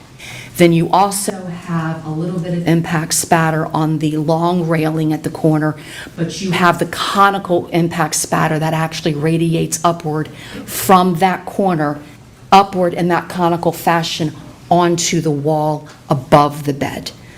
So that indicated to me that understanding the location of the gunshot wounds, that there were 3 to the head of Jayla and 1 to the head of Jermaine and 1 to the hand of Jermaine, that those areas of their person, their heads and his hand, needed to be in that corner. And they also have to be relatively either on the mattress or on the pillow and on the mattress in order for the blood to have the target of the bed frame as well as the wall to have received the blood spatter. So that tells me that their heads are low, either immediately on or just right above the mattress. Okay. And the area that's circled on the bottom photograph, there's a green marker in there, and you're familiar with crime scene investigations and stuff, were you familiar with the fact, or did you know that that was an area that was swabbed for DNA? Yes, that's a very traditional form of crime scene documentation. You do your overall photographs first, document the scene as it was upon your arrival, and then as a crime scene investigator, we are trained to let the scene tell us what needs to be documented with scales and what warrants more and more detailed documentation. Very traditional crime scene documentation. I understood exactly what those scales meant. They used two different colors, very traditional way of distinguishing between two types of evidence. I understood that the green scale was for the impact spatter that was on the wall, and the yellow scale was for the defect to the bed frame. Absolutely understood that. All right, and what was the results of the DNA on that bloodstained spatter on area P? That resulted in a mixture of both children. Okay, and so is it your opinion, Ms. Cox, that both the individuals both received their injuries on this corner of the bed? Yes. Okay. And so it's your opinion then that their heads were both close together to that side and that area of the bed? When each of them received the gunshot wounds, their heads and possibly Jermaine Bass's hand were in that corner. Is there anything else from these slides that you feel like you need to talk about, or can we go to the next slide? Go to the next slide. Okay. All right, and what are we looking at in this slide, second slide? So this is just what would be considered a close-up photograph, and this is a photograph facing the actual north wall. So the corner's kind of off to the left-hand side. You can see the saturated pillow, but you can see how the blood stains radiate upward, not only from on the frame, but also up onto the wall. The next area that was of interest to me was what allowed me to place the incident occurring in the northwest corner was once the pillow was removed from the bed frame, there is a distinct stop to the impact spatter on the west side of the frame. Blood follows the laws of physics. So blood is going to travel and attach itself to something until it either can no longer do so or it's already attached itself to something. So the fact that the blood on the west frame abruptly stopped indicated to me that that pillow was most likely in that location when the actual gunshots occurred. So that is just me being able to apply the other evidence in order to allow me to be a little bit more defined with my conclusions. And that is also, that was done sequentially, which is a very traditional type of crime scene documentation. You photograph things, then you move things, then you re-photograph things. And let me ask you that, Ms. Cox, while we're on the subject of that, because you talk about a lot that you've done this before. You've been a crime scene investigator. You go out, you know how they're done. Do you swab every single piece of blood that you see anywhere at every crime scene? No, it's very customary to take representative swabbings. Okay. And when you take representative swabbings, do you look for areas that you believe are relevant based on the bloodstain pattern and things of that sort? Yes, your amount of training, both professional training, practitioner training, brick and mortar training, as well as your training in just responding to crime scenes on a daily basis, that is why one of the reasons is we have to consider all of the scene-specific variables, because the scene will tell you and help guide you to allow you to collect the evidence that may be probative in a future investigation. Okay. So it's very common to have a crime scene with, bloodstains all scattered throughout, but you would only swab specific areas that you believed were pertinent. Objection leading. Sustained. Okay. So in an area with numerous blood stains throughout, you would not scrub all of or swab all of them, you would pick certain ones? Correct. Okay. And I still do. Okay. What are we looking at in this slide here? This is, as soon as you enter the south bedroom, the children's bedroom, as soon as you look over to where the bunk beds are, this is, you can see like it's either a dollhouse or a makeshift kitchen toy that's up against the west side of the bed. So you can see the top bunk is higher than the actual toy that is sitting on the floor, even though it is a rather large toy. What is of interest to this is now the stains and patterns that I'm analyzing are not by force. The stains and patterns that I have conclusions on from after are what are all considered to be passive. So I've already identified the area where the gunshot wounds occurred. Now I'm identifying what is happening after the bloodletting events have occurred. What this particular photograph and then the photograph, well, actually what both of these photographs show me is that not only do I have saturation to the top of the mattress in the corner, once again, this is in the northwest corner, the saturation is such that the textile itself is starting to have it overflow onto the west edge of the mattress. So what's happening is the blood is continuing to be deposited in this area from the gunshot injuries, and the blood is actually coming up over and cascading down the side of the mattress, and it actually cascades all the way down to where it starts to drip on the slats of the bed below. It also continues to do that on the north side of the mattress on the other side. So what that tells me is that the bleeding that is occurring after the gunshot injuries is being confined to that particular area as the bloodletting injuries are being allowed to flow freely and flowing down over the mattress and onto the wall and the bed below. Okay, and you mentioned something a minute ago that brought up a point that I hadn't asked you yet. That area that you described in the first slide, where you said this is where they were shot, that was blood spatter that you said was from a bloodletting event, right? Is that how you describe it? Correct. Okay.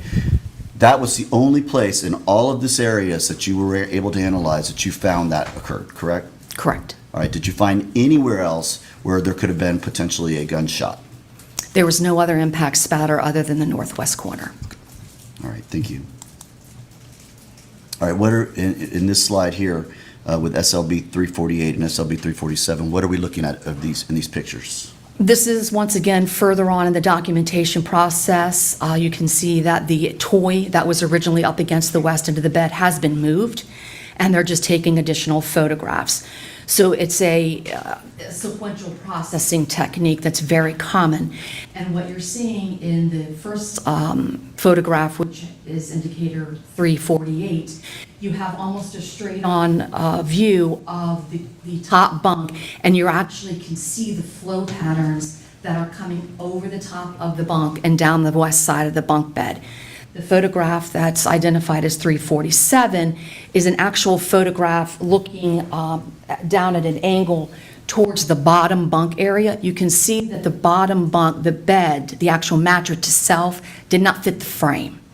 So you can actually see that there is a rather significant area where there is no mattress. So the slats of the bed frame are actually exposed, and you can just now start to see that the blood has been dripping down, and it's actually dripping down and hitting the slats and bouncing out. And that's your satellite staining, like your rainstorm. So that's what's occurring there. So once again, that is indicating to me that the blood source is in the northwest corner and is bleeding uninterrupted as the blood is flowing downward. In our next slide, what do we see here? So this became even more evident. Now we're looking at the north side of the mattress that was originally in contact with the frame against the wall. So this is once again further on in the documentation process where they have taken a downward photograph to identify the location of not only the dowel rod, but also the relationship of it to the mattress.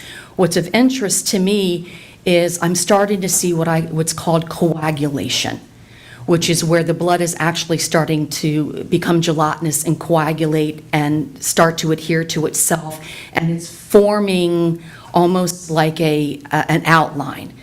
And the second slide was demonstrated to me what I had already started to believe, was that that is where Jayla Bass's head was laying.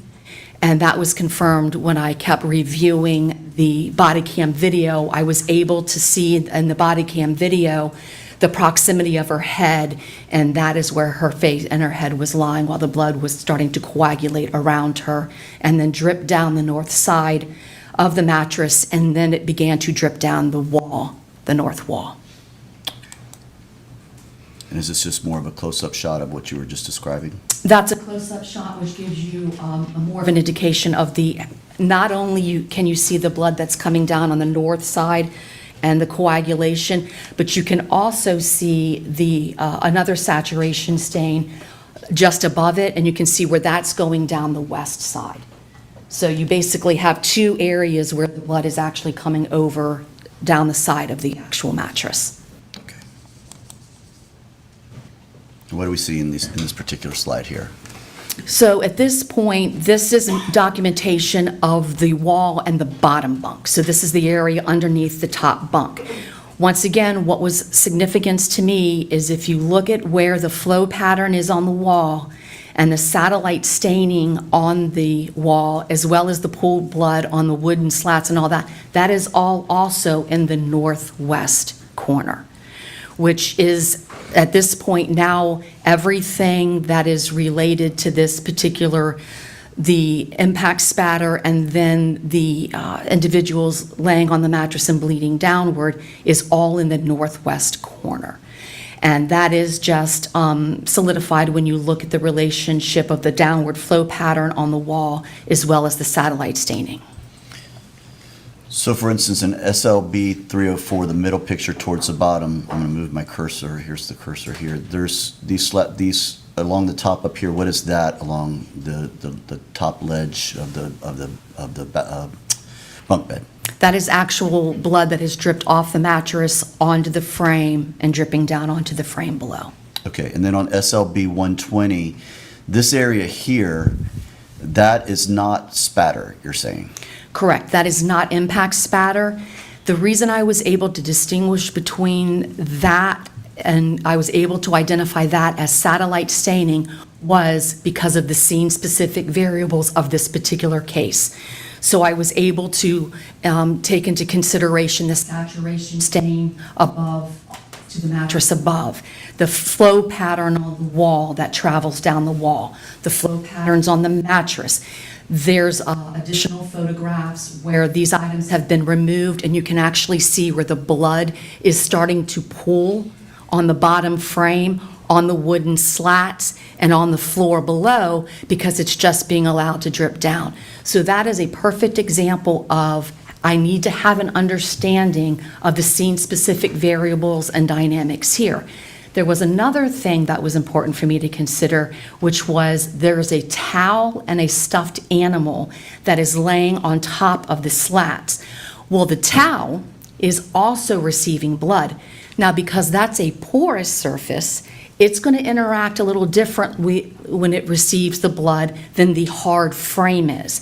So that's why some of the stains look a little distorted, or a non-technical term, a little wonky, is because that is a very specific scene variable that did have an effect on how some of those blood stains were distributed. So that's an example of the history and variables of the scene coming into play in the analysis. Okay, and you have a yellow arrow that indicates an area R. What is the area R? Is it that green, and I'll move the cursor to the, is it that green sticker that's on the lower part of this picture, closest to the towel in the blood pattern? Yes, so the stickers identified, they were green, so that identified the blood, that was a blood substance, and also that was confirmed in the report that I read from the technician who documented this scene. And then when I went and looked at the DNA report, knowing that that area had been tested, that was also an area that was a mixture of both children. Okay, so what does that tell you, the fact that both Jermaine and Jayla's DNA is in that blood stain down there? That would indicate that they were both actively bleeding in the northwest corner of the top bunk while the blood was deposited over the sides of the mattress and down onto the bottom bunk. Okay, so to be clear, the blood that's dripping down is a combination of both of the children? That's what the DNA results indicated to me. And I guess what do we have? These are closer up views of those? Correct. So in slide 305, the first slide on the left, you can actually see the flow pattern. It's a very delineated downward flow pattern. It's got the delineated perimeter lines, and it's just the blood following the laws of physics, just going down the wall based on gravity. The secondary photograph, identified as 307, that shows you not only do I have different surfaces, so I have a hard, like painted wood frame, which is a little bit smoother. I have the towel, which is an absorbent surface, which is going to react differently to the blood. Then I have the wooden slats that are part of the frame for the mattress that aren't necessarily as smooth as the actual gray frame. So those are three different surfaces that I have to take into consideration, and that explained to me why I have such a variety of the satellite stains and why some of them are in different locations than others. Because, and not only that, I have different levels. So the gray wooden frame is higher than the wooden slat frames, and then you have the towel, which is higher than the wooden frame, but then drooping down between the frames. So those are all variables that I have to consider. All right. And the blood on the slats, would that blood have come all the way through the mattress, or would it have been still from the ones that were coming over the side? It would be the ones coming over the side, and I actually considered that. And so what I did was I looked at the photographs where the mattress had been cut and one of the projectiles removed, because that is something that I had to consider, and so I was able to exclude that. Okay, so it just came from the side and then just dripped down into there? Correct. All right. And what do we see in this one, in this particular photo? This is a photograph which is demonstrating the distance from the wall to the mattress that did not fit the frame. And it's also just giving a downward perspective of the stains and patterns in relationship to each other, showing the different elevations as well as the different locations of the blood on the different areas. And again, this area towards the left of the picture, where the cursor is right now, that is satellite staining. That is not from a shot or anything like that. Correct, that is not impact spatter. Okay. So what is this slide demonstrating here? So on this slide, the sketch at the bottom is mine. I am a very visual person. It's easier for me to put words into a picture. And so what I did was I made my own computer aid sketch to allow me to articulate my findings a little bit more clearly.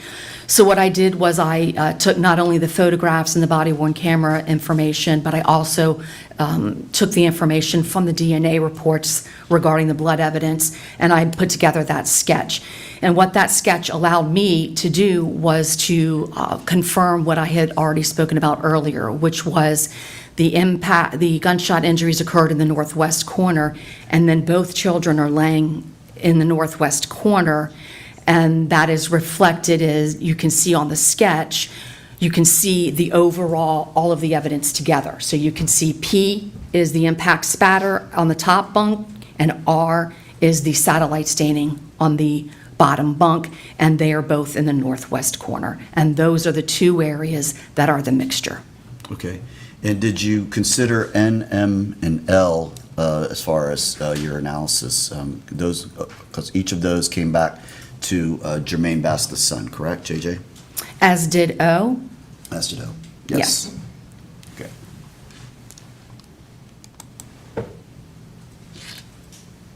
And what are we looking at here? So this is a Star Wars blanket, and it's actually not a blanket. It's more of a comforter but it's rather large. It was documented back at the crime scene section with actual dimensions being measured. So it's actually a little bit of a larger comforter. Then there's also like a fuzzy Super Batman blanket that's also kind of rolled up within that. So when we have a bloodstain case that I'm analyzing, I need to be respectful of all the bloodstains and patterns that are present at the scene, even if they may not be directly related to the bloodletting incident while it's occurring. In this instance, the gunshot wounds. There's a bunch of transfer stains that are at the end of the bed, on the opposite end of the bed.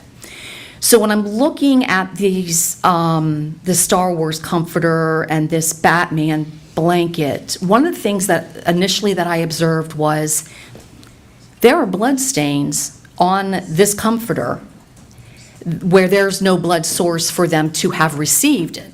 So for example, in the second photograph, photograph 376, you can see that there's blood on the corners or the portions of the comforter that is facing upward in the air, where there's no blood in the air providing deposition of blood on those areas of the comforter. That tells me that that comforter received those blood stains prior to coming to rest in that location. That's the first hypothesis that I come to, because I follow the scientific methodology. So that's the first thing that I'm notating is this comforter has blood on it in areas that's not in contact with a blood area. The other thing I noticed was there appears to be some blood stains and patterns possibly under the comforter. So now I need to determine whether or not the blood on the comforter came from the blood on the bed at the opposite end, or is this comforter getting its blood staining at the northwest end of the bed and then being moved to that end. Body cam, when Jayla Bass is first observed, you can see a portion of the blanket on her legs, and it's actually pushed off of her by the first responder. That is actually also notated in a report that I read. One of the reasons I read their reports as well. So those were things I considered. As the processing continued, those blankets and comforters are removed, and there are in fact transfer stains underneath them. They don't have the amount of blood volume that has caused the saturation that I observed to these items, which indicated to me it is most consistent that that blanket received blood at the northwest end of the bed prior to being moved to the northeast or the east end of the bed. Okay. And what are we looking at in this slide? This is the area underneath the where the comforter and the blankets were. And you can also see that there are transfers on the wall and on the bed frame. And that is indicative of that comforter was contaminated with enough wet blood that it caused the transfer stains and small saturation stains that end of the bed. So that is how I had formulated a hypothesis and then came to the conclusion that it's most consistent with those items being further west on the bed prior to coming to rest there. All right. And then SLB 004, this is just the blanket laid out? This is the blanket that was actually laid out, and there are yellow defect circles that encased some areas of on the blanket. So I was originally interested in how much saturation or how much blood was in fact on these blankets to determine if I could just take it one step further to confirm my findings that the blanket was the most consistent cause of the transfer stains down at the east end. But then something else caught my eye, and so I requested testing on this item. All right. And is that what we're talking about here in SLB 19 and 21? Yes, so I'm looking at the blood on the item that was documented back at their crime lab in their controlled environment. And, you know, you have some defects to the blanket and there's no blood around them. What was interesting to me on this particular area of the blanket, I have a saturation stain and it's encased as number 6 with a defect. One of the things I do, I request photographs be given to me on a digital medium so that I can look at them close up. I can zoom in, I can focus on certain areas if I need to. And as I was looking at area 5 and 6, what was really interesting to me was area 6 was a defect, and right next to it was an area of dark saturation that had a foreign substance mixed in with it. And I thought that looked a lot like possible biological tissue. So I requested that the blood from area 6, that general area, be tested to determine whose it possibly could be. And was it in fact tested? It was. And were you given the results? I was. And whose blood was it? Jermaine Bass's, The Junior, the son? the son. Yes, it's confusing sometimes because they're both named Jermaine, so I sometimes have to clear that up. Okay, yes. So is this what you're talking about when you talk about being able to zoom in? These are more zoomed?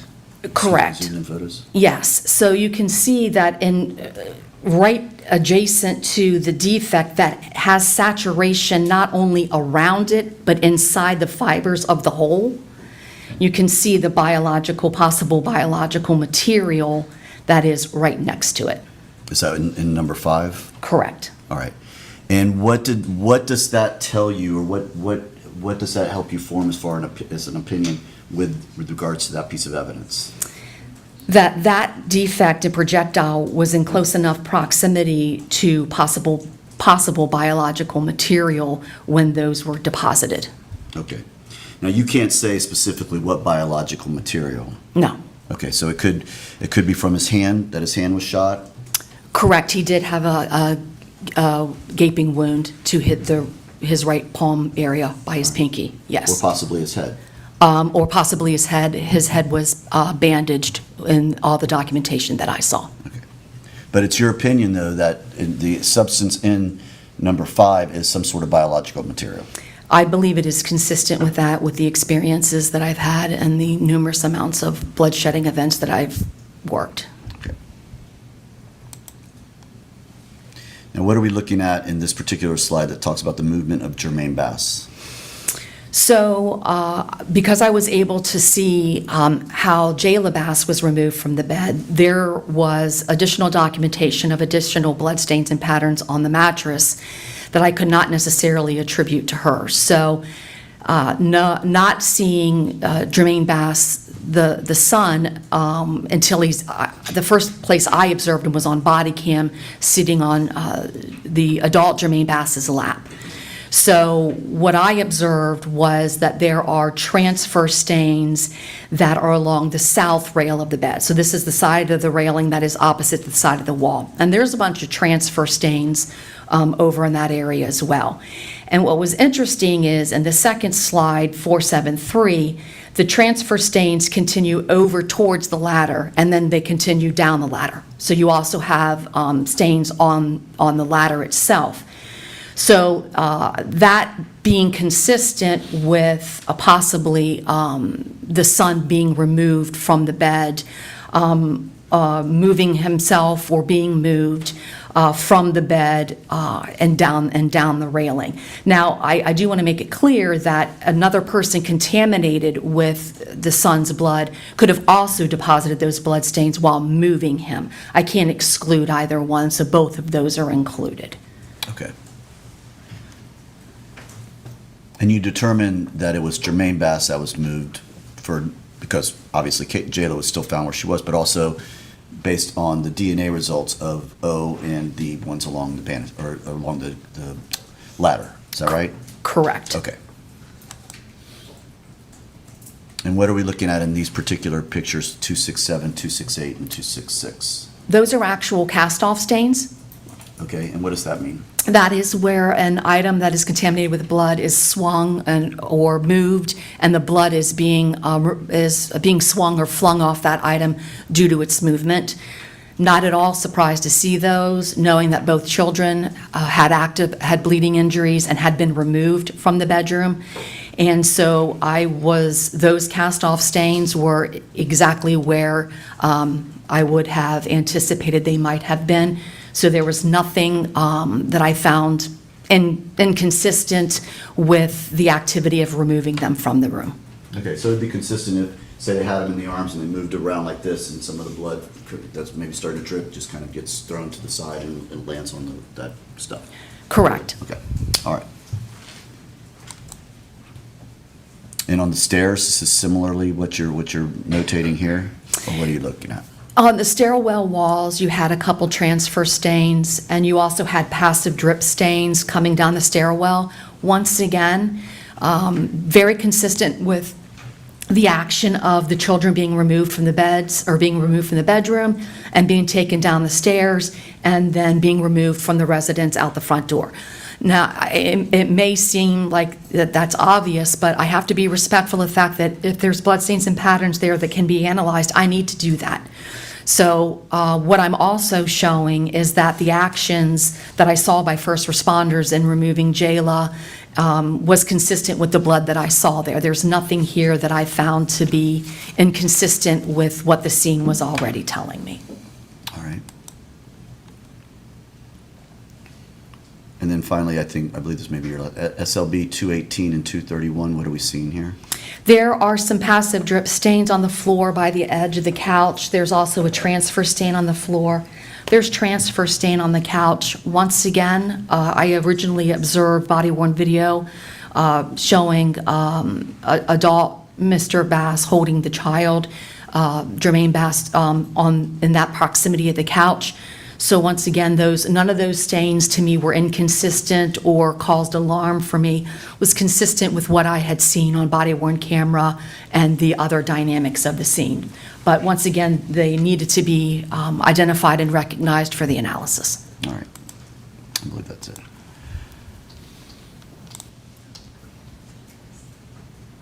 Do you want to leave this out?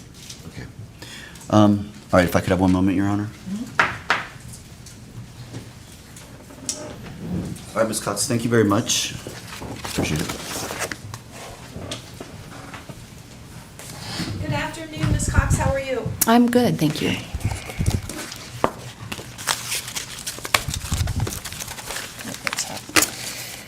All right, so you were hired by the state of Florida in this case? I was. And specifically Mr. Terry, who works for the state attorney's office? Yes, he was the one that contacted me. Okay. And how much do you know, as of today's date, how much has the state attorney's office in the 13th Circuit paid you? May I double check? Yes?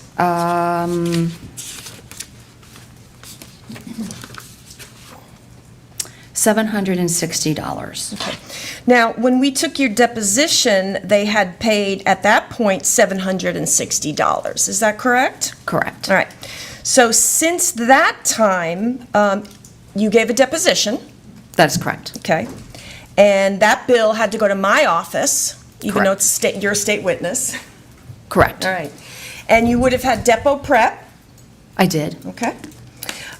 You're being paid for your testimony today by the state of Florida. I am being paid for my time. Okay, your time. Prep for your testimony with Mr. Terry. He even said that y'all had met and looked at the PowerPoint, so you get paid for that time. Yes. You also are going to get paid for the PowerPoint that you put together that we just reviewed with Mr. Terry, correct? For the time that it took me to put it together, yes. Okay. So then, since it was already $760 before we took the depot, it's going to be above that at this point, correct? Yes. All right. And now the opinions that you have testified here today, those are your opinions and your conclusions, correct? Correct. All right. And you cannot tell this jury who pulled that trigger, correct? I cannot. All right. Just a little bit about the work that you do. Your percentage in terms of working for the police officers, their offices, the state of Florida, versus the defense. Give me an idea what the percentage or breakdown would be of how much you do for, say, state attorney's offices and police agencies versus a defense hiring you. I would say it's about 70% state or law enforcement and about 30% defense. Okay. So 70% of your work are police agencies, law enforcement, and state attorney's office, such as Mr. Terry's office. I do get contacted by the state frequently, yes. Okay, 70%. Approximately. That's okay. Yeah. All right. Now, based on the findings, you cannot say Mr. Bass discharged the firearm, correct? I have no opinion on Right. who actually pulled the trigger. Okay, you cannot say whether the son pulled the trigger at any point. You cannot say Jayla pulled the trigger. You cannot say Shirley Bass pulled the trigger. You can't tell us who pulled the trigger. I cannot. Okay. Now, you are aware of the fact, and I think you just testified to it, that EMS brings Jayla down the stairs and out the front door. Yes, I observed that. Right, okay, and that's on body cam, I believe, correct? Yes. Right. And then you're aware from people telling you that Mr. Bass had brought his son down the stairs and over to the couch, because the coming down the stairs is not on the body cam, correct? No, I observe the young son on the father's lap. That's the first time I see the son. Okay, and you were advised he would have taken him down that staircase? I cannot exclude that. That would be the most probable. Okay, all right, well, somehow he got from the top floor down. I agree. Okay, all right. Yes. And in terms of the staircase, there's nothing inconsistent with the fact that either child was carried, lifted, and moved down the staircase. Oh, no, the blood's all very consistent with that. And also consistent with the fact that Mr. Bass would be over on the couch holding his son, as you saw in the body cams. Yes, the blood that I saw outside the bedroom was consistent with that, yes. Okay. All right. Now, you also have no opinion on which child may have been shot first, correct? That's correct. All right. Now, I want to just talk to you a little bit more. Mr. Terry, I thought, was making a comment and had asked you about that both children's heads are together, and I might have misunderstood what he said. You're not testifying that these two, Miss Bass and Jermaine Bass, the son, that their heads are together when they're shot, correct? Their heads are in the northwest corner. Okay, that's what I wanted to clarify. So you're not saying head, they're together, they're right next to each other. You're not saying that. I'm just saying they're in the northwest corner. Okay. And in fact, you cannot give an exact position of Jayla Bass, correct? I can give you the approximate location of her head, but the rest of her body, I can't, except for what I observed on body cam. Okay. So let me ask you the question again. You cannot give us an exact position of the children and where they are, correct? Their heads are in the northwest corner when the gunshots are inflicted. Jayla's head was in close proximity to the northwest corner and north railing, correct? Yes. That is your opinion? That is the northwest corner, yes. Okay. And again, that is her head being in close proximity to that corner, correct? That is correct. Okay. Do you remember testifying in deposition that you cannot give an exact position of the children? Can you tell me exactly what page you're talking about? Yes. Okay.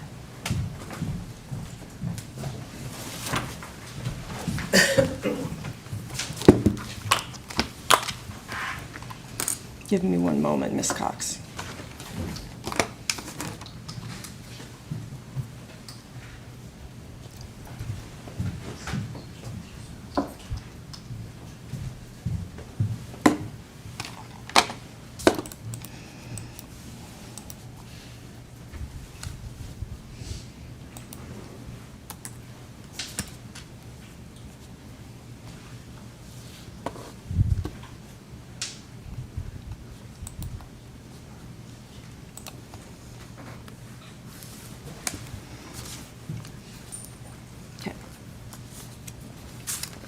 Ms. Cox, if you could refer to your deposition taken in late December of last year, bottom of page 24.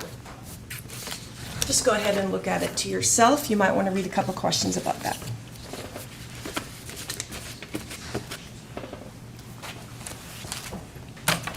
Okay, I'm here. All right, do you see that? All right.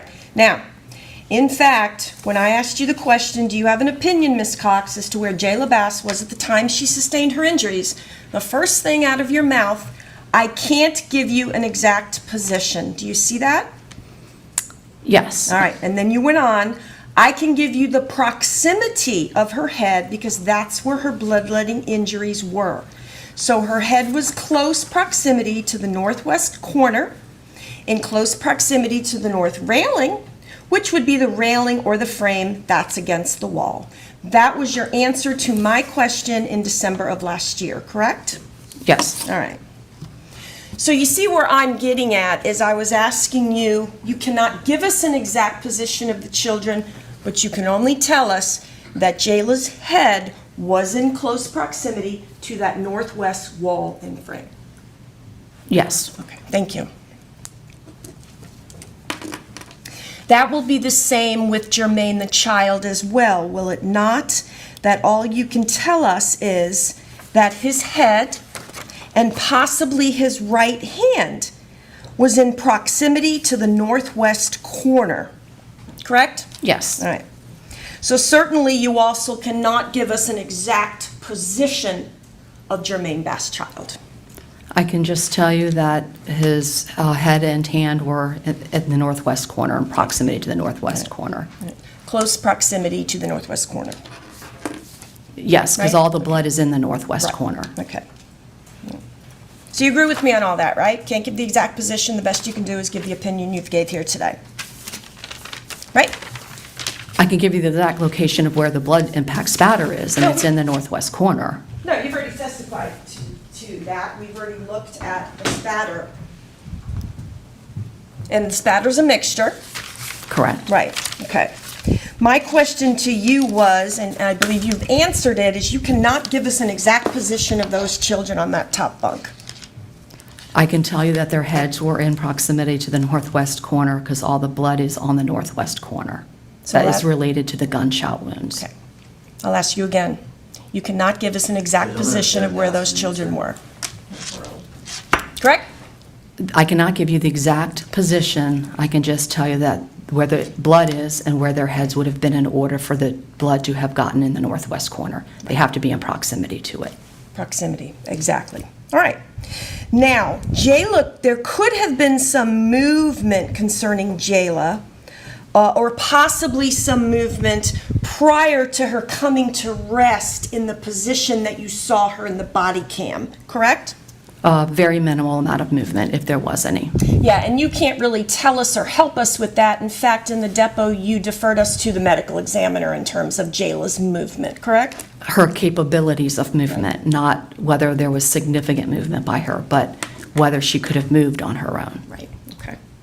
Now, you saw, of course, on the body cam that that comforter was moved over to the east end of the top of the bunk bed, right? Yes, it was originally partially on her legs. Right, okay. And it is your opinion that Miss Jayla Bass, had laid in the position that she was seen in for a period of time, correct? Yes, And that was the area with the coagulation of the blood and the large staining. the saturation and the dripping downward onto the bottom bunk, yes. Okay. And it's your opinion that Mr. Jermaine Bass, the son, had moved from the west end of the bed over to the ladder, and he could have moved there, or somebody could have moved him to that area, correct? Correct. So basically, Jermaine Bass, the son, his head is in close proximity, and maybe his hand, to the northwest corner. He's then coming to the west middle area of the bed, and then moved, and again, either himself or someone else, down the ladder, correct? That's consistent, yes. Okay.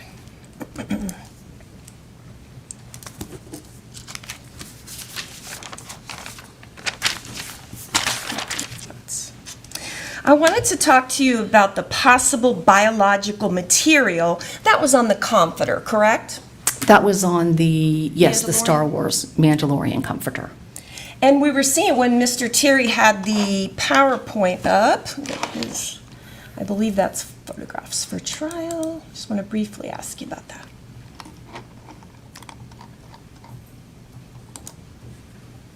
See if that one, is that one helpful there?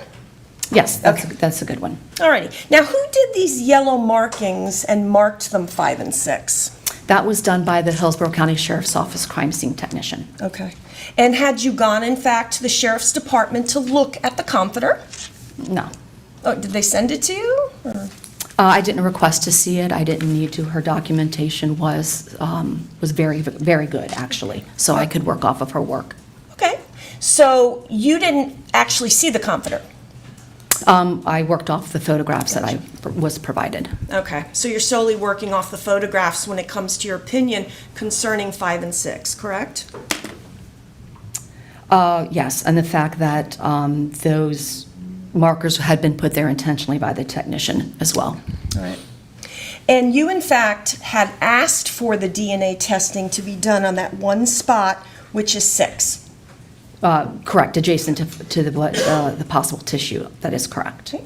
And that was the DNA that came back to the son, Jermaine Bass? Correct. All right.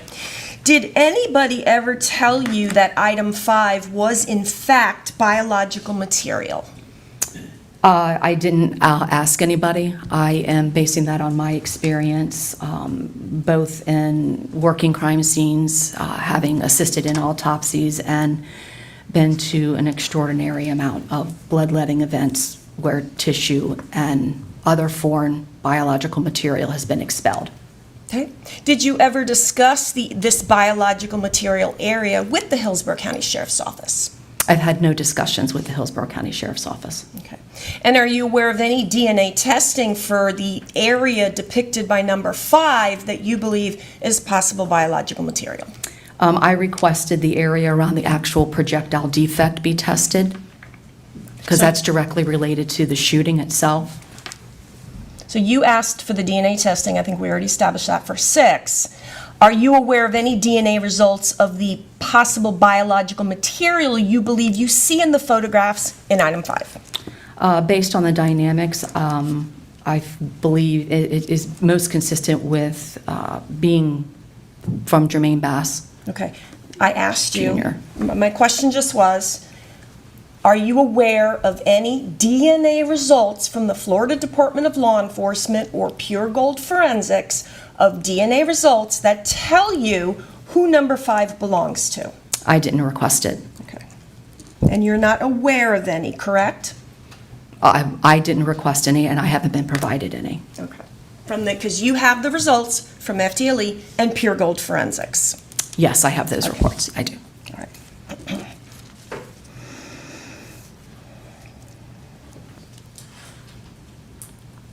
All right, and then you indicated in terms of the comforter, let's pull up, let's see.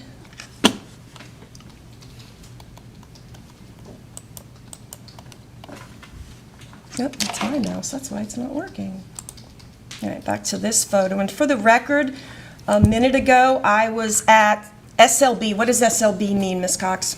That is, I believe it is the initials of the forensic tech who took the photographs. That's considered to be a digital identifier because there were multiple people that took photos, and that just allows people who come and do a case file review to understand who took what photos. And for the record, a minute ago when we were discussing the 5 and 6 areas labeled by Ms. Bader, that is identified in the PowerPoint by SLB 0022 and SLB 0023, or slide 15. Is that correct? Yes. Okay. I'm just documenting, make sure we know what we're talking about. All right. And then it looks like I am at slide number 12. It looks like we have photographs from Ms. Bader again, 0113 and 0376. Now, you said something about you believe it is more consistent that the comforter had been, as you saw in the body cam, on the northwest end of the bed and had been moved over to the northeast corner, correct? That's what's most consistent, yes. Okay. And in fact, we see some of that right on the body cam, do we not? That is correct. Okay. So is it your testimony that any blood that's on the east end, which we have on the railing, we have on the wall, and we have on the mattress itself, any blood I see came specifically from that comforter? Is that your testimony? The deposition of those transfer stains is most consistent with coming from the movement of the comforter to that area, being deposited by the wet blood on the comforter on the areas that it came into contact during movement, yes. Okay, you're talking about transfer stains. Which ones are you speaking of? There, if you look at the second photo that ends Yes. in, okay, so there's a transfer stain. If you go to the corner, right there, that's a transfer stain. And you Okay. can see it's in proximity to wet blood on the comforter. If you go to the actual east wall, Over you here? can see a transfer that's actually right above the wet corner of the comforter there. So those are some of the scene-specific variables that is consistent based in proximity of the evidence to each other. Okay, and you say consistent, so you can't say for sure, but that's most consistent to you. Correct. Right. Also on that same frame, PowerPoint 12, I am taking my mouse here to some blood staining here, and there's some blood on the railing, and that is to the west of the comforter or the left of the comforter. Do you have an opinion as to how any of that blood was deposited? Yes, that would also be consistent with, possibly most consistent with coming from the comforter, because as you proceed further to the left, that's where Jayla Bass's lower body was. So that was actually documented in the body cam that comforter was over in that particular area. And there's no blood source in that area to cause the contamination that I see on the comforter, which would just once again indicate that the comforter was further west, came to rest on Jayla Bass's leg, caused the deposition on the wall, moved down to the east end, caused the deposition on the walls. So that's actually the progression that the blood is telling me. That comforter, as it's being moved, it's leaving these clues for you across the bed. It's leaving blood deposition in some of the areas making contact with. Okay. So in SLB 0113, this area of blood down here, and my mouse is towards the middle bottom portion, is it your opinion that that's from the comforter? It is consistent with coming possibly from the movement of the sun from the bed. If the comforter came into contact with that area briefly, I can't exclude it, but based on the dynamics of the transfer patterns on the south side of the railing, the interior side of the railing, and the proximity of that to the railing, it's a progression also more consistent with the sun being moved or being removed from the bed. Right. But we don't know specifically, say, for example, that blood stain that I'm highlighting again, 0113 towards the bottom middle, we don't know whose blood that actually is, correct? That particular stain, no, but blood in proximity to it came back to being the little boy. Right. Proximity, do you mean the one on the comforter? No, the comforter and the railing. Okay. All right. Well, we're looking at the east end of the bed, are we not at this point? Yes. Okay. And when you say the boy's blood, are you speaking of further down on the west end by the pillow, say, for example, being the boy's? No, I'm talking about the testing on the railing. There was, I want to say, was it L, M, and O? Yes. Oh, no, not O. N, L, M, and N? LMN. Okay. I think it was those three that were tested in that proximity of the railing and the ladder. Okay. And in fact, the railing, and I'm just pointing to SLB 0376, we're looking at the comforter. If I was to go down from there, that's where the ladder is, right? Yes, There it's you like go. right here. Okay, perfect. Thank you. Thank you for pointing that out to the jury. All right. In terms of this blood then over here, 0113, same slide, you cannot definitively sit here and tell us who this areas of blood belong to, correct? It's consistent with being distributed by the comforter, and the testing that was done identified Jermaine Bass. Also, the blood associated that I've spoken to about Jayla and her position when I observed her, she didn't have blood on her lower body, and there was no blood on her person or any indication that she had been flipped over, like her head was down at that end of the bed and then she moved over. So based on those dynamics, it would be more consistent with that deposition coming from the comforter. And the area that I had tested came back to being the son's blood. Okay. Is it your, okay, wait. So your testimony is SLB 0113. I am looking right where the mouse is at some areas of blood there. It's on the back of the railing and is where the mouse is, correct? Mm-hmm. All right, and again, for the record, to the west, I guess, or to the left of the comforter. So your testimony, that was tested and came back as the son's?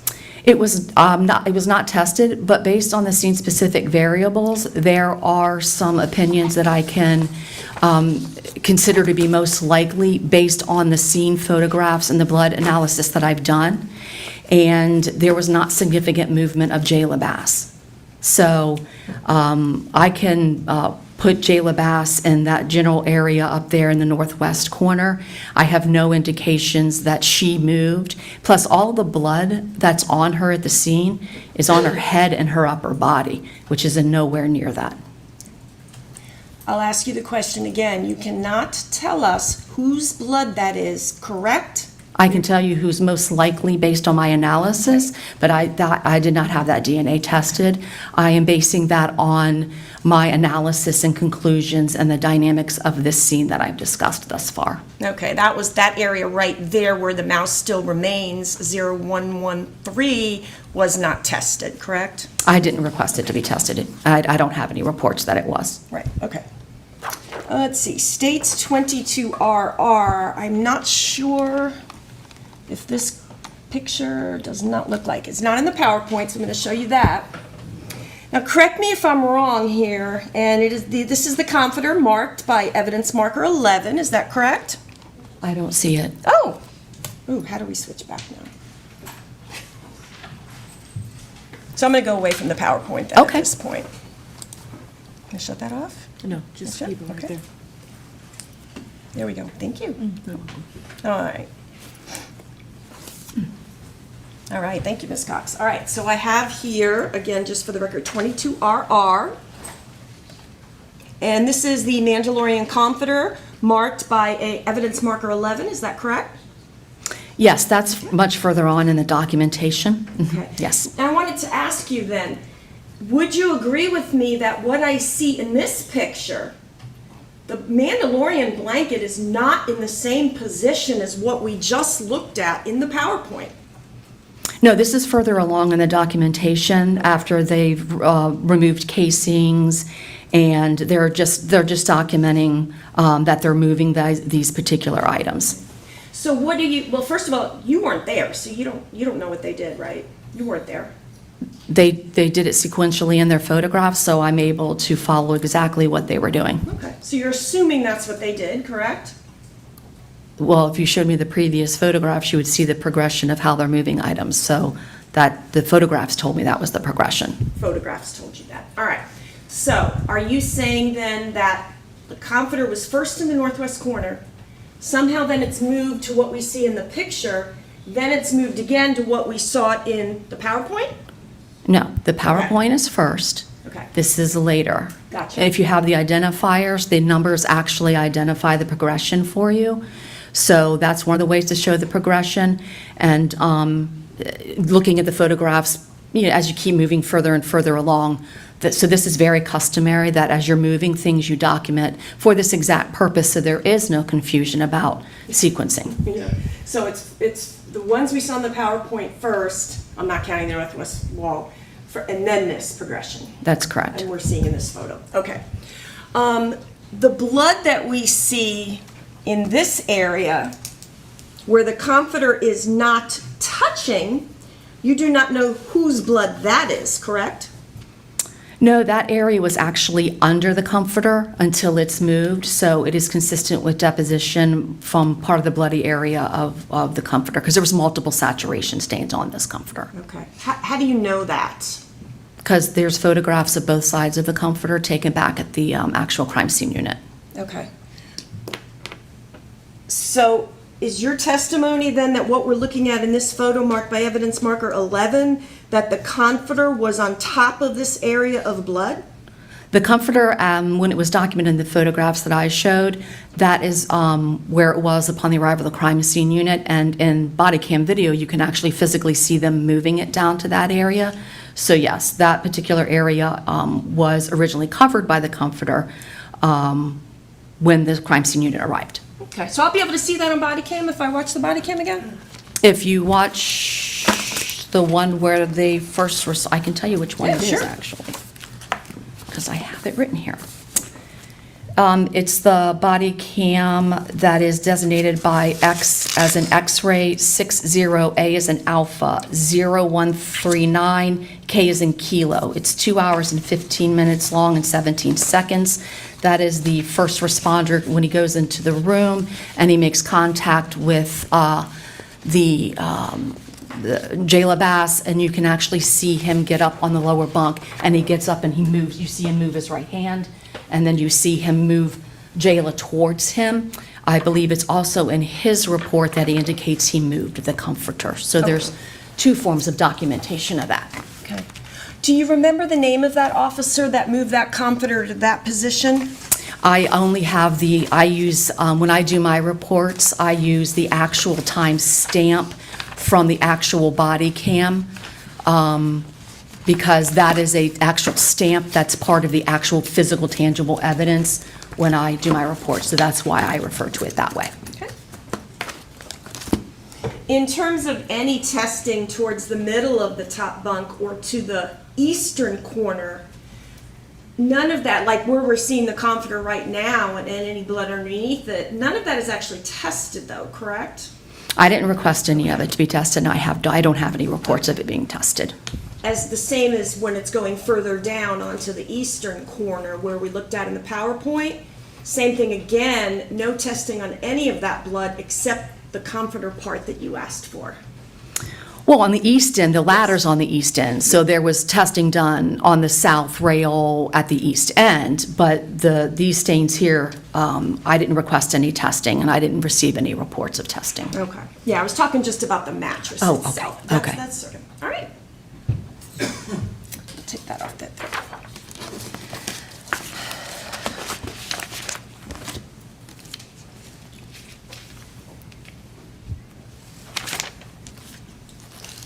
Now, are you aware, in fact, that there had been some photographs taken of the interior portion of the front door?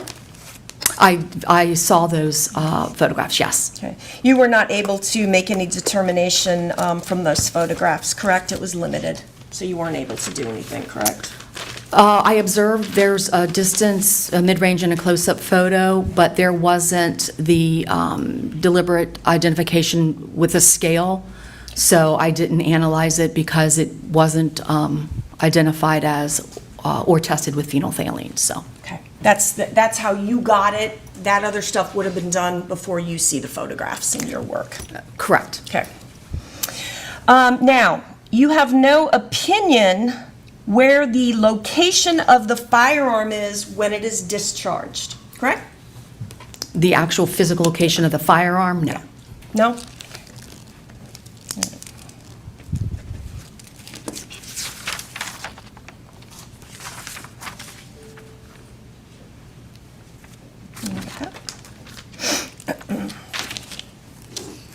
All right, and then finally, I just want to go back to the spatter mixture that we know contains the mixture of the two children, labeled P, the one on the back wall, Okay. right above the bunk bed. You know what I'm speaking of, right? I do. Oh, here we go. Just so we make sure there's no issue. Here is State's Exhibit 22 RRR. We are speaking and agreeing that this is P over here, green scale marker P, and this is the area you're speaking of, correct? That's the area that was identified as the area that was tested, but that's not all of the impact spatter in that northwest corner. The impact spatter is also on the north railing, the actual physical corner, and on the west railing. Okay. So the actual spatter encompasses how it's, may I stand? Yeah. It's Try to zoom it in for you a little bit. Will that help? You have all this spatter here, but you can also see the spatter's all here. It's on this back wall. It's all here, and it's around here, and then it abruptly ends here. So this is the northwest corner, and you can see that the spatter encompasses this particular area, as well as it rises up in a conical formation over in this particular area. So in this area right here, the northwest corner is where the impact spatter is. And you're taking, just for the record, you're taking your hand.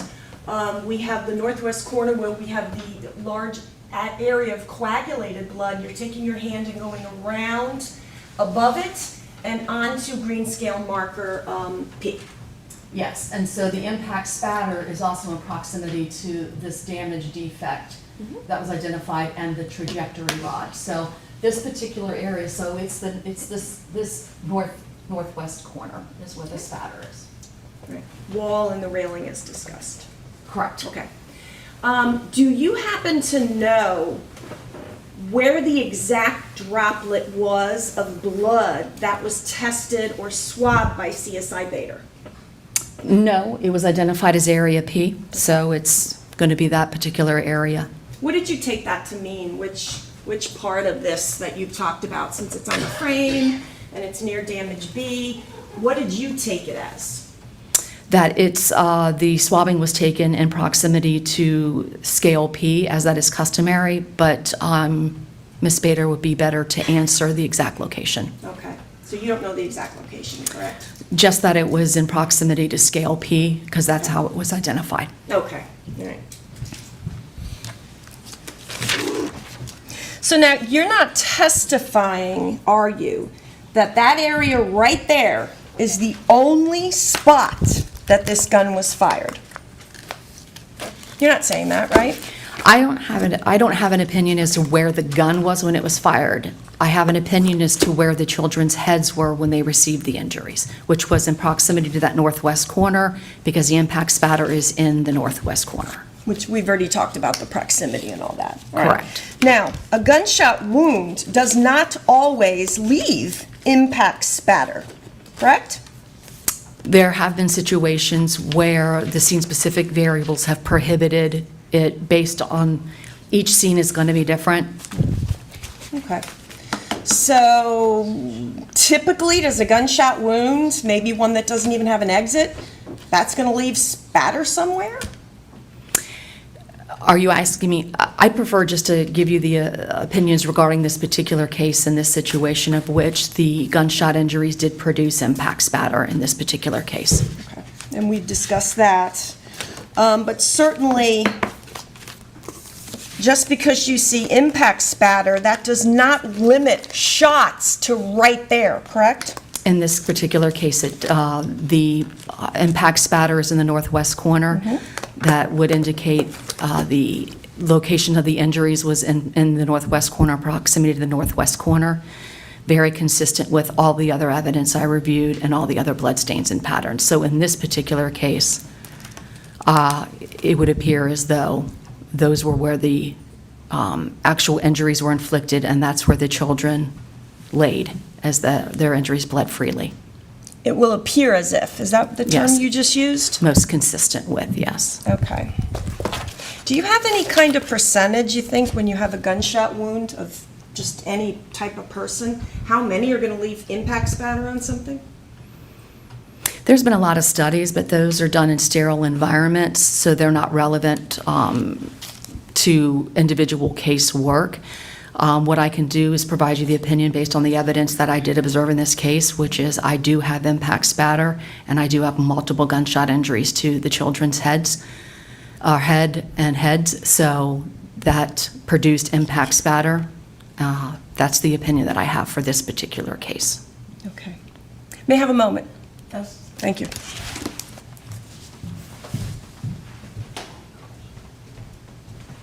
Ms. Cox, thank you so much. We don't have any further questions. Anything else? No, Your Honor. All right, you can step down, ma'am. Thank you. Thank you. She released from her subpoena? Yes, Your Honor. She is. All right. Thank you. Need a quick break?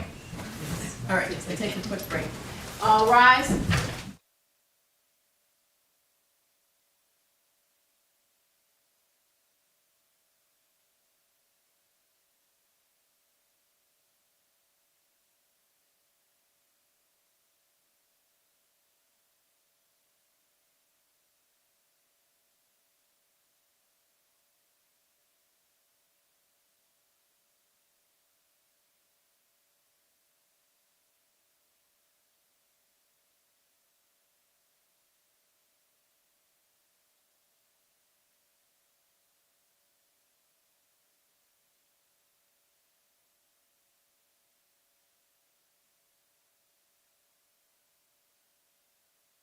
Next, might be somewhat lengthy, but not super lengthy, but it could take a little while. And then I've got a couple of witnesses who are not super lengthy. And then I do have my lead detective. Those are who are present here now, and they're gonna be long. That would leave us with just 2 to 3 witnesses tomorrow. If we were able to, just to get through those. I don't know that we can, the lead detective will probably be long, I'm guessing. I don't know what your cross is like, maybe not. Not too long. I know I'm putting in some evidence through him that could take a little while as far as Okay. like showing to the video, or producing it. All right. But I know I can definitely get through the medical examiner and 2 of the lay witnesses that have been sitting out there most of the day. Thank you. All right.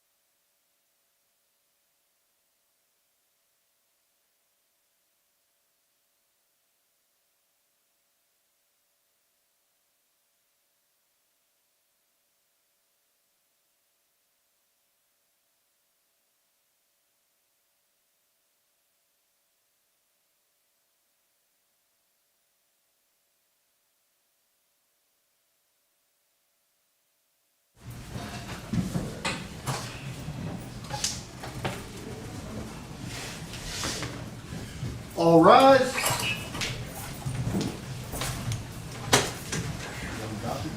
Yeah.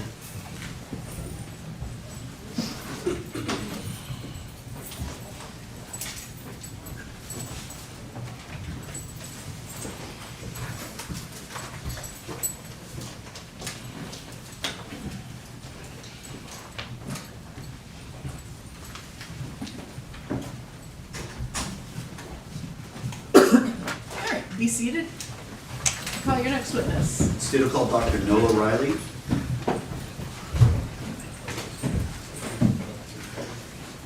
Raise your right hand, please. Do you solemnly swear or affirm that the testimony that you're about to give in this cause will be the truth, the whole truth, and nothing but the truth? Yes. Thank you, sir. You can step this way.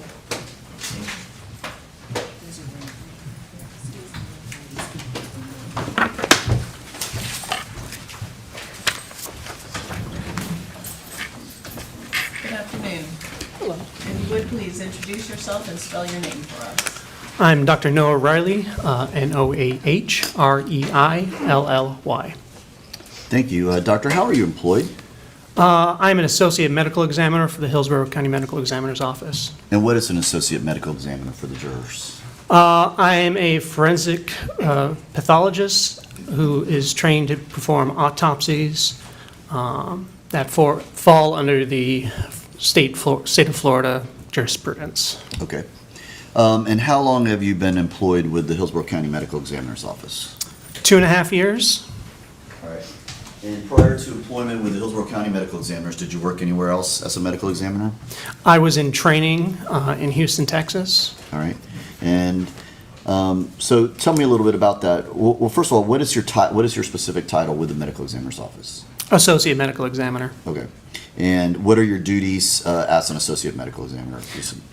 I perform autopsies. Okay, generally that's pretty much it. And Yeah. yes. What sort of training and education have you had in order to become a medical examiner? I have a bachelor's of science in microbiology from Arizona State University. I have a doctorate of osteopathic medicine from Western University of Health Sciences. I did an internship year in pathology at the Louisiana State University of New Orleans. I then did three years of anatomical and clinical pathology at the University of Texas at Houston. I followed that up with a one-year fellowship in cardiovascular pathology, and finally a one-year fellowship in forensic pathology at the Harris County Institute of Forensic Sciences. All right. Now, you mentioned part of your duties as a medical examiner, you can conduct autopsy. Approximately how many autopsies would you say you have conducted in your career? A little over 750. Okay. And do you have continuing legal education that you continue to do as you continue your work as a medical examiner? Yes. All right. Have you ever testified as an expert? Yes. Court? Approximately how many times? 3. All right. Now, at this point, any questions? Okay, I'm sorry. Now, were you involved in the autopsy of Jayla Bass in this case? Yes, I was the supervising attending physician. Okay, explain to the jury what that means as the supervising attending physician. So we have a fellowship program at the Hillsborough County Medical Examiner's Office where we train physicians that have graduated and are now subspecializing in forensic pathology. All right. And Judge, if I may have 1 second, just...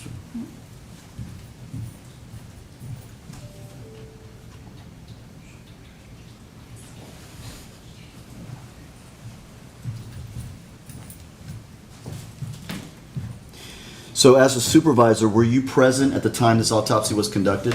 Yes. Who actually did the actual cutting, the autopsy itself? Dr. Paul McGowan? All right.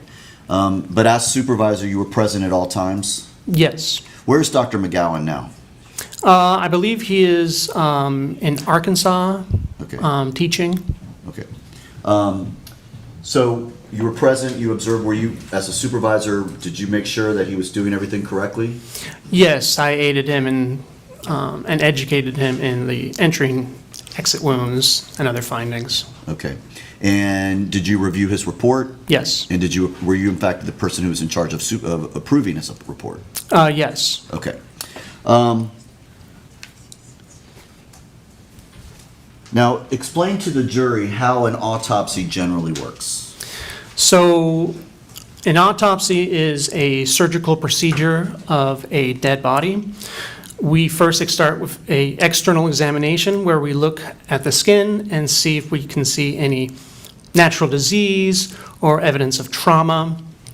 After that is documented, we open up the body and we remove the organs and look for any natural disease and trauma. And as we're doing this procedure, we're also taking samples of blood and other tissues for toxicological analysis. And then after that, we write the report and establish the cause and manner of death. And do you take photographs along the way as you do these autopsies? Yes. And that's just to document for future potential need down the road? Yes. All right. When you made your initial examination of Jayla Bass, what were you able to visually observe about the body from your initial reviews and when you first saw her? She was a 5-year-old child with gunshot wounds to the head. All right, and it was very clear to you that there were gunshot wounds to her head? Yes. And in the course of conducting autopsies, I'm assuming you conducted many autopsies with gunshot wounds? Yes. All right. How many gunshot wounds were you able to visually observe when you first were doing the initial observation of her body? She has 3 gunshot wounds. Okay.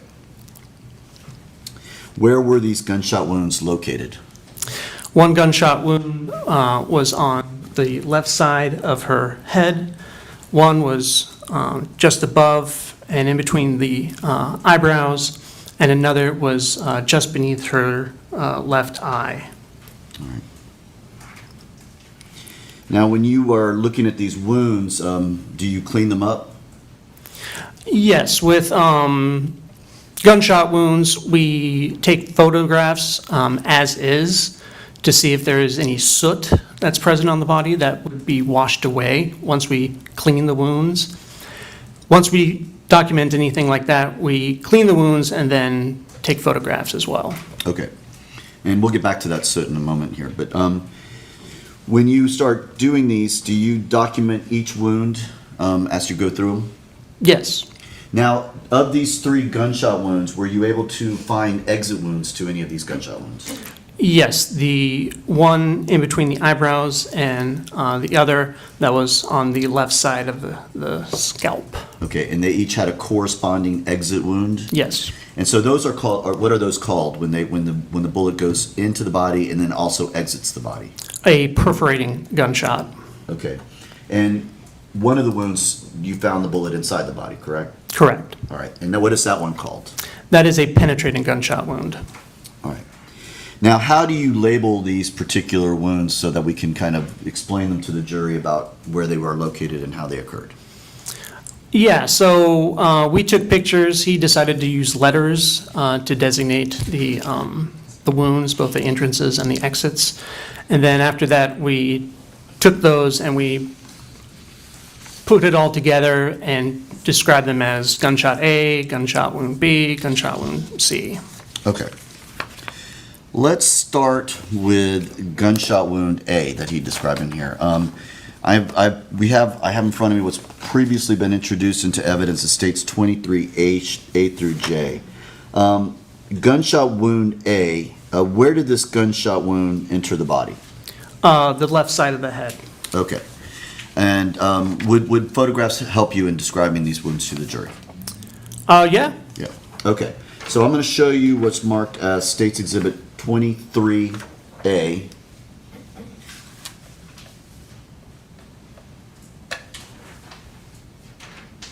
Is this in fact the gunshot wound that you just described to the temple of the body, of the head? Yes. All right. Now this wound at this point in time looks like it's been, like the hair around it has been shaved. Is that accurate? Yes. All right. And you would describe this as an entrance wound? Yes. All right. Prior to shaving it, is this the appearance of that same wound at that time?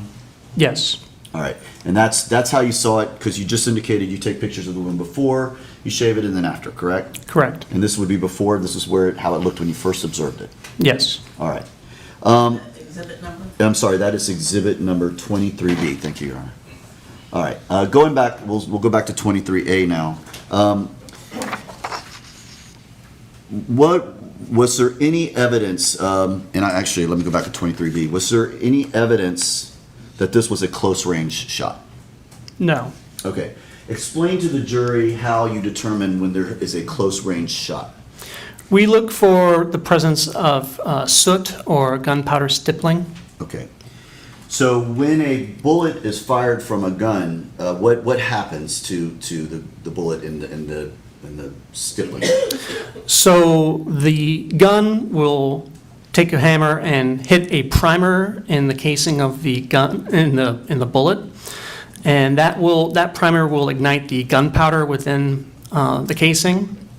That will cause a expansion of super hot gas that propels the bullet, the actual lead core of the bullet, out of the barrel and out of the muzzle. Okay. And with that bullet, what else comes out with it? So all of the gunshot particles, the gunpowder, will either burn or be unburned when they expel out of the gun. How far, when a gun is fired, would you expect to see soot or stippling on an individual? It's variable, depending on the handgun and the ammunition used. Some bullets have more gunpowder than another. Say like a Magnum has more gunpowder than a regular bullet. So soot would be seen usually around up to 6 inches, and then it kind of, goes off, and you can't really detect it after like a foot. While gunpowder stippling is the unburnt gunpowder that slaps against the skin.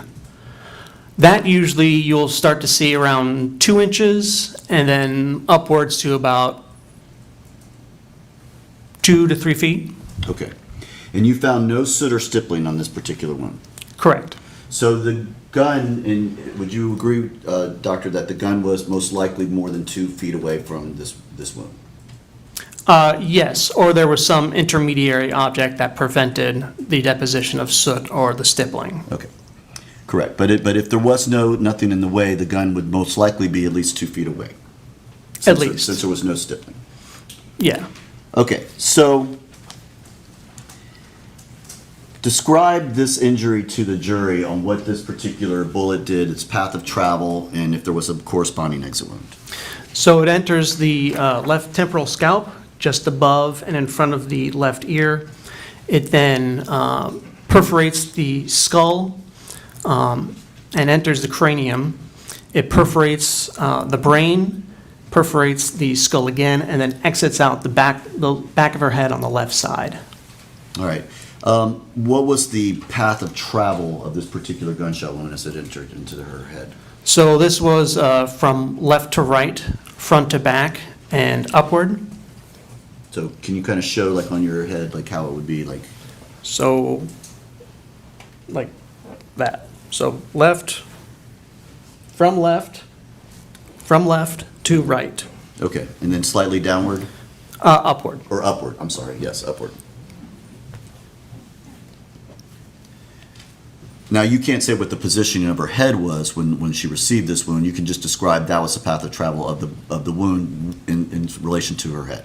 Correct. I can only tell you the direction of the track that the bullet made through the body. I cannot tell you the position of the shooter or the position of, the child in this case. And you document, or do you document when the exit wound in this particular case? Yes. Okay.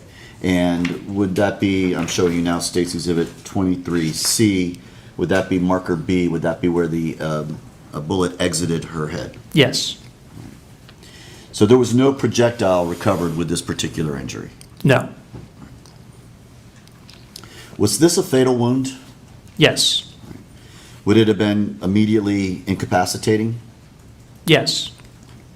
Meaning she wouldn't have been able to get up and move around after a shot like this? Possibly, yeah. Okay.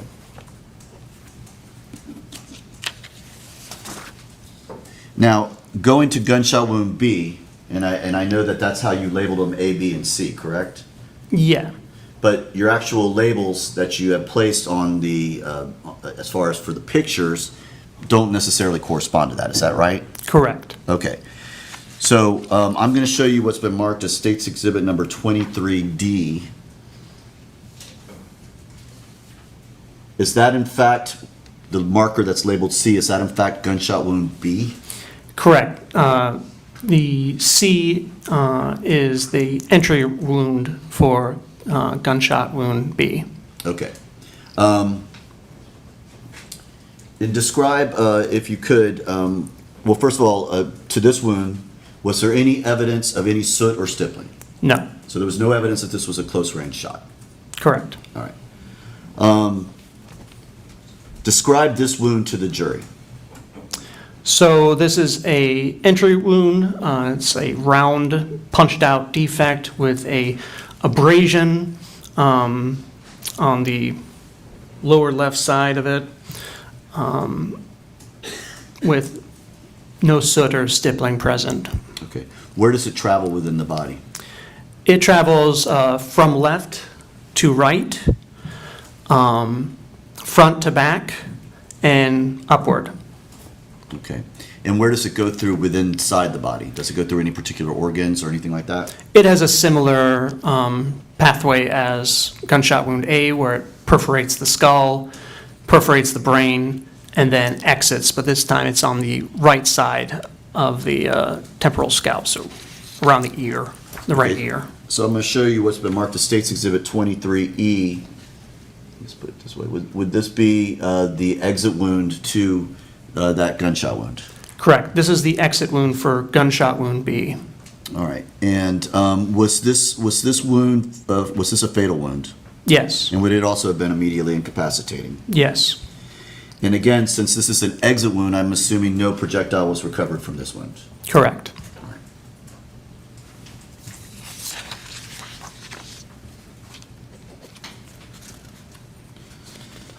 So we've discussed two of the wounds. Now let's talk about gunshot wound C. Where was the entrance for this wound? The entrance wound for gunshot wound C is just below her left eye, left cheek. Okay, and I'm going to show you what's been marked as State's Exhibits 23F. Which one is gunshot wound C? So in the picture labeled E, that's the entrance of gunshot wound C. All right. And in fact, in this particular photograph, gunshot wound, or I'm sorry, 23F, we actually can see the other two wounds, correct? Yes, All right. But right now we're talking about gunshot wound C, which is labeled E in State's Exhibit 23F, correct? yes, All right, describe this wound. Well, first of all, was there any evidence of any close range firing? no, There was no soot or no stippling located around this wound. correct. Describe this wound to the jury. It's another classic entry wound, round, punched-out defect with a margin of abrasion that you see. It's more towards her nose. What was the direction and path of travel of the bullet in this particular case? This one goes from left to right, front to back, and downward. All right. And where does it go through? Does it go through any organs or anything like that? Yeah, it perforates her left maxillary bone, and then it goes through her mouth, down through her neck, where it perforates the left carotid artery and the left jugular vein.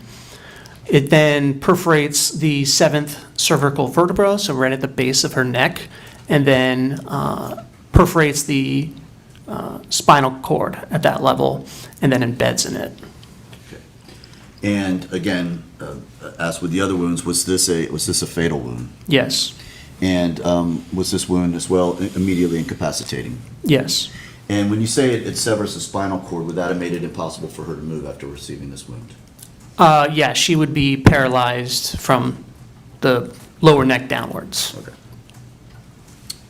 Now, you're not able to tell us the order that these wounds were received, would that be right? Correct.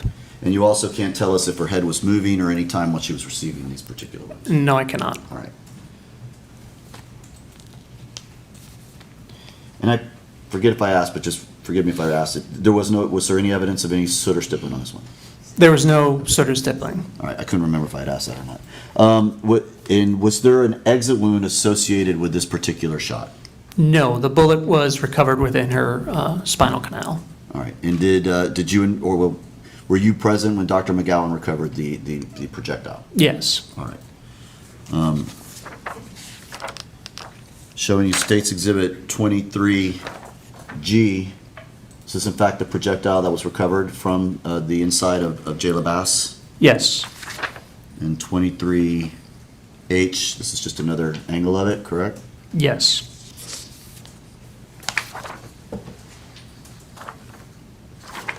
23I, similarly. And then in 23J, what are we looking at in this particular picture? These are also fragments of the bullet. Explain to the jury what fragments, what does that mean? Basically broken off bits of the bullet core that came off while it was traveling through the body. Okay, so you recover anything foreign to the body and take it out? Yeah, we tried to remove all pieces of metal, bullets, that kind of thing from the body. Do you remember where these fragments were located along the path of travel? Somewhere in the wound path, I don't recall. Okay, but it was along the wound path? Yes. All right. These projectiles and fragments, when they're recovered from the body, what do you do with them? We photograph them, we place them into a envelope and secure it with evidence tape, and then put our signature and the date. And are they eventually given to the sheriff's office? Yes, they're submitted as evidence.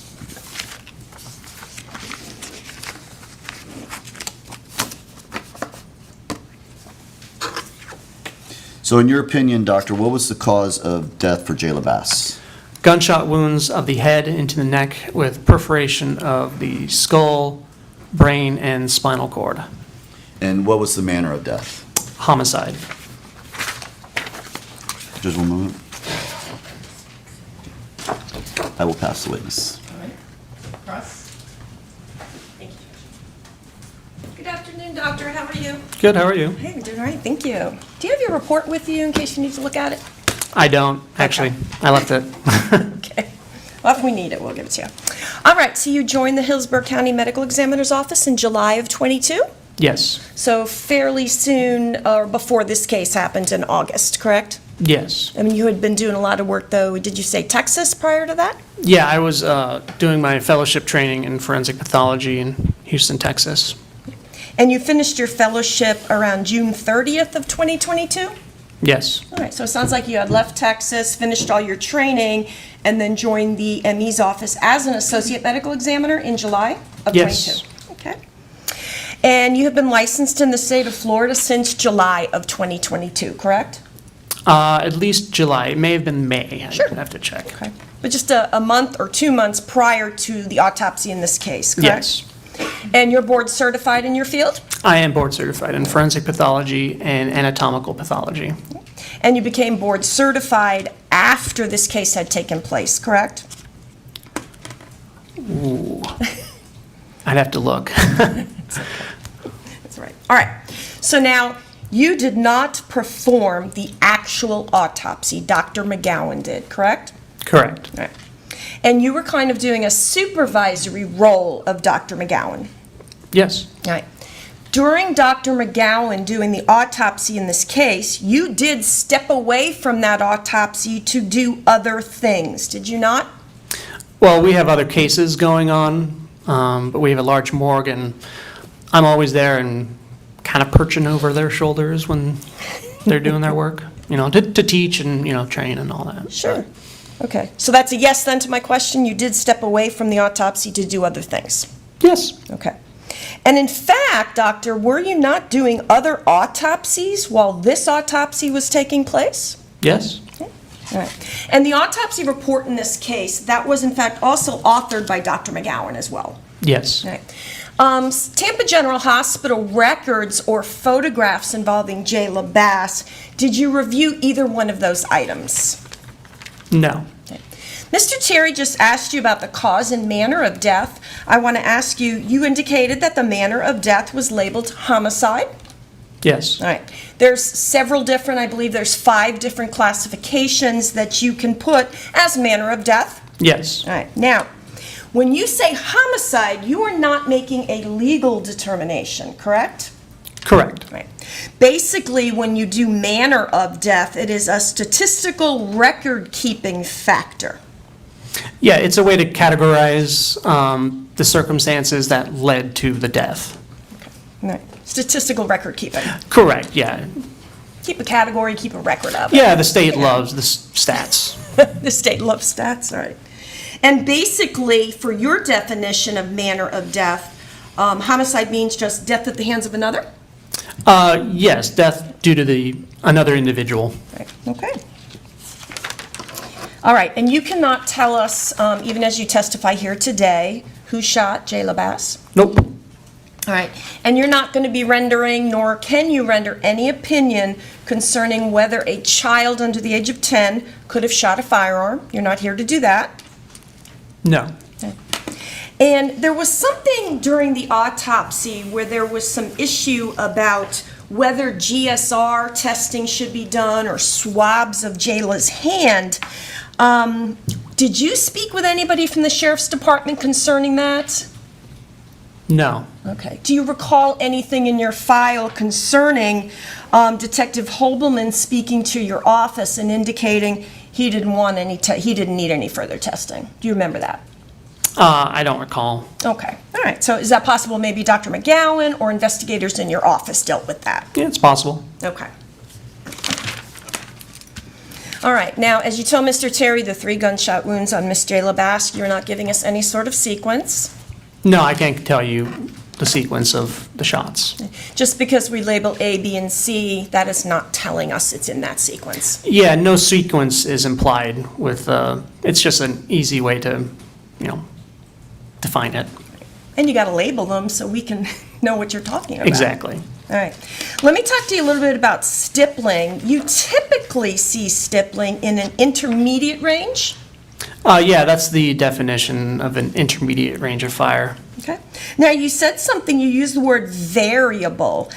Stippling depends, whether you see stippling or not, depends on the firearm, the type of firearm, how much gunpowder is in the cartridge of the ammo, to even determine where the range is. So there's several variables involved in that, correct? Yes. And I think you might have used these words. I know you use the word variable, but there are numerous factors that would go into when you can see or can't see stippling, such as I said, the firearm, the gunpowder, things like that. Yes. Okay. Basically, all you can tell this jury is that there was no evidence of close range firing.